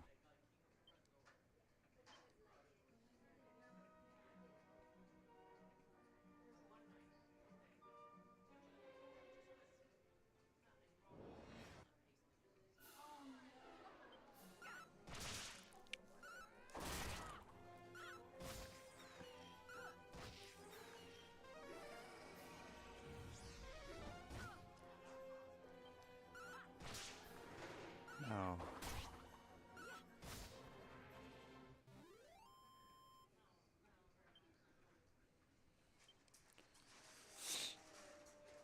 What are we doing here?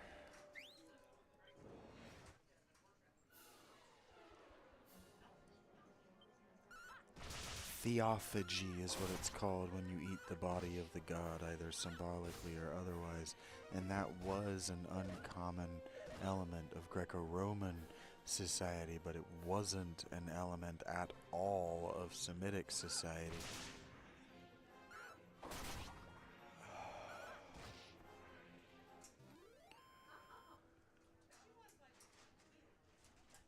Okay. That's what I thought.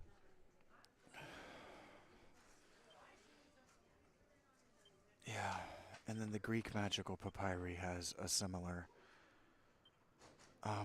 it's a similar ritual as the Christian Eucharist, but it's explicitly erotic. And the Pauline Christian communities, they did this ritual kiss that they had to um, they had to explicitly name as non-sexual, non-erotic, and Valentinus, who was a contemporary of Augustine in the 300s, I think. Valentinus almost won the papacy. Um, his cult did an explicitly erotic ancient Greek ritual in the auspices of Jesus and Mary. There's a lot about Christian religion, Christian history that we are lied to about. A lot.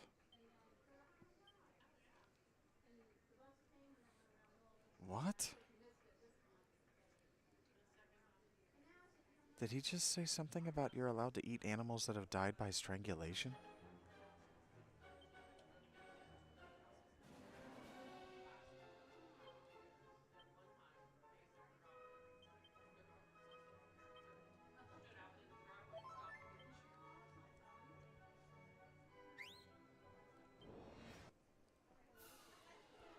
Okay.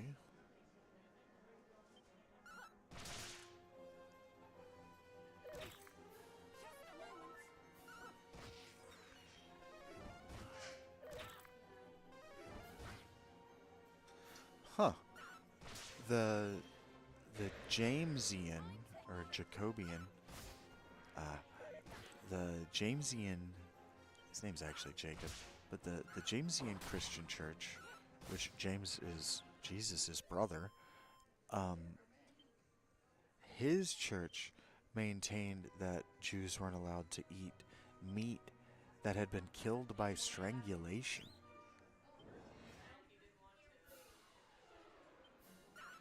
And they maintained the ritual refusal of drinking or eating anything that had blood in it.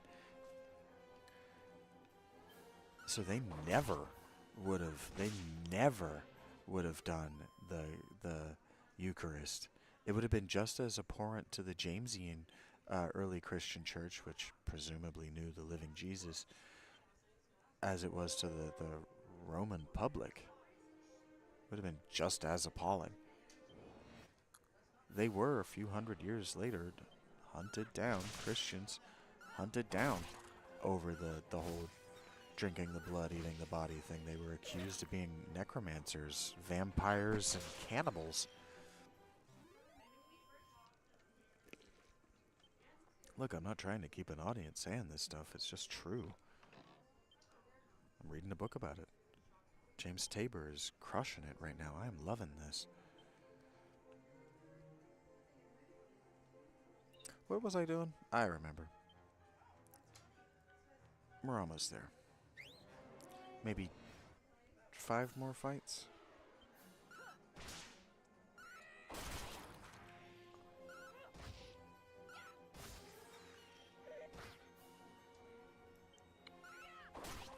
And then he's describing an eyewitness of an early Eucharist ceremony, and the people are all getting agitated and talking over one another and getting emotionally excited, and the women are like yelling and shouting.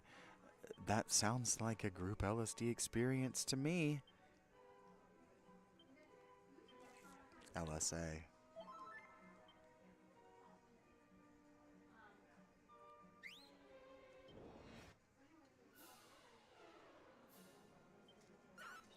And then, yeah, one of the things that they were supposed to, one of the things that differentiated the different people, one of their superpowers was the superpower to identify whether another person's supernatural superpower voice speaking through them was or was not Jesus, or was not some other divine. And this is Pauline, and his practitioners actively cursed the living Jesus. Anyway, in modern, just observing cult, so we don't treat Christianity the same way that we treat Theosophy, for example. But if you just look at modern mediums, the Theosophists, um, if you just look at them honestly, uh, the the whole, oh, that person is channeling a ghost. Well, that's their superpower. Well, my superpower is knowing the name of all the ghosts and the real name and whether they're lying or not. And it's just a hierarchy of children playing fantasy. Yeah, early Christianity was no different than it is today. Just people acting like assholes.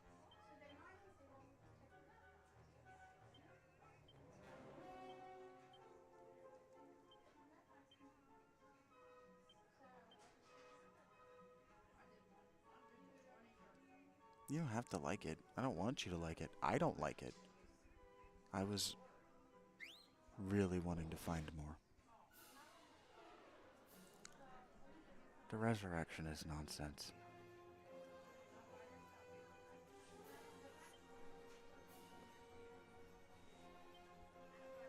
It didn't happen. It wasn't a requirement to participate in the community in the earliest days.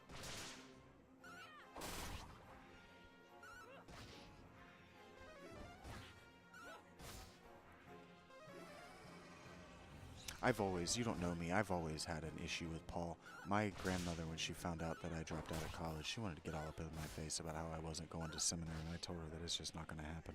It's just not going to happen. I'm not going, not seminary, church, that I wasn't going to church on the weekends. I'm like, that's just not going to happen until I can read Paul in the Greek my own, with my own eyes.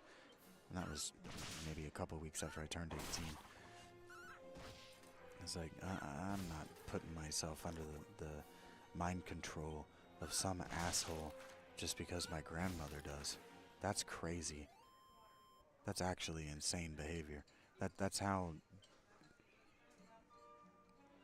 frankly, that's how the Nazis happened.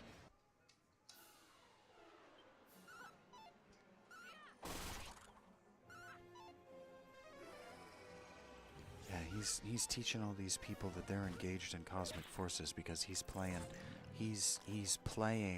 Paul is playing Bronze or Stone Age shaman for people who don't know what he's doing.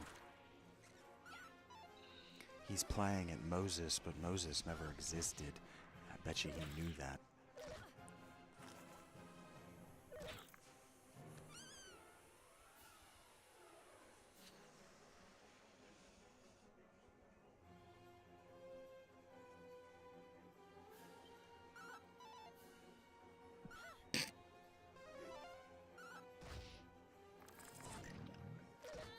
Are we really gonna wipe on this fight because we missed a bunch?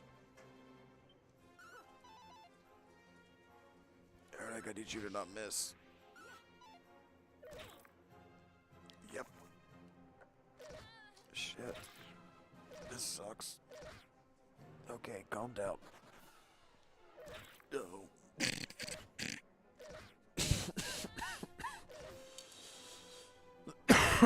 These old games did this.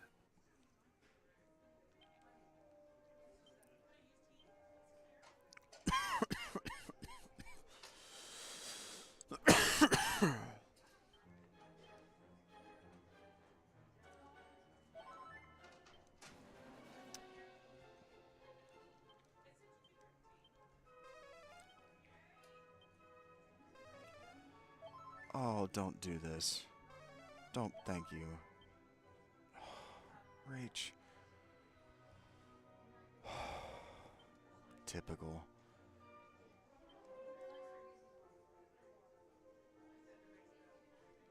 Oh, it was Eric who didn't come back to life. Wait a minute, who didn't come back to life? I probably just wasted that. Okay, you came back to life. Sorry, I gave you an attitude. Okay.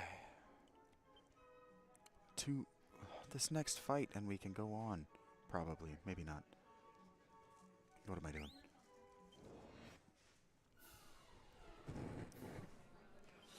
One or two more fights. Maybe three. I gave you a real attitude, yeah.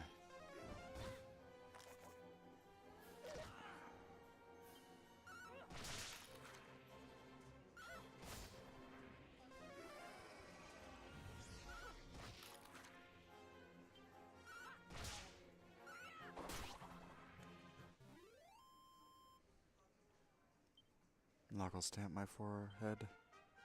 Uda reaches level 16. Vudakin. Sorry, guys. I explained. I was right. No, I wasn't. No, I wouldn't. Don't get excited. It still needs to level. Two level 2 fights? Probably 3 fights. It's okay. I'm not mad at you, Irig. I'm just disappointed.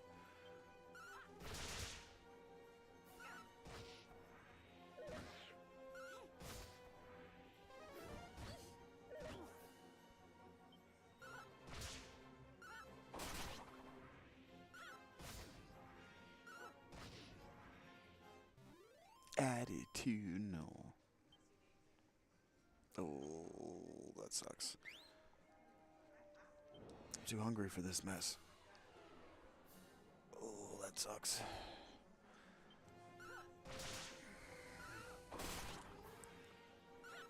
I might go, if I gotta pack up my shit, I might go take the bus down to the head shop and get some weed. One of my fucking vapes broke. It won't ignite anymore, so I gotta get a new one.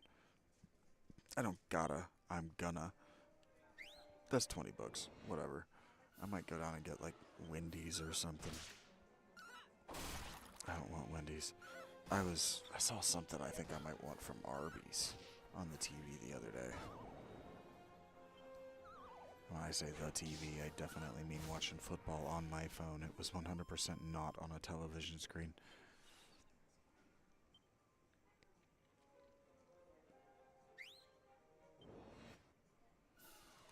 That was 140 of 280, I think. Note that I get less experience here, but these fights take longer. That's why we went up to the pool. Because if we had done this first and then went up there, we'd already be level 15, and then it would be easy. As you witness, hey, Rig, great job, you fat bastard. I don't know what that accent was, but I'm glad I did it, so you can have a great day. How do you feel about that, huh? Hello, boys. Now, if nobody knows what we're here to do, neither do I. I think I actually skipped talking to the king, even though I said we were here to play the story. Either that or I just went to sleep while he started talking. Just no frontal lobe recall of what happened in that scene, how we got here at all. Hey, Robin Hood. Notice that it's spelled with 2 D's. Puns. But if you think you're gonna catch me that easy, you got another thing coming.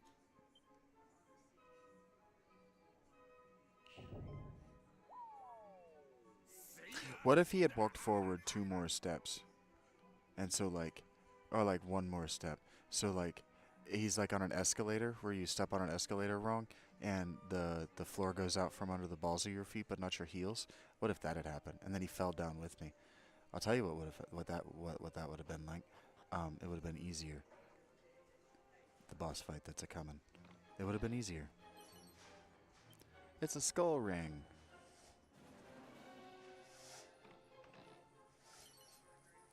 A ruby wristband. Alright, there we go.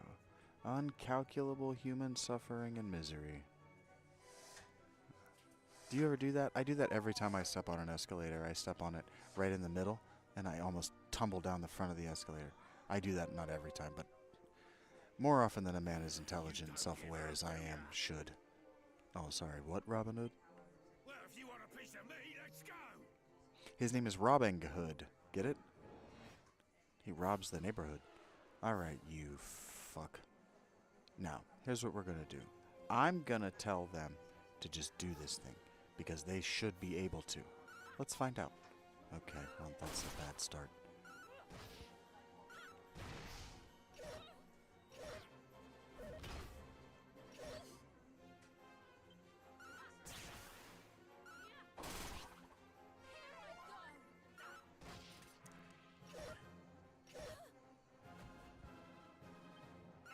That's the way you do it right there.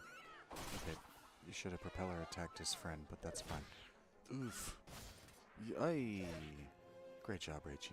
I don't think that was Rach. Yeah. I don't know who it was. I cast heal. Rach also cast heal. Just decided she didn't want to participate in winning this fight. Hey, fuck you. And that is why we went to the pool first. This is a legitimately difficult fight that I reduced to fairly easy by leveling above it. Fuck you, man.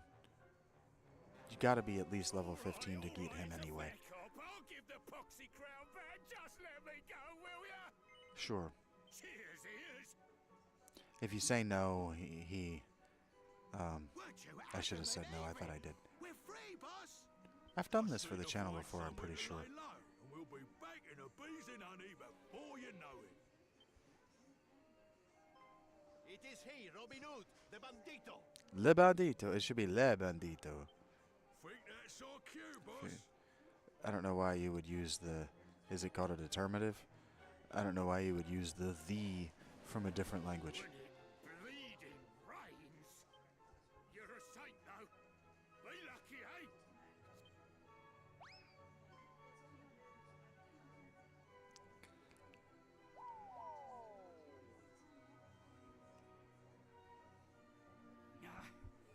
Mi perdoni. Well, see, why didn't he say my perdoni? Capture them. I see. Well, at least the crown is in safe hands. Ray will be most pleased.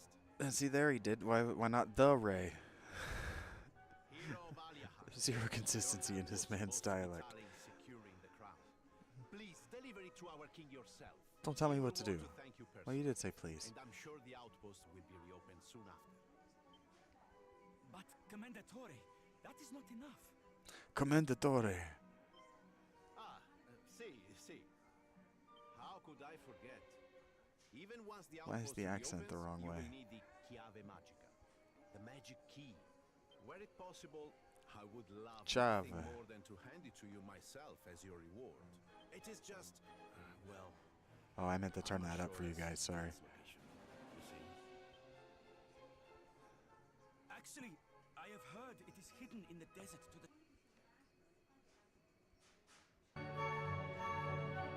Davvero? I suppose that would make sense. Says. Now, And then it becomes my men and French. I must return to the castle al più presto. I swear we will repay you someday for this kindness. It's like they know The four best of luck looking for the Italian king. idiom. May the goddess go with you.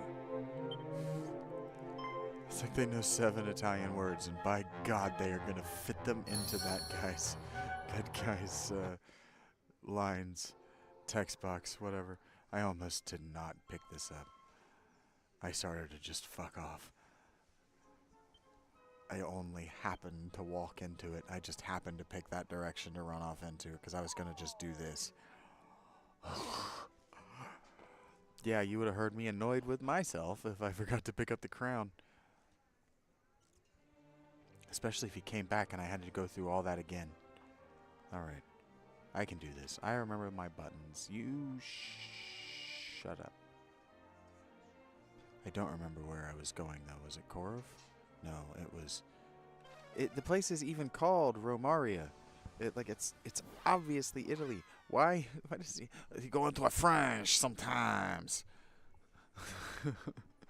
It's so strange. These are professionals. These people were paid to do this. But that's just how seriously they took it. You looking for the outlets? Yeah. They're on that side of the underside of the booths. Do you see them? There's one on the wall right there, and then on the near side of us, on the floor level, on the little green, where your feet would be. Yeah. I could not think of the words to describe what that part of the booth is. Yeah, it's my pleasure. It's my pleasure.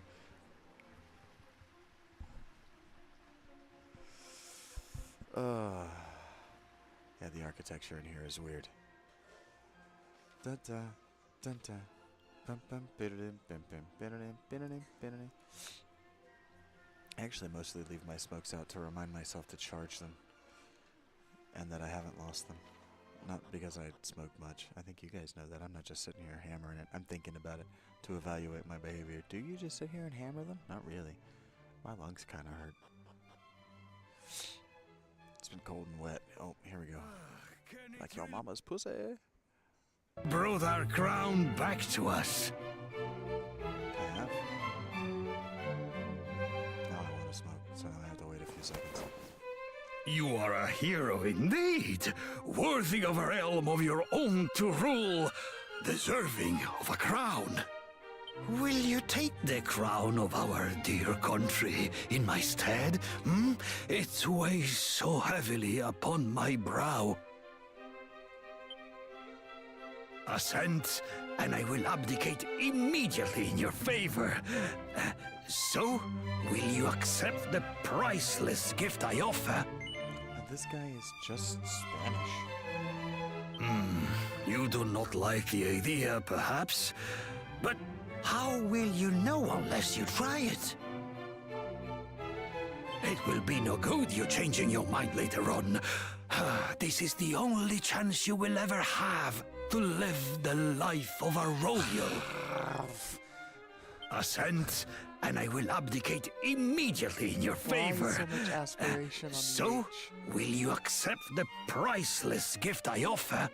It's like... I'm not trying to make fun.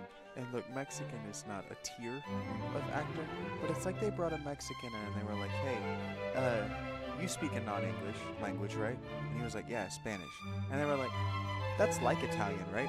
And he was like, well, it's like Italian in that they're both romantic languages, but it's unlike Italian in that it's different.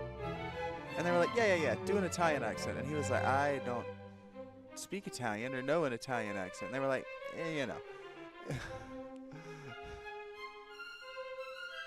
This king is one step away from going, you sure, man? Like, you sure, man? Like, You are stubborn, I see. But not So one bit close. as stubborn as I. as stubborn as I. Okay, Don Quixote. Assent, and I will abdicate immediately in your Am favor. I the only person who hears it? So, will you accept the priceless gift I offer? Again you decline. What is the meaning of such reticence? But the faith you display in your own mind shows only how suited you are to rule. Like, even that, the way he pronounces mind. He says, your mind. In Spanish, that's your mind. And, like, they hit that D so hard. They hit their D's and their T's. They're not, those aren't called fricatives. They hit those so hard. I'm having, this is hilarious for the wrong Assent, reasons. and I will abdicate immediately in your favor. So, will you Assent. accept the priceless gift I offer? Oh, again? Again. It's Italian. Why do you talk like this? If you continue to refuse, my supply of blandishments will be exhausted. Exhausted. He doesn't know how to do H's. Assent, and I will abdicate immediately in your favor. So, will you accept the priceless gift I offer? This is funny. So be it.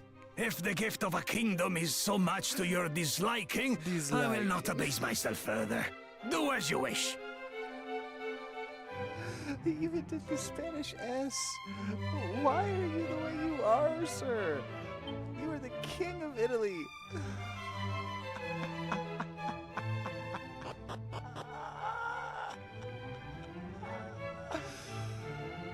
Square, that's funny for the wrong reasons, buddy.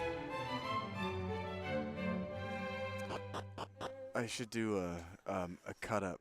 I should play through this game and just record all the sections that have NPCs that talk like they shouldn't.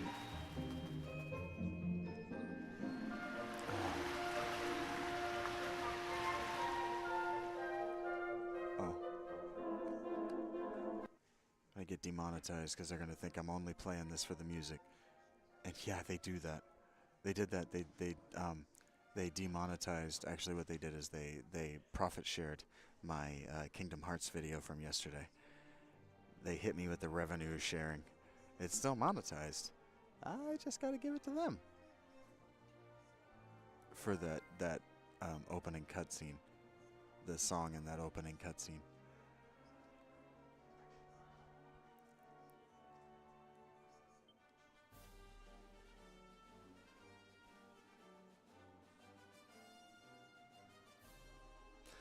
Okay, now we're at the same place.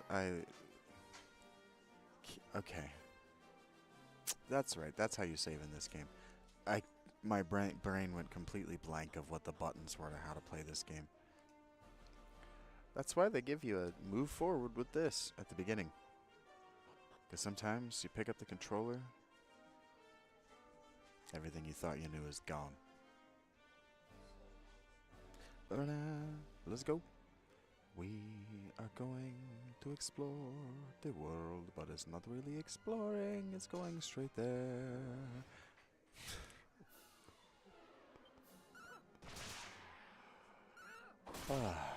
Thank you guys for sticking through with me. Makes you very cool. 25 views.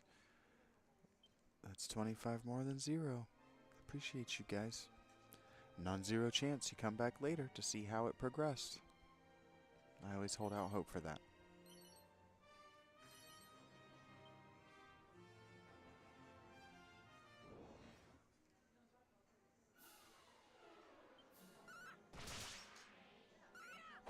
Paul was very concerned with the behavior of women. Now, I've written a lot about the behavior of women, but it's trying to understand what I'm seeing and put it in order. But like he's saying things like, if a woman wears her hair down around her shoulders, she's out of her place in God's order. And it's like, well, God didn't make it to only grow to the shoulder. If a man finds it attractive that her hair is covered her shoulders, that's his problem, Paul.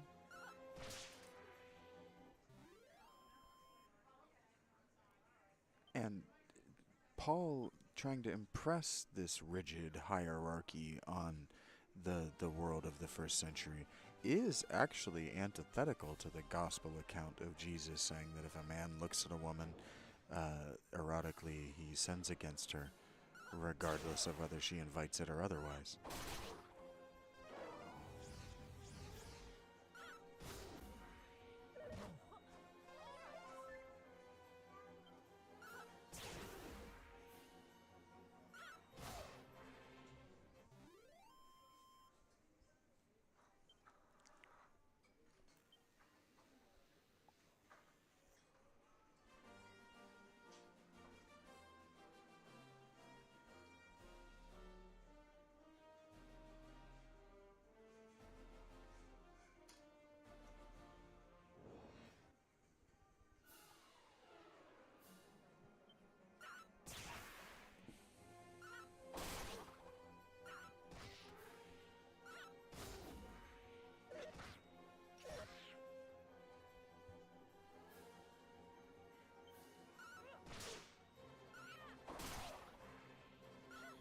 I wrote about this. I need to find it.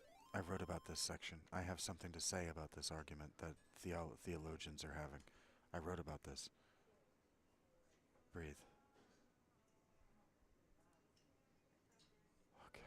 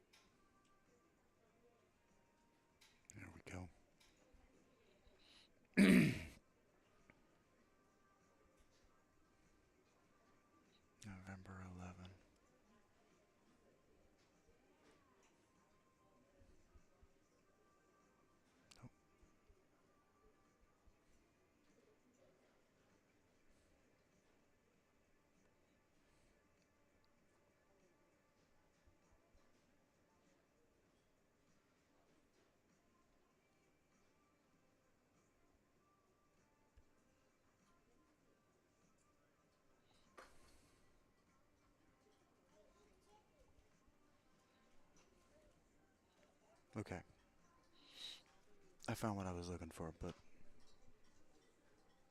thank you for sticking with me. I'll share that with you in a moment. I can't share that presently. That one is sensitive. I can already tell that it's sensitive.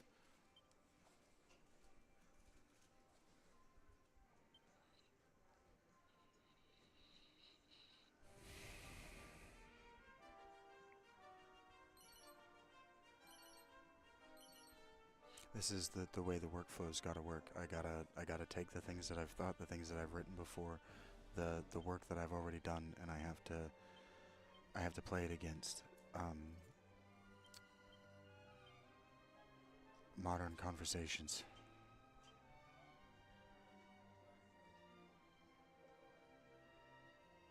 Wish I could move the camera.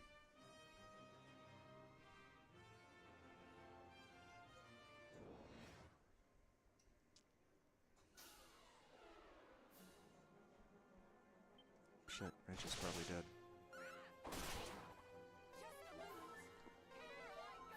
Very nice. Good God, Richie.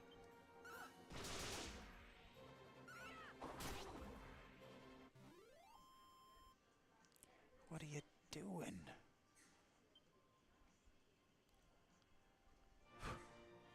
Oh, I wanted to see something.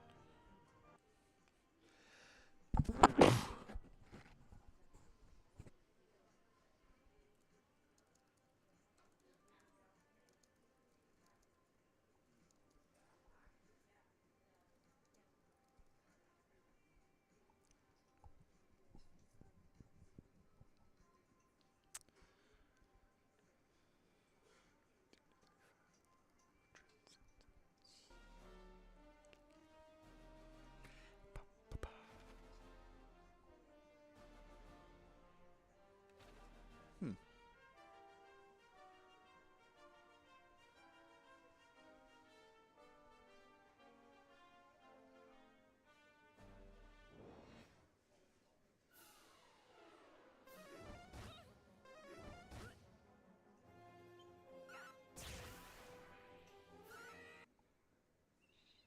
Mm.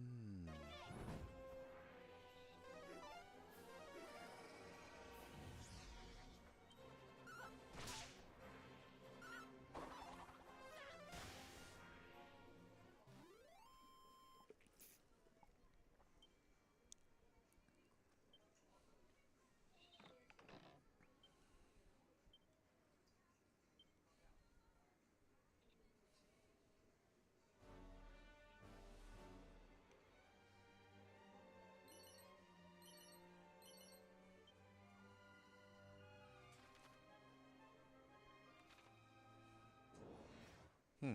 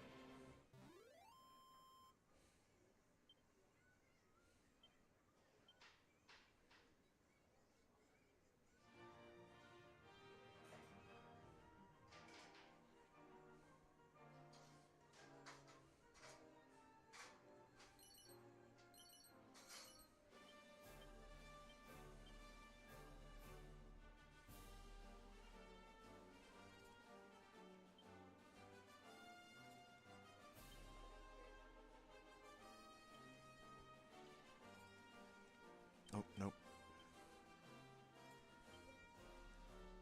Yes. Moving on. Finding gear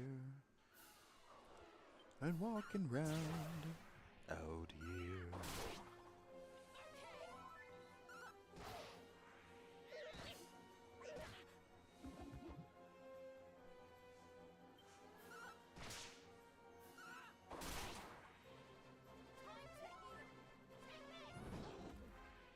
Whoosh.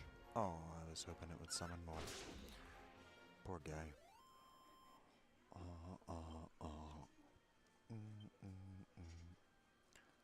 But I was kind of talking about this to begin with. No, I wasn't kind of talking about nothing. I was talking about this 4.5 hours ago. I play this game, and I like this setting.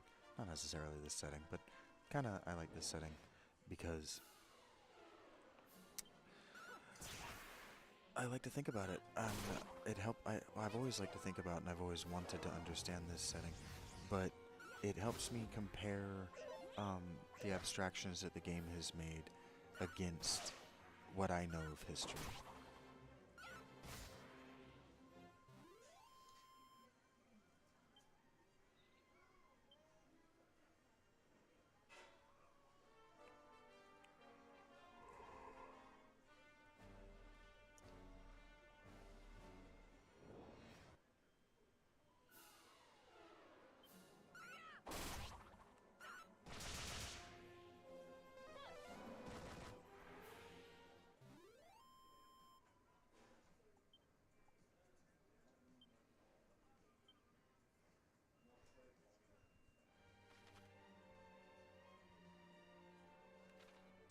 Yeah, I just don't trust Paul, man. I just don't.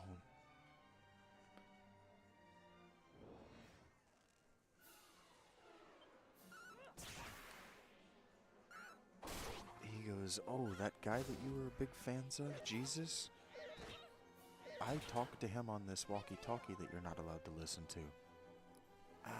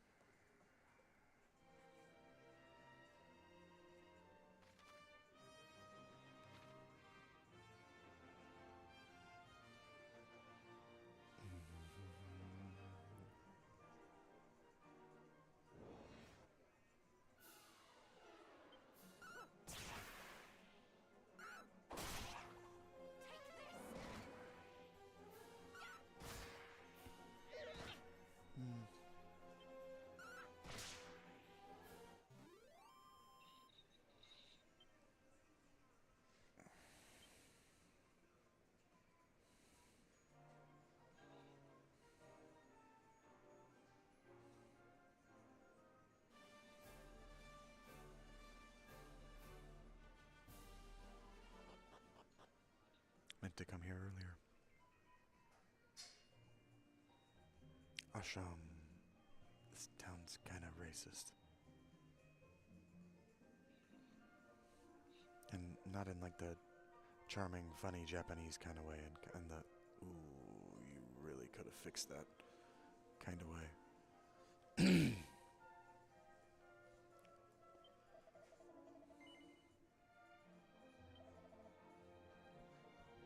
Do you sell? No. Nothing I want. See you, pal. Pum, pum, pum, pum, pum, pum, pum, pum. Okay, we're not buying weapons. Why are we here? There's nothing here that we want. Can rob this house? No, we can't either.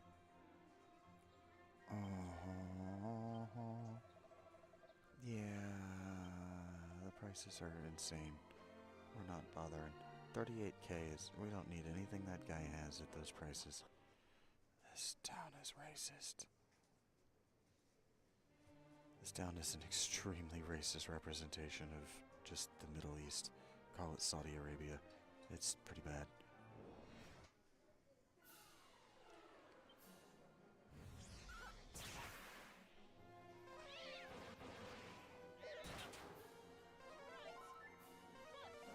The Japanese aren't big fans of the Middle East.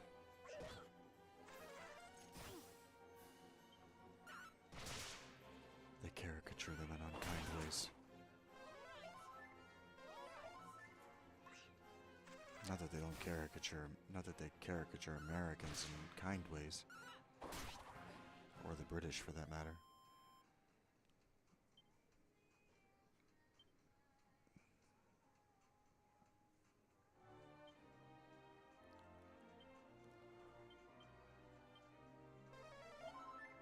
Alright.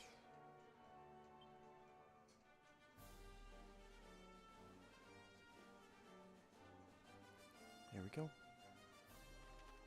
Tower Transplash.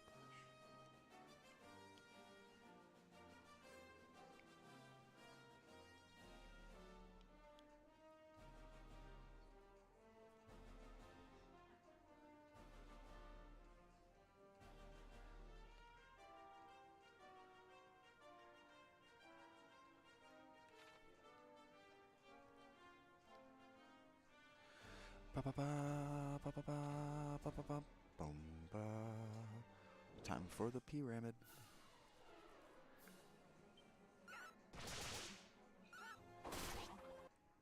How does this make sense?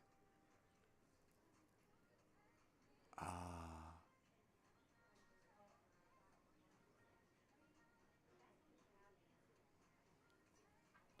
Yeah.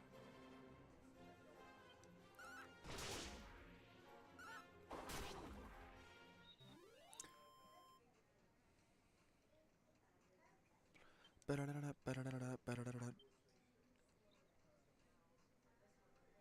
Eric, are you good? That's Miss S. Miss S will be alright. And then we're going this way. We're gonna come down here and hit the inn. It is too bad that I can't leave it just on auto attack, but whatever. It's one button press. I think I'll be okay.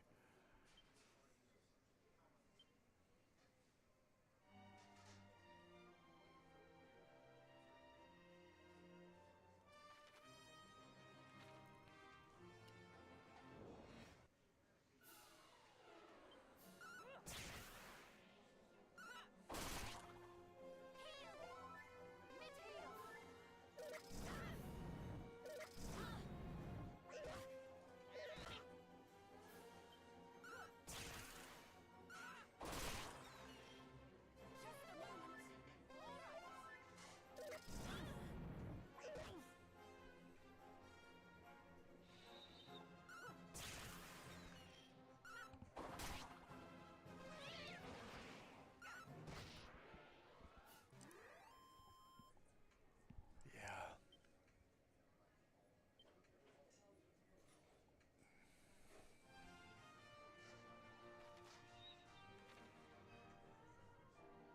Hey, T-Rex.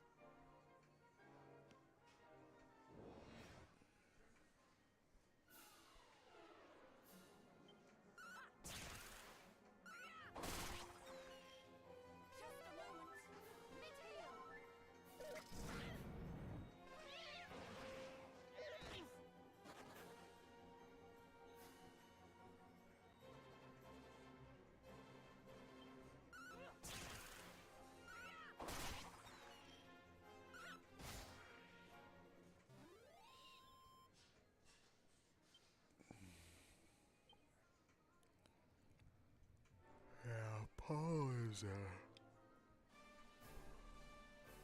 a whack job.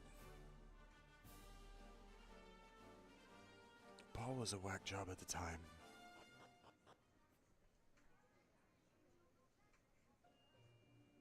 His church just won for some reason. And that becomes the question I have. Why? How? Hey, Mocrates. Yeah, you're our first day night puzzle. Uh-huh.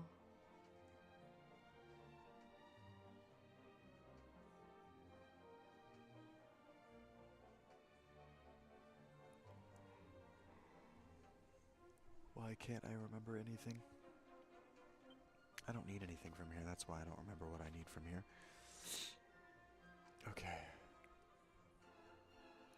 I said I wanted to go to the inn, right?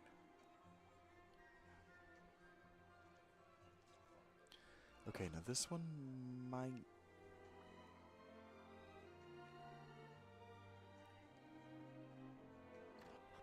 This one might be tough.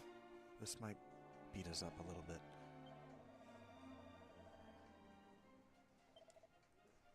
I should spend that money on gear.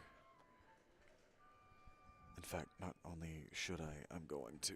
Even if it's only one weapon I end up being able to afford. I gotta... Maybe I could get a bladed boomerang. That'd be sweet. Sleepy boy. Understimulated boy is what he is.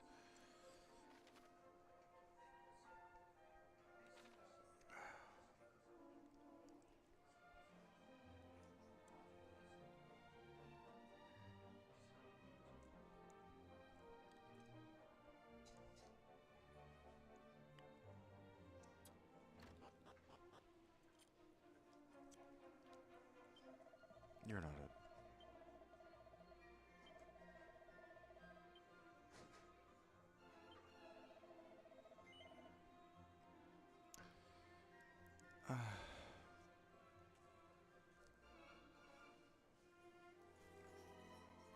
Huh.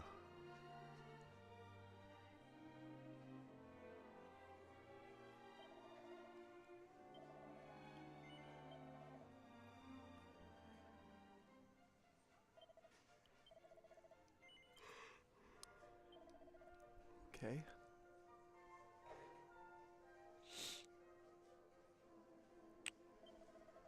Yeah, I'll do that. But I'm gonna find this stuff in this dungeon, I just know it. I'm gonna be annoyed I've done this. Like, I'm gonna find this. Oh.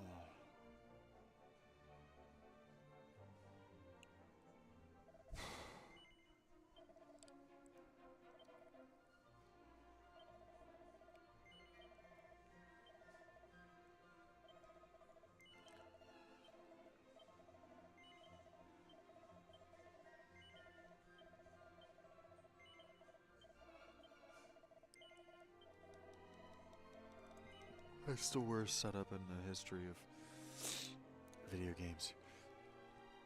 Okay, babe. Get ye home, get ye seepins. I might switch to something, I might switch to something else. If I'm feeling understimulated, it's because I've been playing this for 3 hours. Most of it standing still and talking about bullshit. Here we go.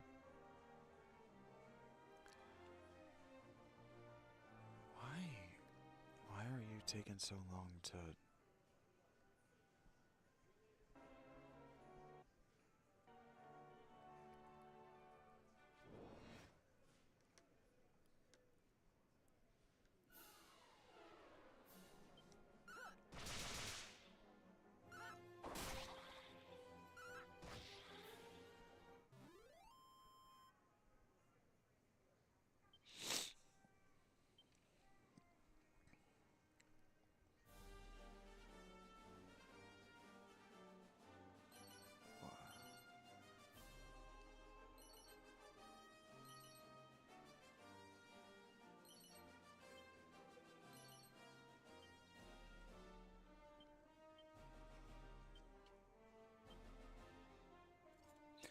It's too bad this doesn't change the character model. The class-specific armor should change the character model. So like that garish garb that I just picked up, only the gadabout could wear it. So it should change the gadabout's character. It should change the model. Even if it's just a color swap on the palette, it should change it somehow.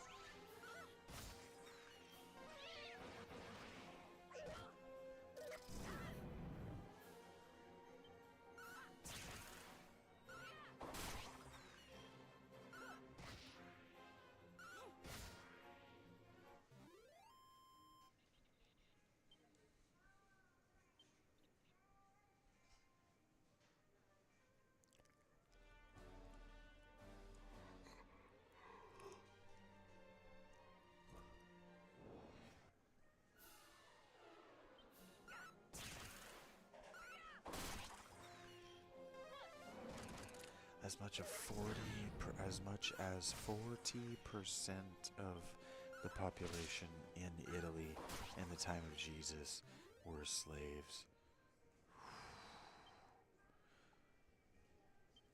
4 out of every 10 is 2 out of every 5 people. In this room right now, there are 5 people. That's crazy.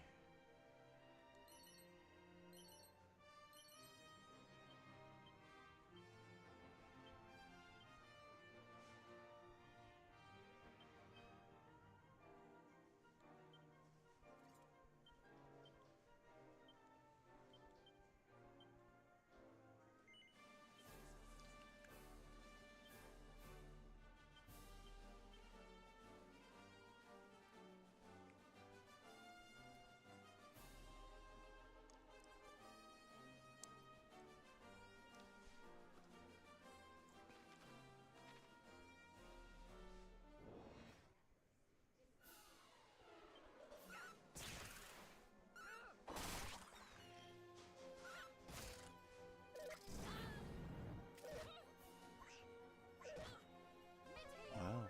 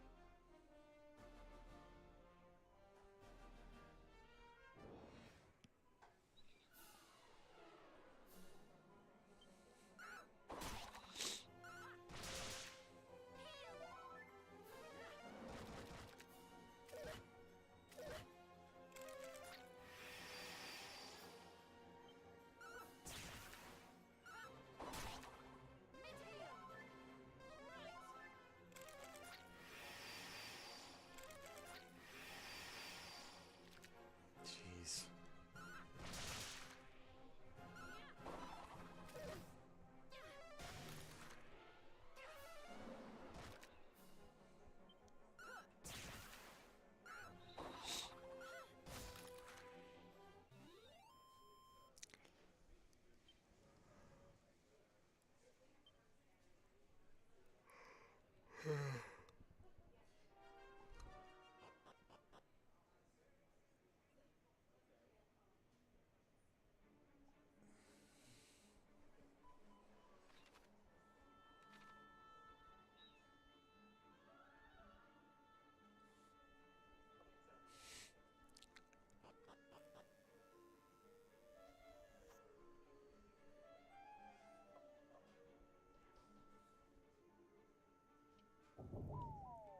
Whoops.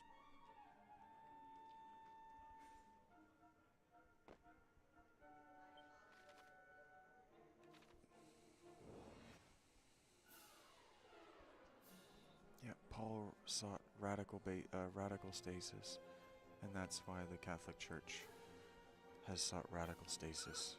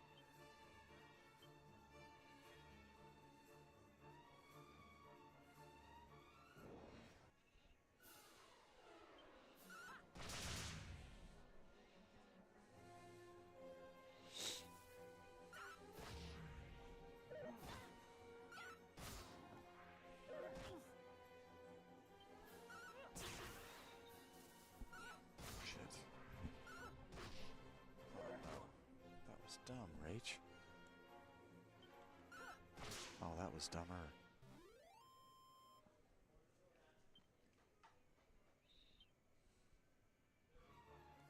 Why didn't you heal your... Why didn't you heal yourself? It's basically all you do. Oh, okay. Mysterious power nullified the spell. Is this using...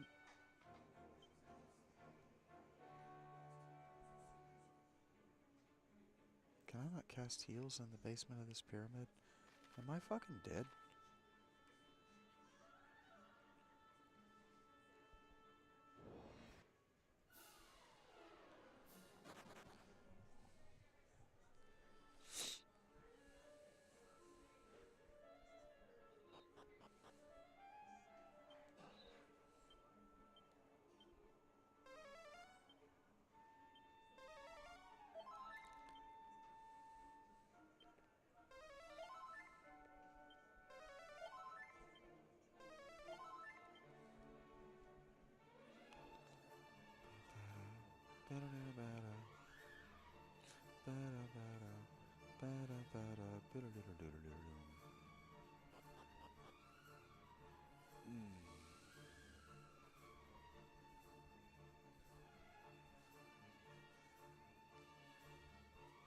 Oh! They do this so you can't cast Zoom. Or evac. Watch. Oh. Yeah. Smart. Good game design. It's not much of a trap if you can just teleport out of it. Philemon?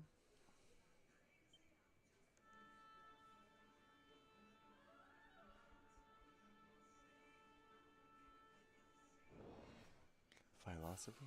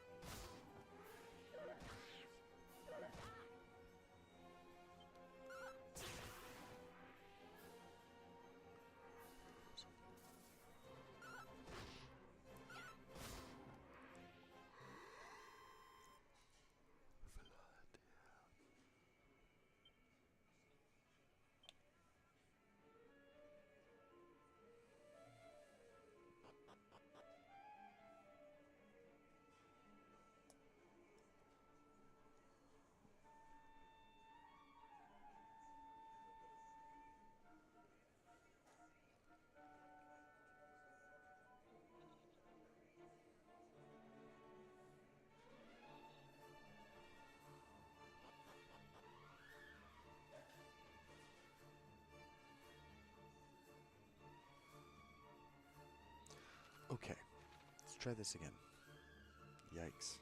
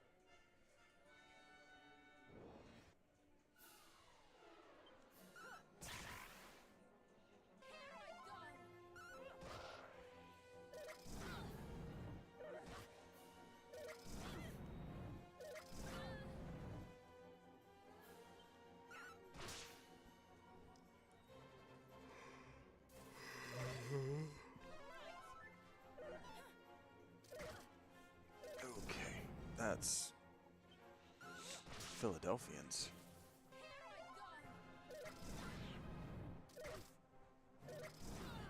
Oof.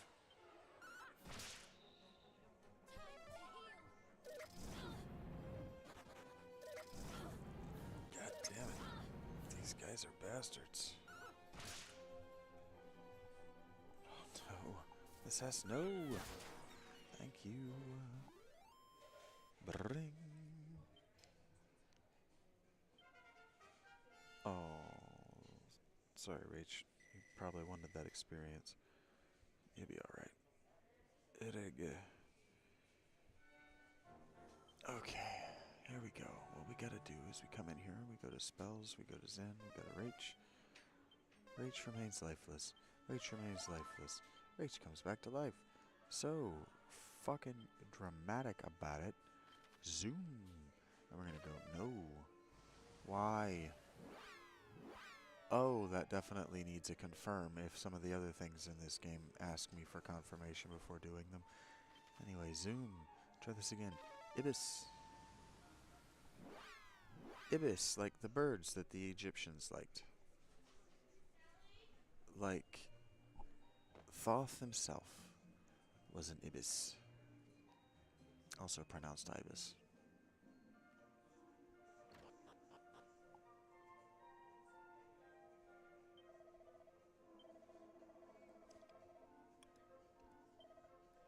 Watch me be totally wrong about everything I just said. Isn't ibis like a long-beaked bird from Egypt? I'm sleepy enough that I don't remember anymore.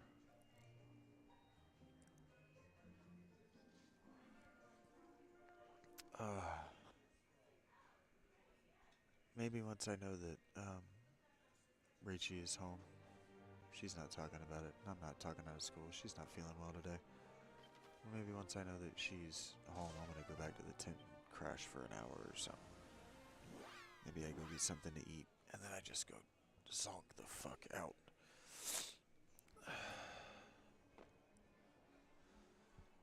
But I kind of feel like I should wait for my battery to finish charging.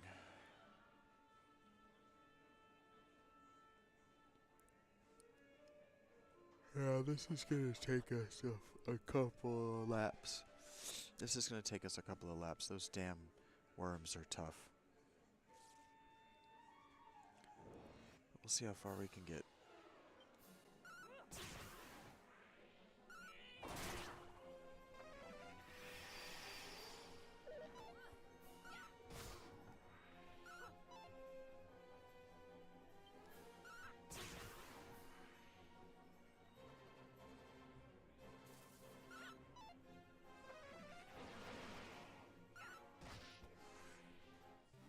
Or maybe I just drop off the live for a little while.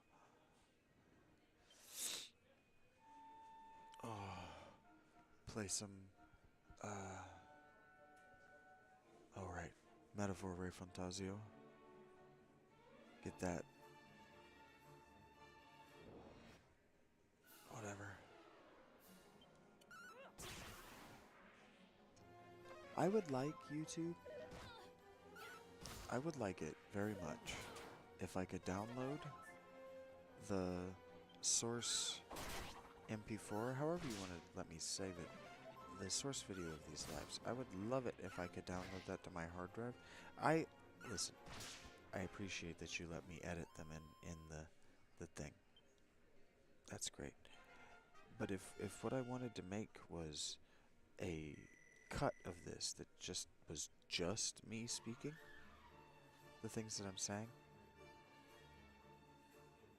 it's also going to cut out everything I cut out. And that's inconvenient. That's all I'm saying. It's inconvenient. Or that I can't make a second cut right there from the YouTube software. That's good editing software. That I can't make two posts. The edited version and the uncut version. Right there in the browser here on the desktop is a bummer. Damn it. Fuck.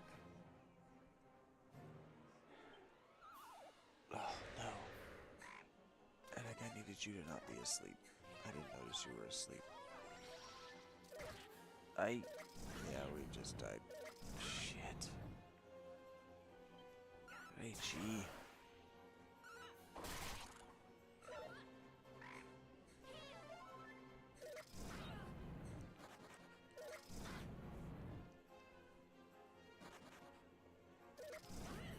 Oh no. We gonna wipe? Do it. Do it. Bring it on. We'll go old school. Dragon Quest 2.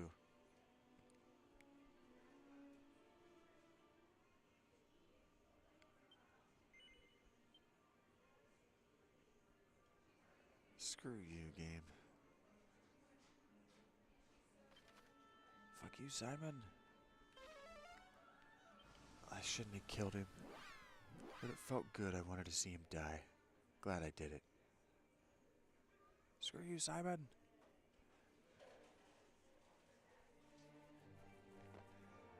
You still around, Raichi?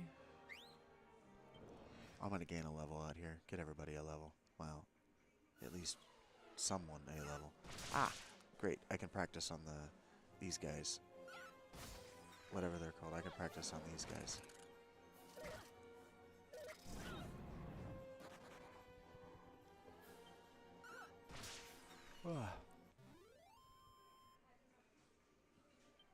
Bam bam bam bam bam bam bam bam bam bam bam bam boom boom boom boom boom.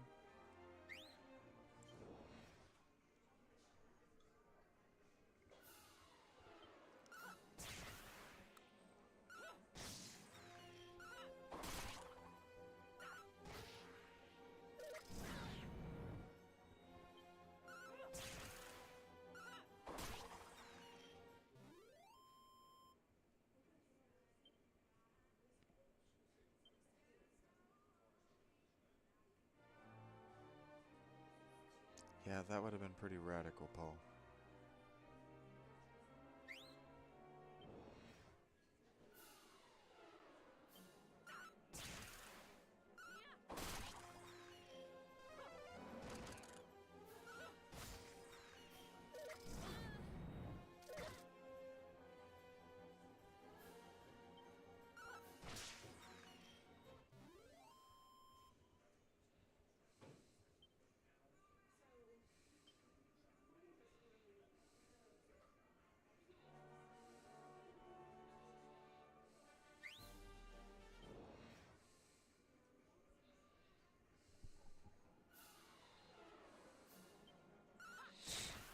I see.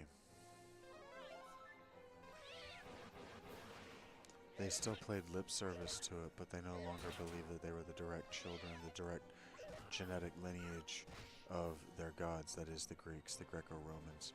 They no longer believed that they were the direct genetic descendants of their gods, and their creation myths were pretty loose at best. So Paul basically made a different conversion method to allow Gentiles to be Jews. But because they were the dominant culture of the time, he also made them the higher rung in God's kingdom.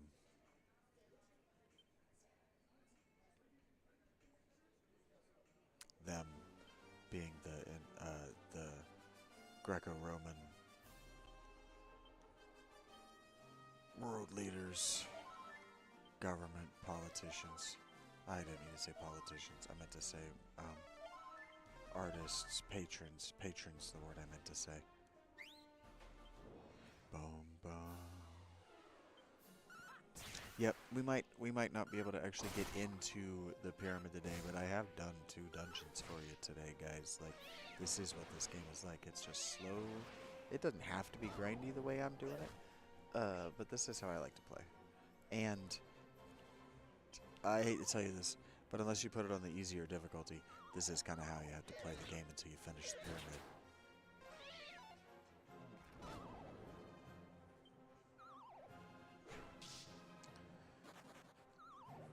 Like, we gotta get we're eventually going to find the 50 minimum of the monsters.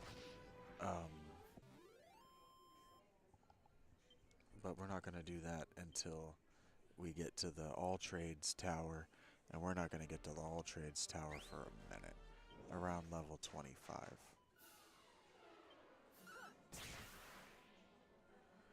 So we may as well just go ahead and get to level 25.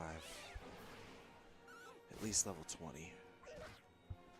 That might be the smart move here, is to just stand out here like this and get to level 20. Because every level we get, it'll get easier, and then we can just run up to the top of the pyramid, grab the thing we need out of the top of the pyramid, and move this story along. I find this useful. It gives me time to read these books. It gives me something to do with my eyes and my hands. Don't leave me bored. And yeah, I'm extremely understimulated. As far as I'm very relaxed. I've been smoking weed all damn morning.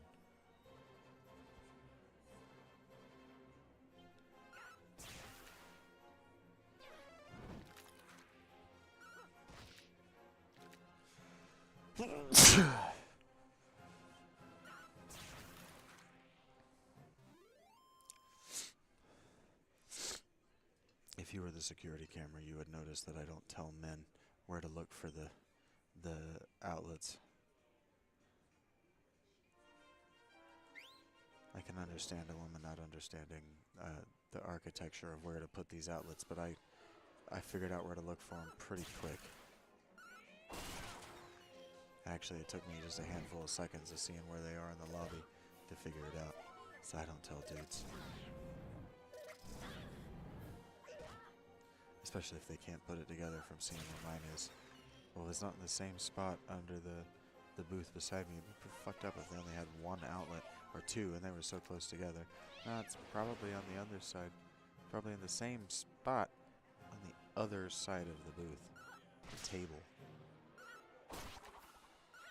Lo and behold.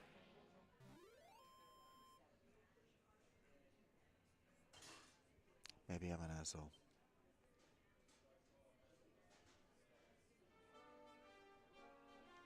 It's possible. Am I going to apologize for it?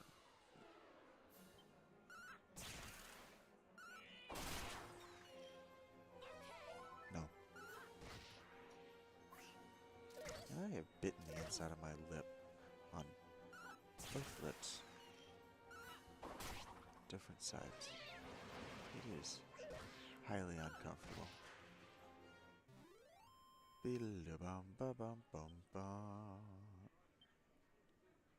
Yeah, this is just what we're doing.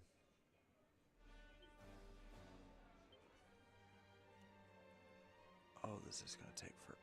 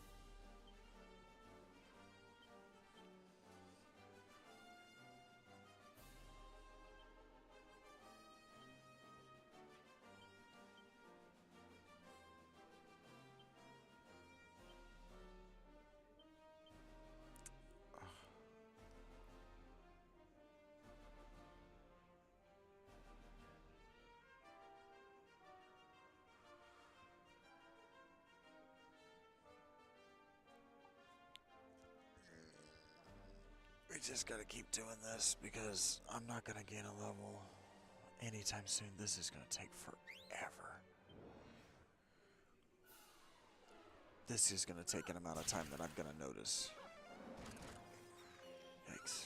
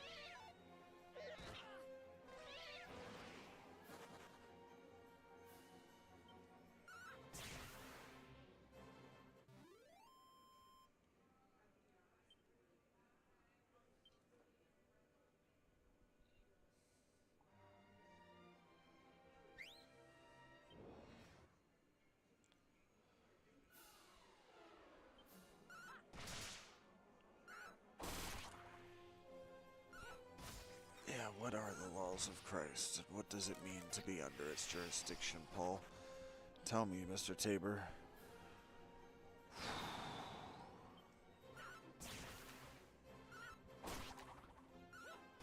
Correct. Okay.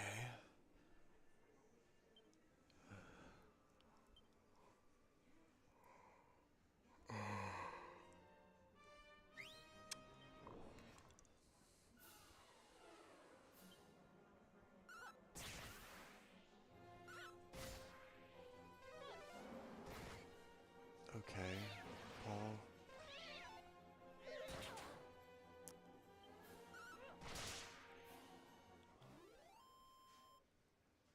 So they don't have to be Jewish, they don't have to get circumcised, they don't have to follow the celebrations, but they have to follow the laws of the Torah.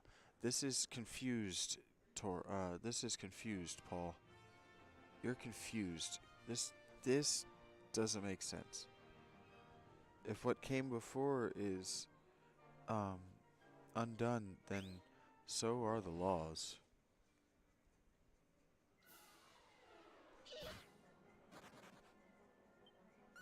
Paul thinks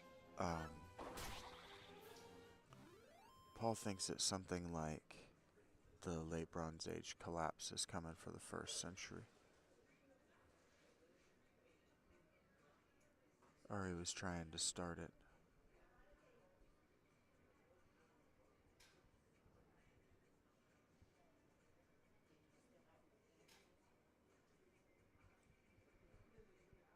He thought if he could get enough people to drop out, not have kids, that Rome would collapse under its own weight. And it did ultimately collapse under its own weight. But not because people weren't having kids. Not because of magic at all. Because they didn't pay their debts.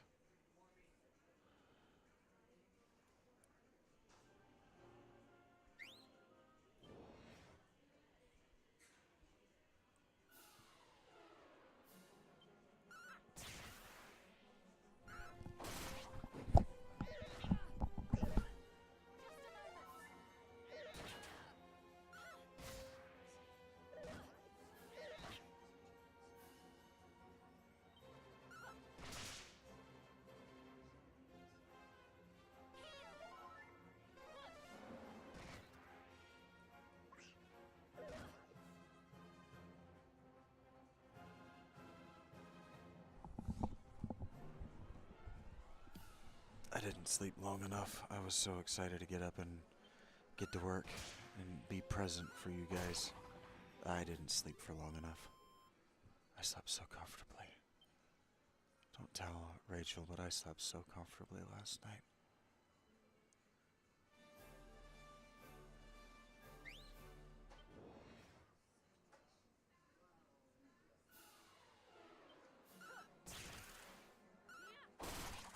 Like I woke up and I had to pee, and I thought, I tried to sleep through it. I thought I might be able to sleep through it, but because of my pelvic injury, I can't. It starts to hurt.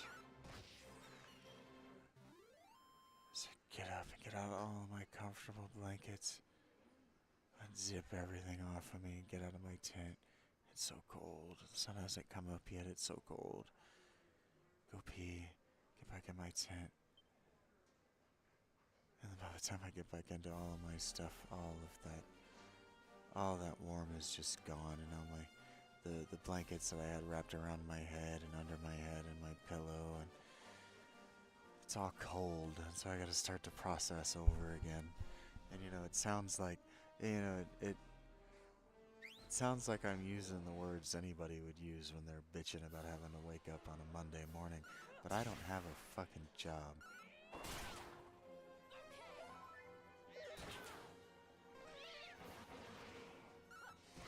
I lay there for a few minutes and I was like, alright, let's do this. You're excited to work. You don't want to go back to sleep. You just wanted to enjoy expected last night to be a fucking nightmare. And it was so warm and so comfortable.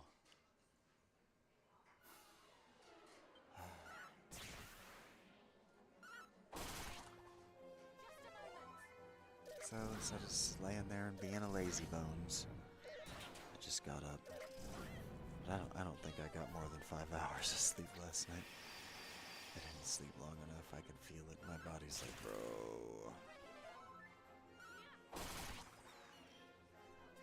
The caffeine's not enough. I need to eat, and I'm gonna yonk right out.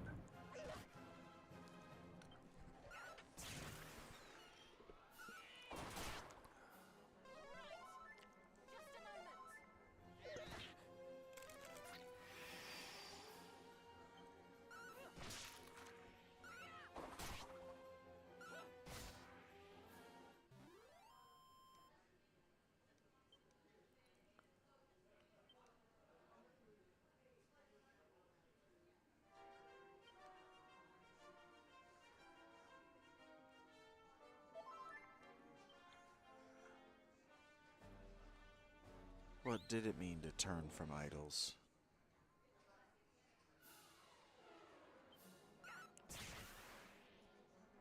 I think I was here by 8 o'clock. Oh wait, I've been live for 5.5 hours. There we go. That's how I can know how long I've been live. Dun dun, boom gun dun, boom geen dun, boom gun dun, diddly diddly diddly diddly dunk.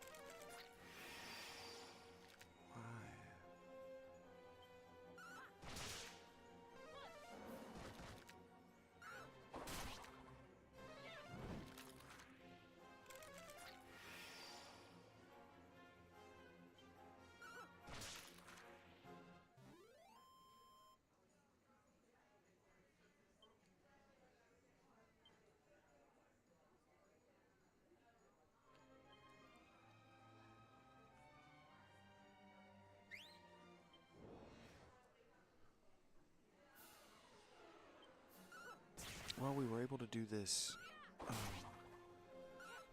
I was able to use all of my MP doing this, just standing here grinding XP. So that's a good sign that I should be able to make it to the top of the pyramid. But whew, 110 XP is really not shit. I'm probably not even close to a level. Hey, look at that, I am close. 10 more fights. Actually,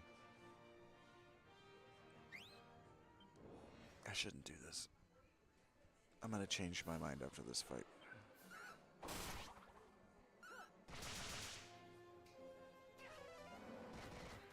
Oh my. Early Pauline Christian convert Gentiles were still frequenting the brothels. But the brothels weren't just brothels. They were effectively pagan temple sites. That was a religious expression. So they were doing religious type things that they weren't supposed to be doing, which means that his rules didn't fully make sense to the people he was telling them to. He was trying to impose rules that didn't make sense to people onto people who were very concerned with their afterlives.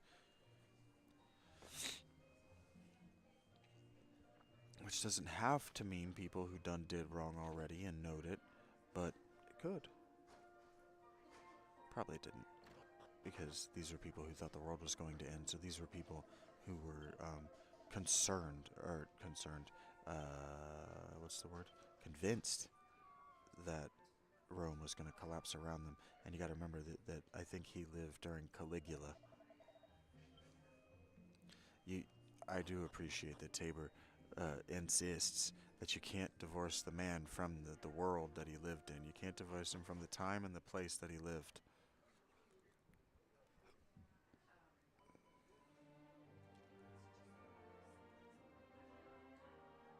That looks crazy.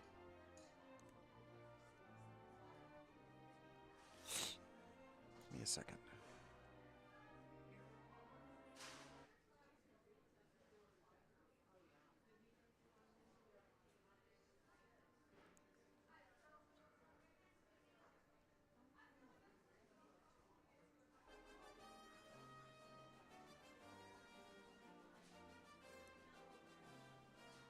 Oh, don't do that. I almost closed out of the page because that looked so crazy. I don't know whether you're landing inside me or I'm landing on top of you guys, but it looks crazy when we stand next to one another. Well, inside one another.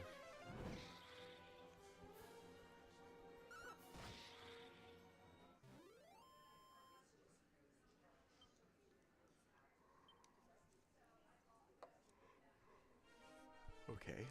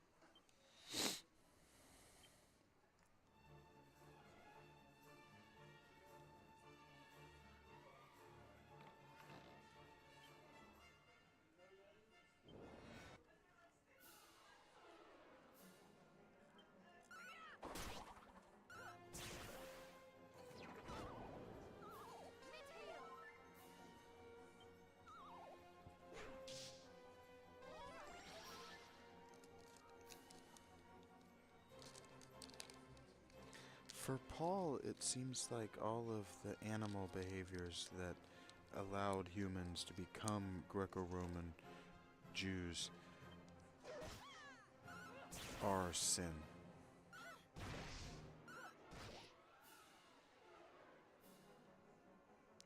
Which, from a neurobiological or human evolutionary, psychological perspective, actually makes a lot more sense than I think you're ready to hear.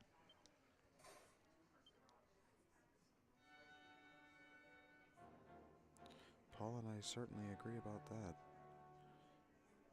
Behaving like an animal is to not certainly be Christian.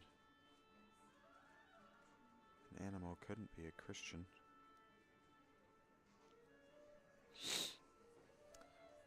But it seems like what he's saying is the more base.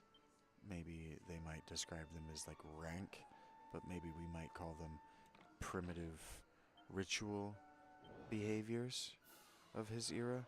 He seems to be identify as, oh shit, Rachie died on that last fight while I was fucking running my fingernails. I'm gonna wipe on this fight if I'm not. Shit.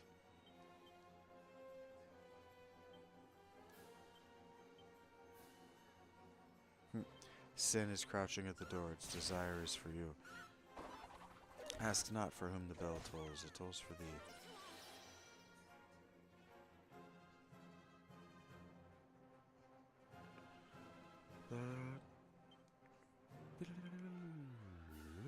Oh wait. I can do this. I can make this happen. Come on. There we go. Now, non-zero chance we still wipe, but there we go. Good job, Rachie. Bum, bum, bum, bum, bum. Bum, bum, bum, bum, bum. I need... Oh, I'm asleep. You guys want to fight and fucking kill this thing? Oh boy. We can't run. We get to die. Damn.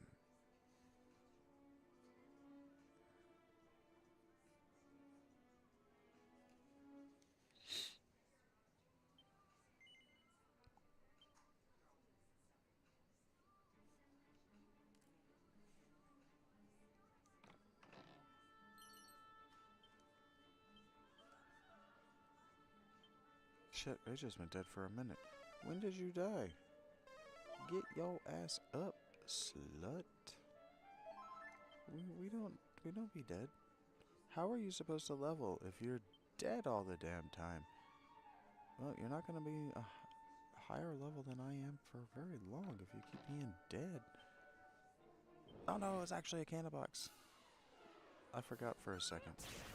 No, I didn't. I am a liar and a pretender pants.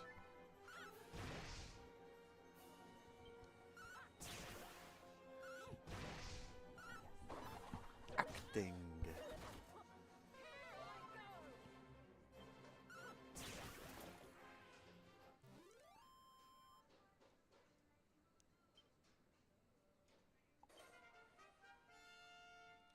Bibbidi bip bong ping pong.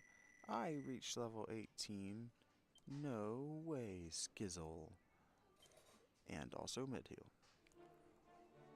Very nice. Don't fall in that hole, big boy.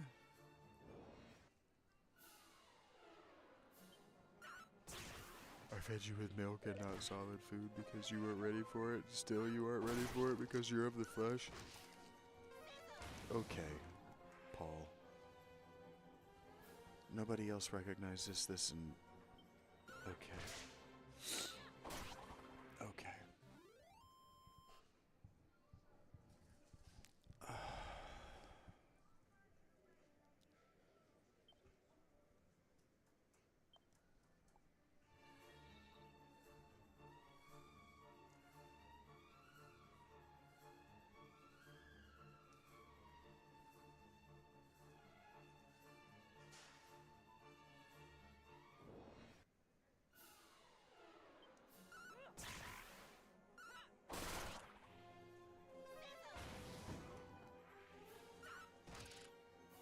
Abusing the sacredness of the Lord's Supper. What could that mean?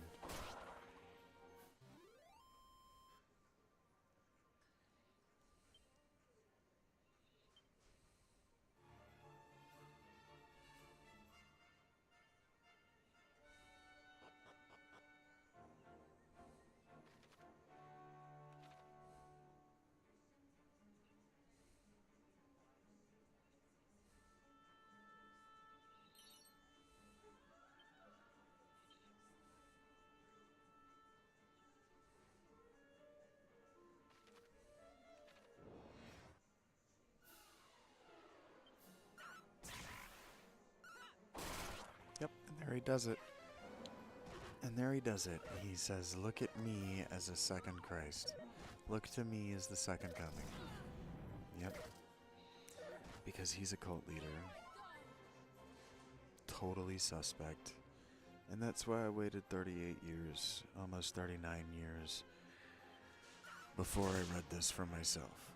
Because, while I like some of his prose poetry, I like some of what he wrote, I had a feeling. I just had a feeling. Christianity is too rife with cultists of personality who want to get people to kill themselves and give away all of their belongings. To the cult leader, it's too rife to have not been there right at the beginning. And so if that's not what Jesus wanted, it is what Paul wanted. Paul wanted control over people with dead minds. He wanted them to surrender their will, surrender their self-preservation to him. And he used the most convenient icon of his day, a dead man.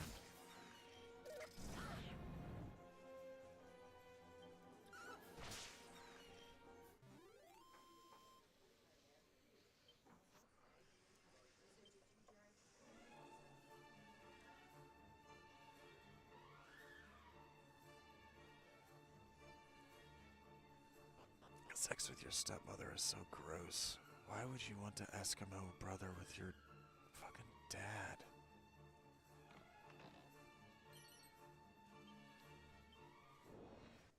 Ugh.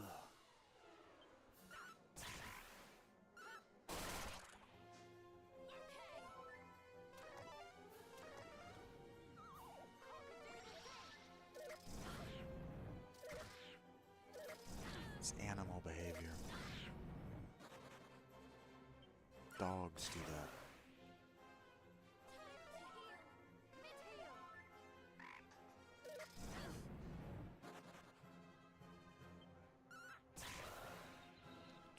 Thinking to myself that maybe I'm gonna get up and get something to eat here at 2 o'clock, and I'm just not gonna.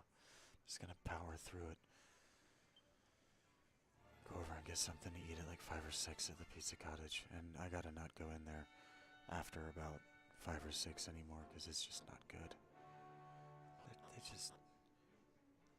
They act like 8 o'clock is really close to 10 o'clock.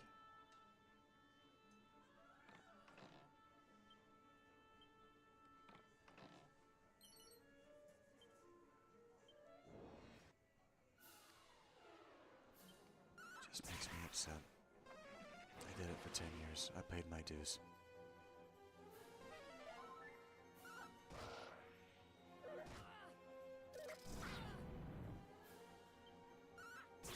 She did it for 15 years. I paid my dues.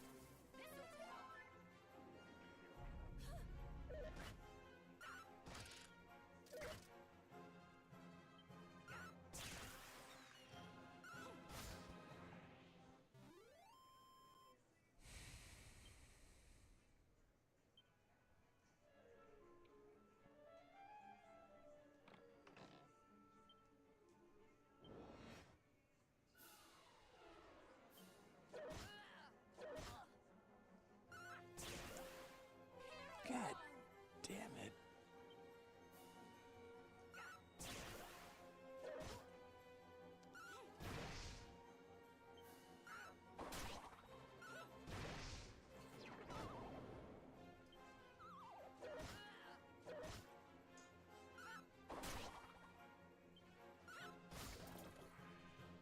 Jeez.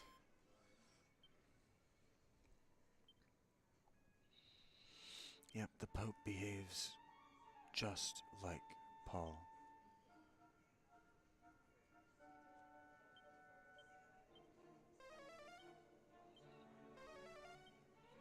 Why, guys? Oh my god, Eric. Why?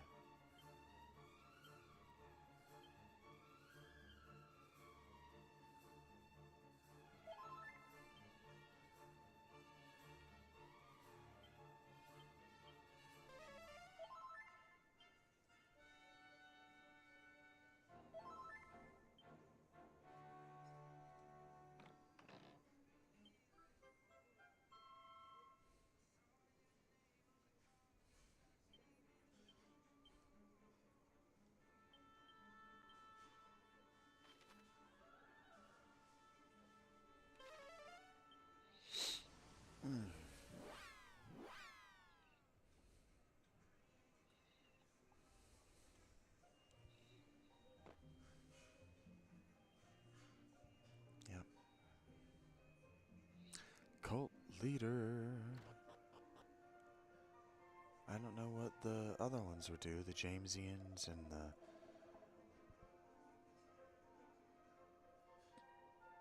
Wait a minute. The Petrine churches.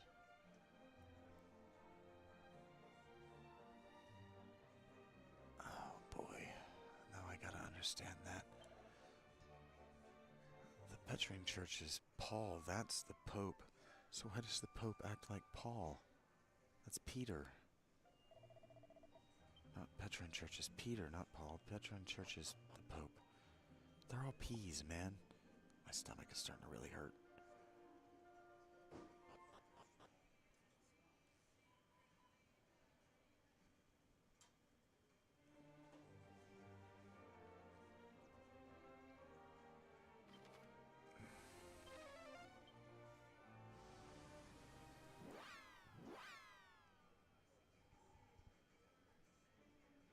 I wish they had a Reuben. Wish they had good sandwiches.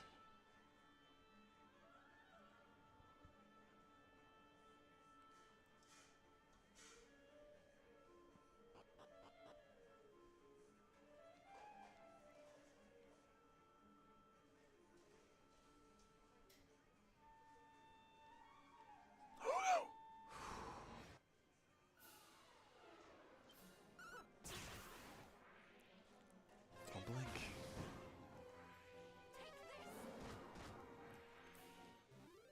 Bam bam bam bam bam bam bam bam bam bam bam bam boom boom boom boom bam. Hey friend. I was talking to the pot. Also, I seem to have another viewer. Welcome. Analytics, man. Real time and stuff. Pew. Pachow. Fuck you. How do you feel about that? Probably not good, you jerk. Haha. How about it?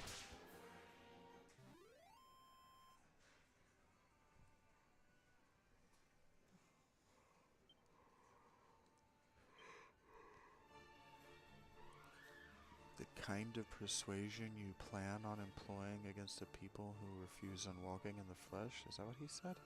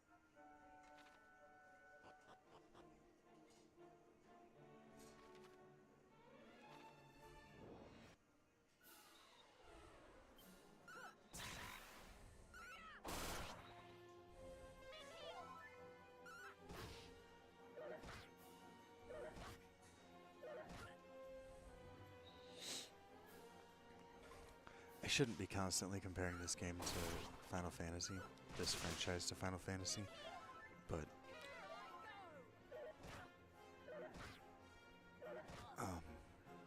damn it. One of the things that I have always liked about Final Fantasy is that you can use tents on save points to restore all your mana, and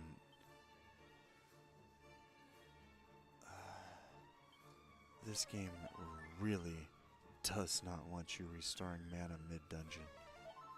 Just, it is not about it.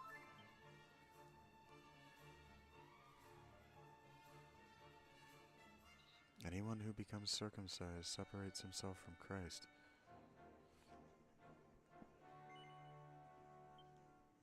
No.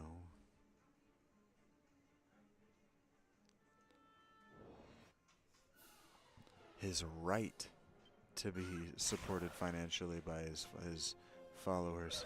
His right to be supported financially by his followers. Yeah, when Peter and James aren't being supported financially by their apostle or by their supporters, that's something. And his response is, "Have I not seen Jesus the Lord?" We don't know what you've seen. You're a cultist. You are the worst kind of person imaginable.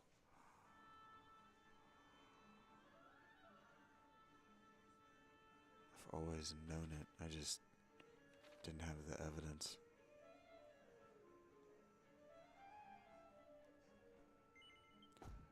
Do we not have the right to be accompanied by a wife? He says. I went to the wrong one.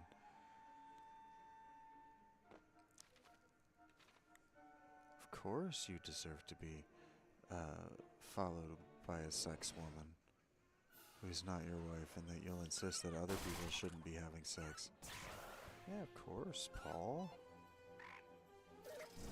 Who's gonna tell on you? Women aren't allowed to talk in public in your cult. Huh?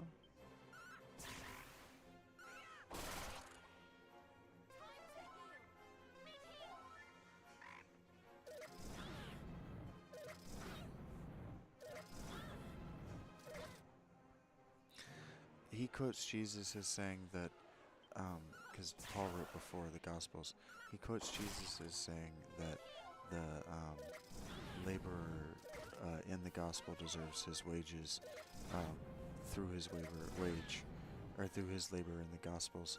But that's not what Jesus says when in the Gospels, when he says that the workman earns his wage. Those are different things.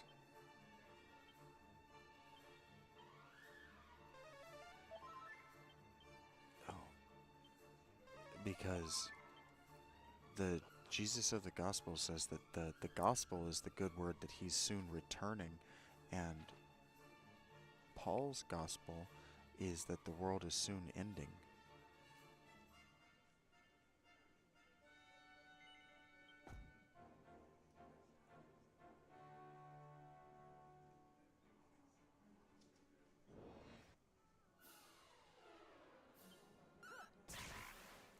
Paul is teaching that everyone is going to die, and Jesus is teaching that the future is going to be better. These are different gospels. These are different good newses. That the future is going to be better, and we're doing everything we can to make it that way, is a different kind of good news than the material reality is going to stop existing and we're all going to be dead. Those are fundamentally different messages. And so to some people, that the current material reality is going to dissolve into nothing might be good news. There are people today for whom that might be good news, but that's not good news. That's the worst possible news.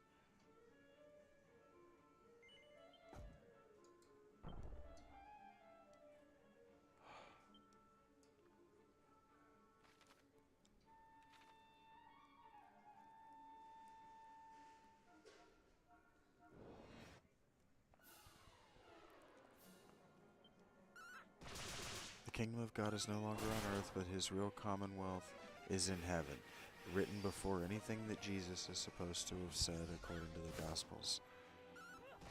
And so the Gospels have to tell that they're called the Gospels because they have to tell the story contra to what Paul is going around telling people, because Paul got it wrong. That's why they were written anonymously. And that's why they seem to build on one another chronologically, and then that's why John contradicts the chronological build out, because they made errors.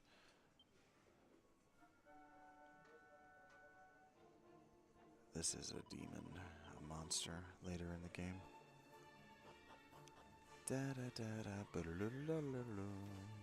They can shape change. I don't think I have the key for this, do I?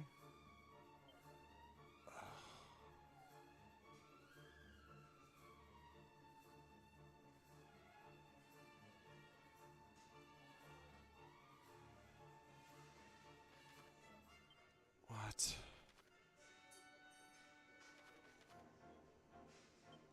God.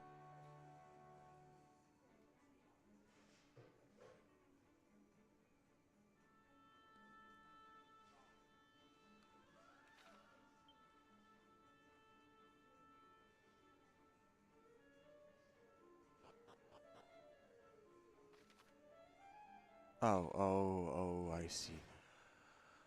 I was about to have an existential crisis and freak all the way out. Oh, we're dead. I made a mistake. Why didn't you heal? Because you don't have any heals. What? Why didn't that heal him? Oh, come on! Didn't need to do that.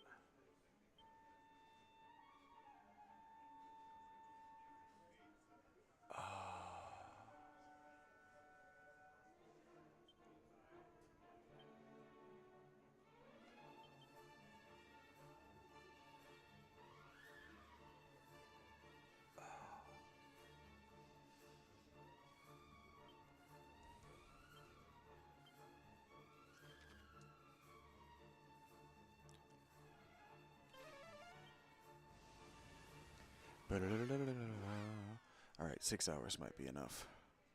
I gotta bring one of you idiots back to life, Miss S. And then I think I'm gonna take a break. Maybe think about getting something to eat. Maybe go back to the tent and crash my ass. Face down.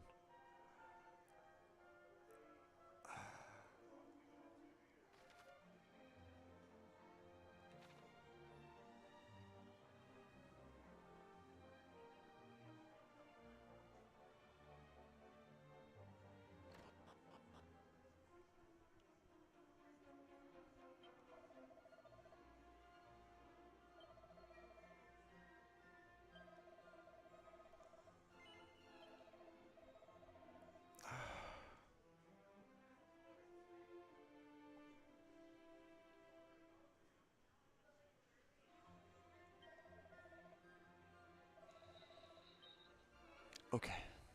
No. Yeah.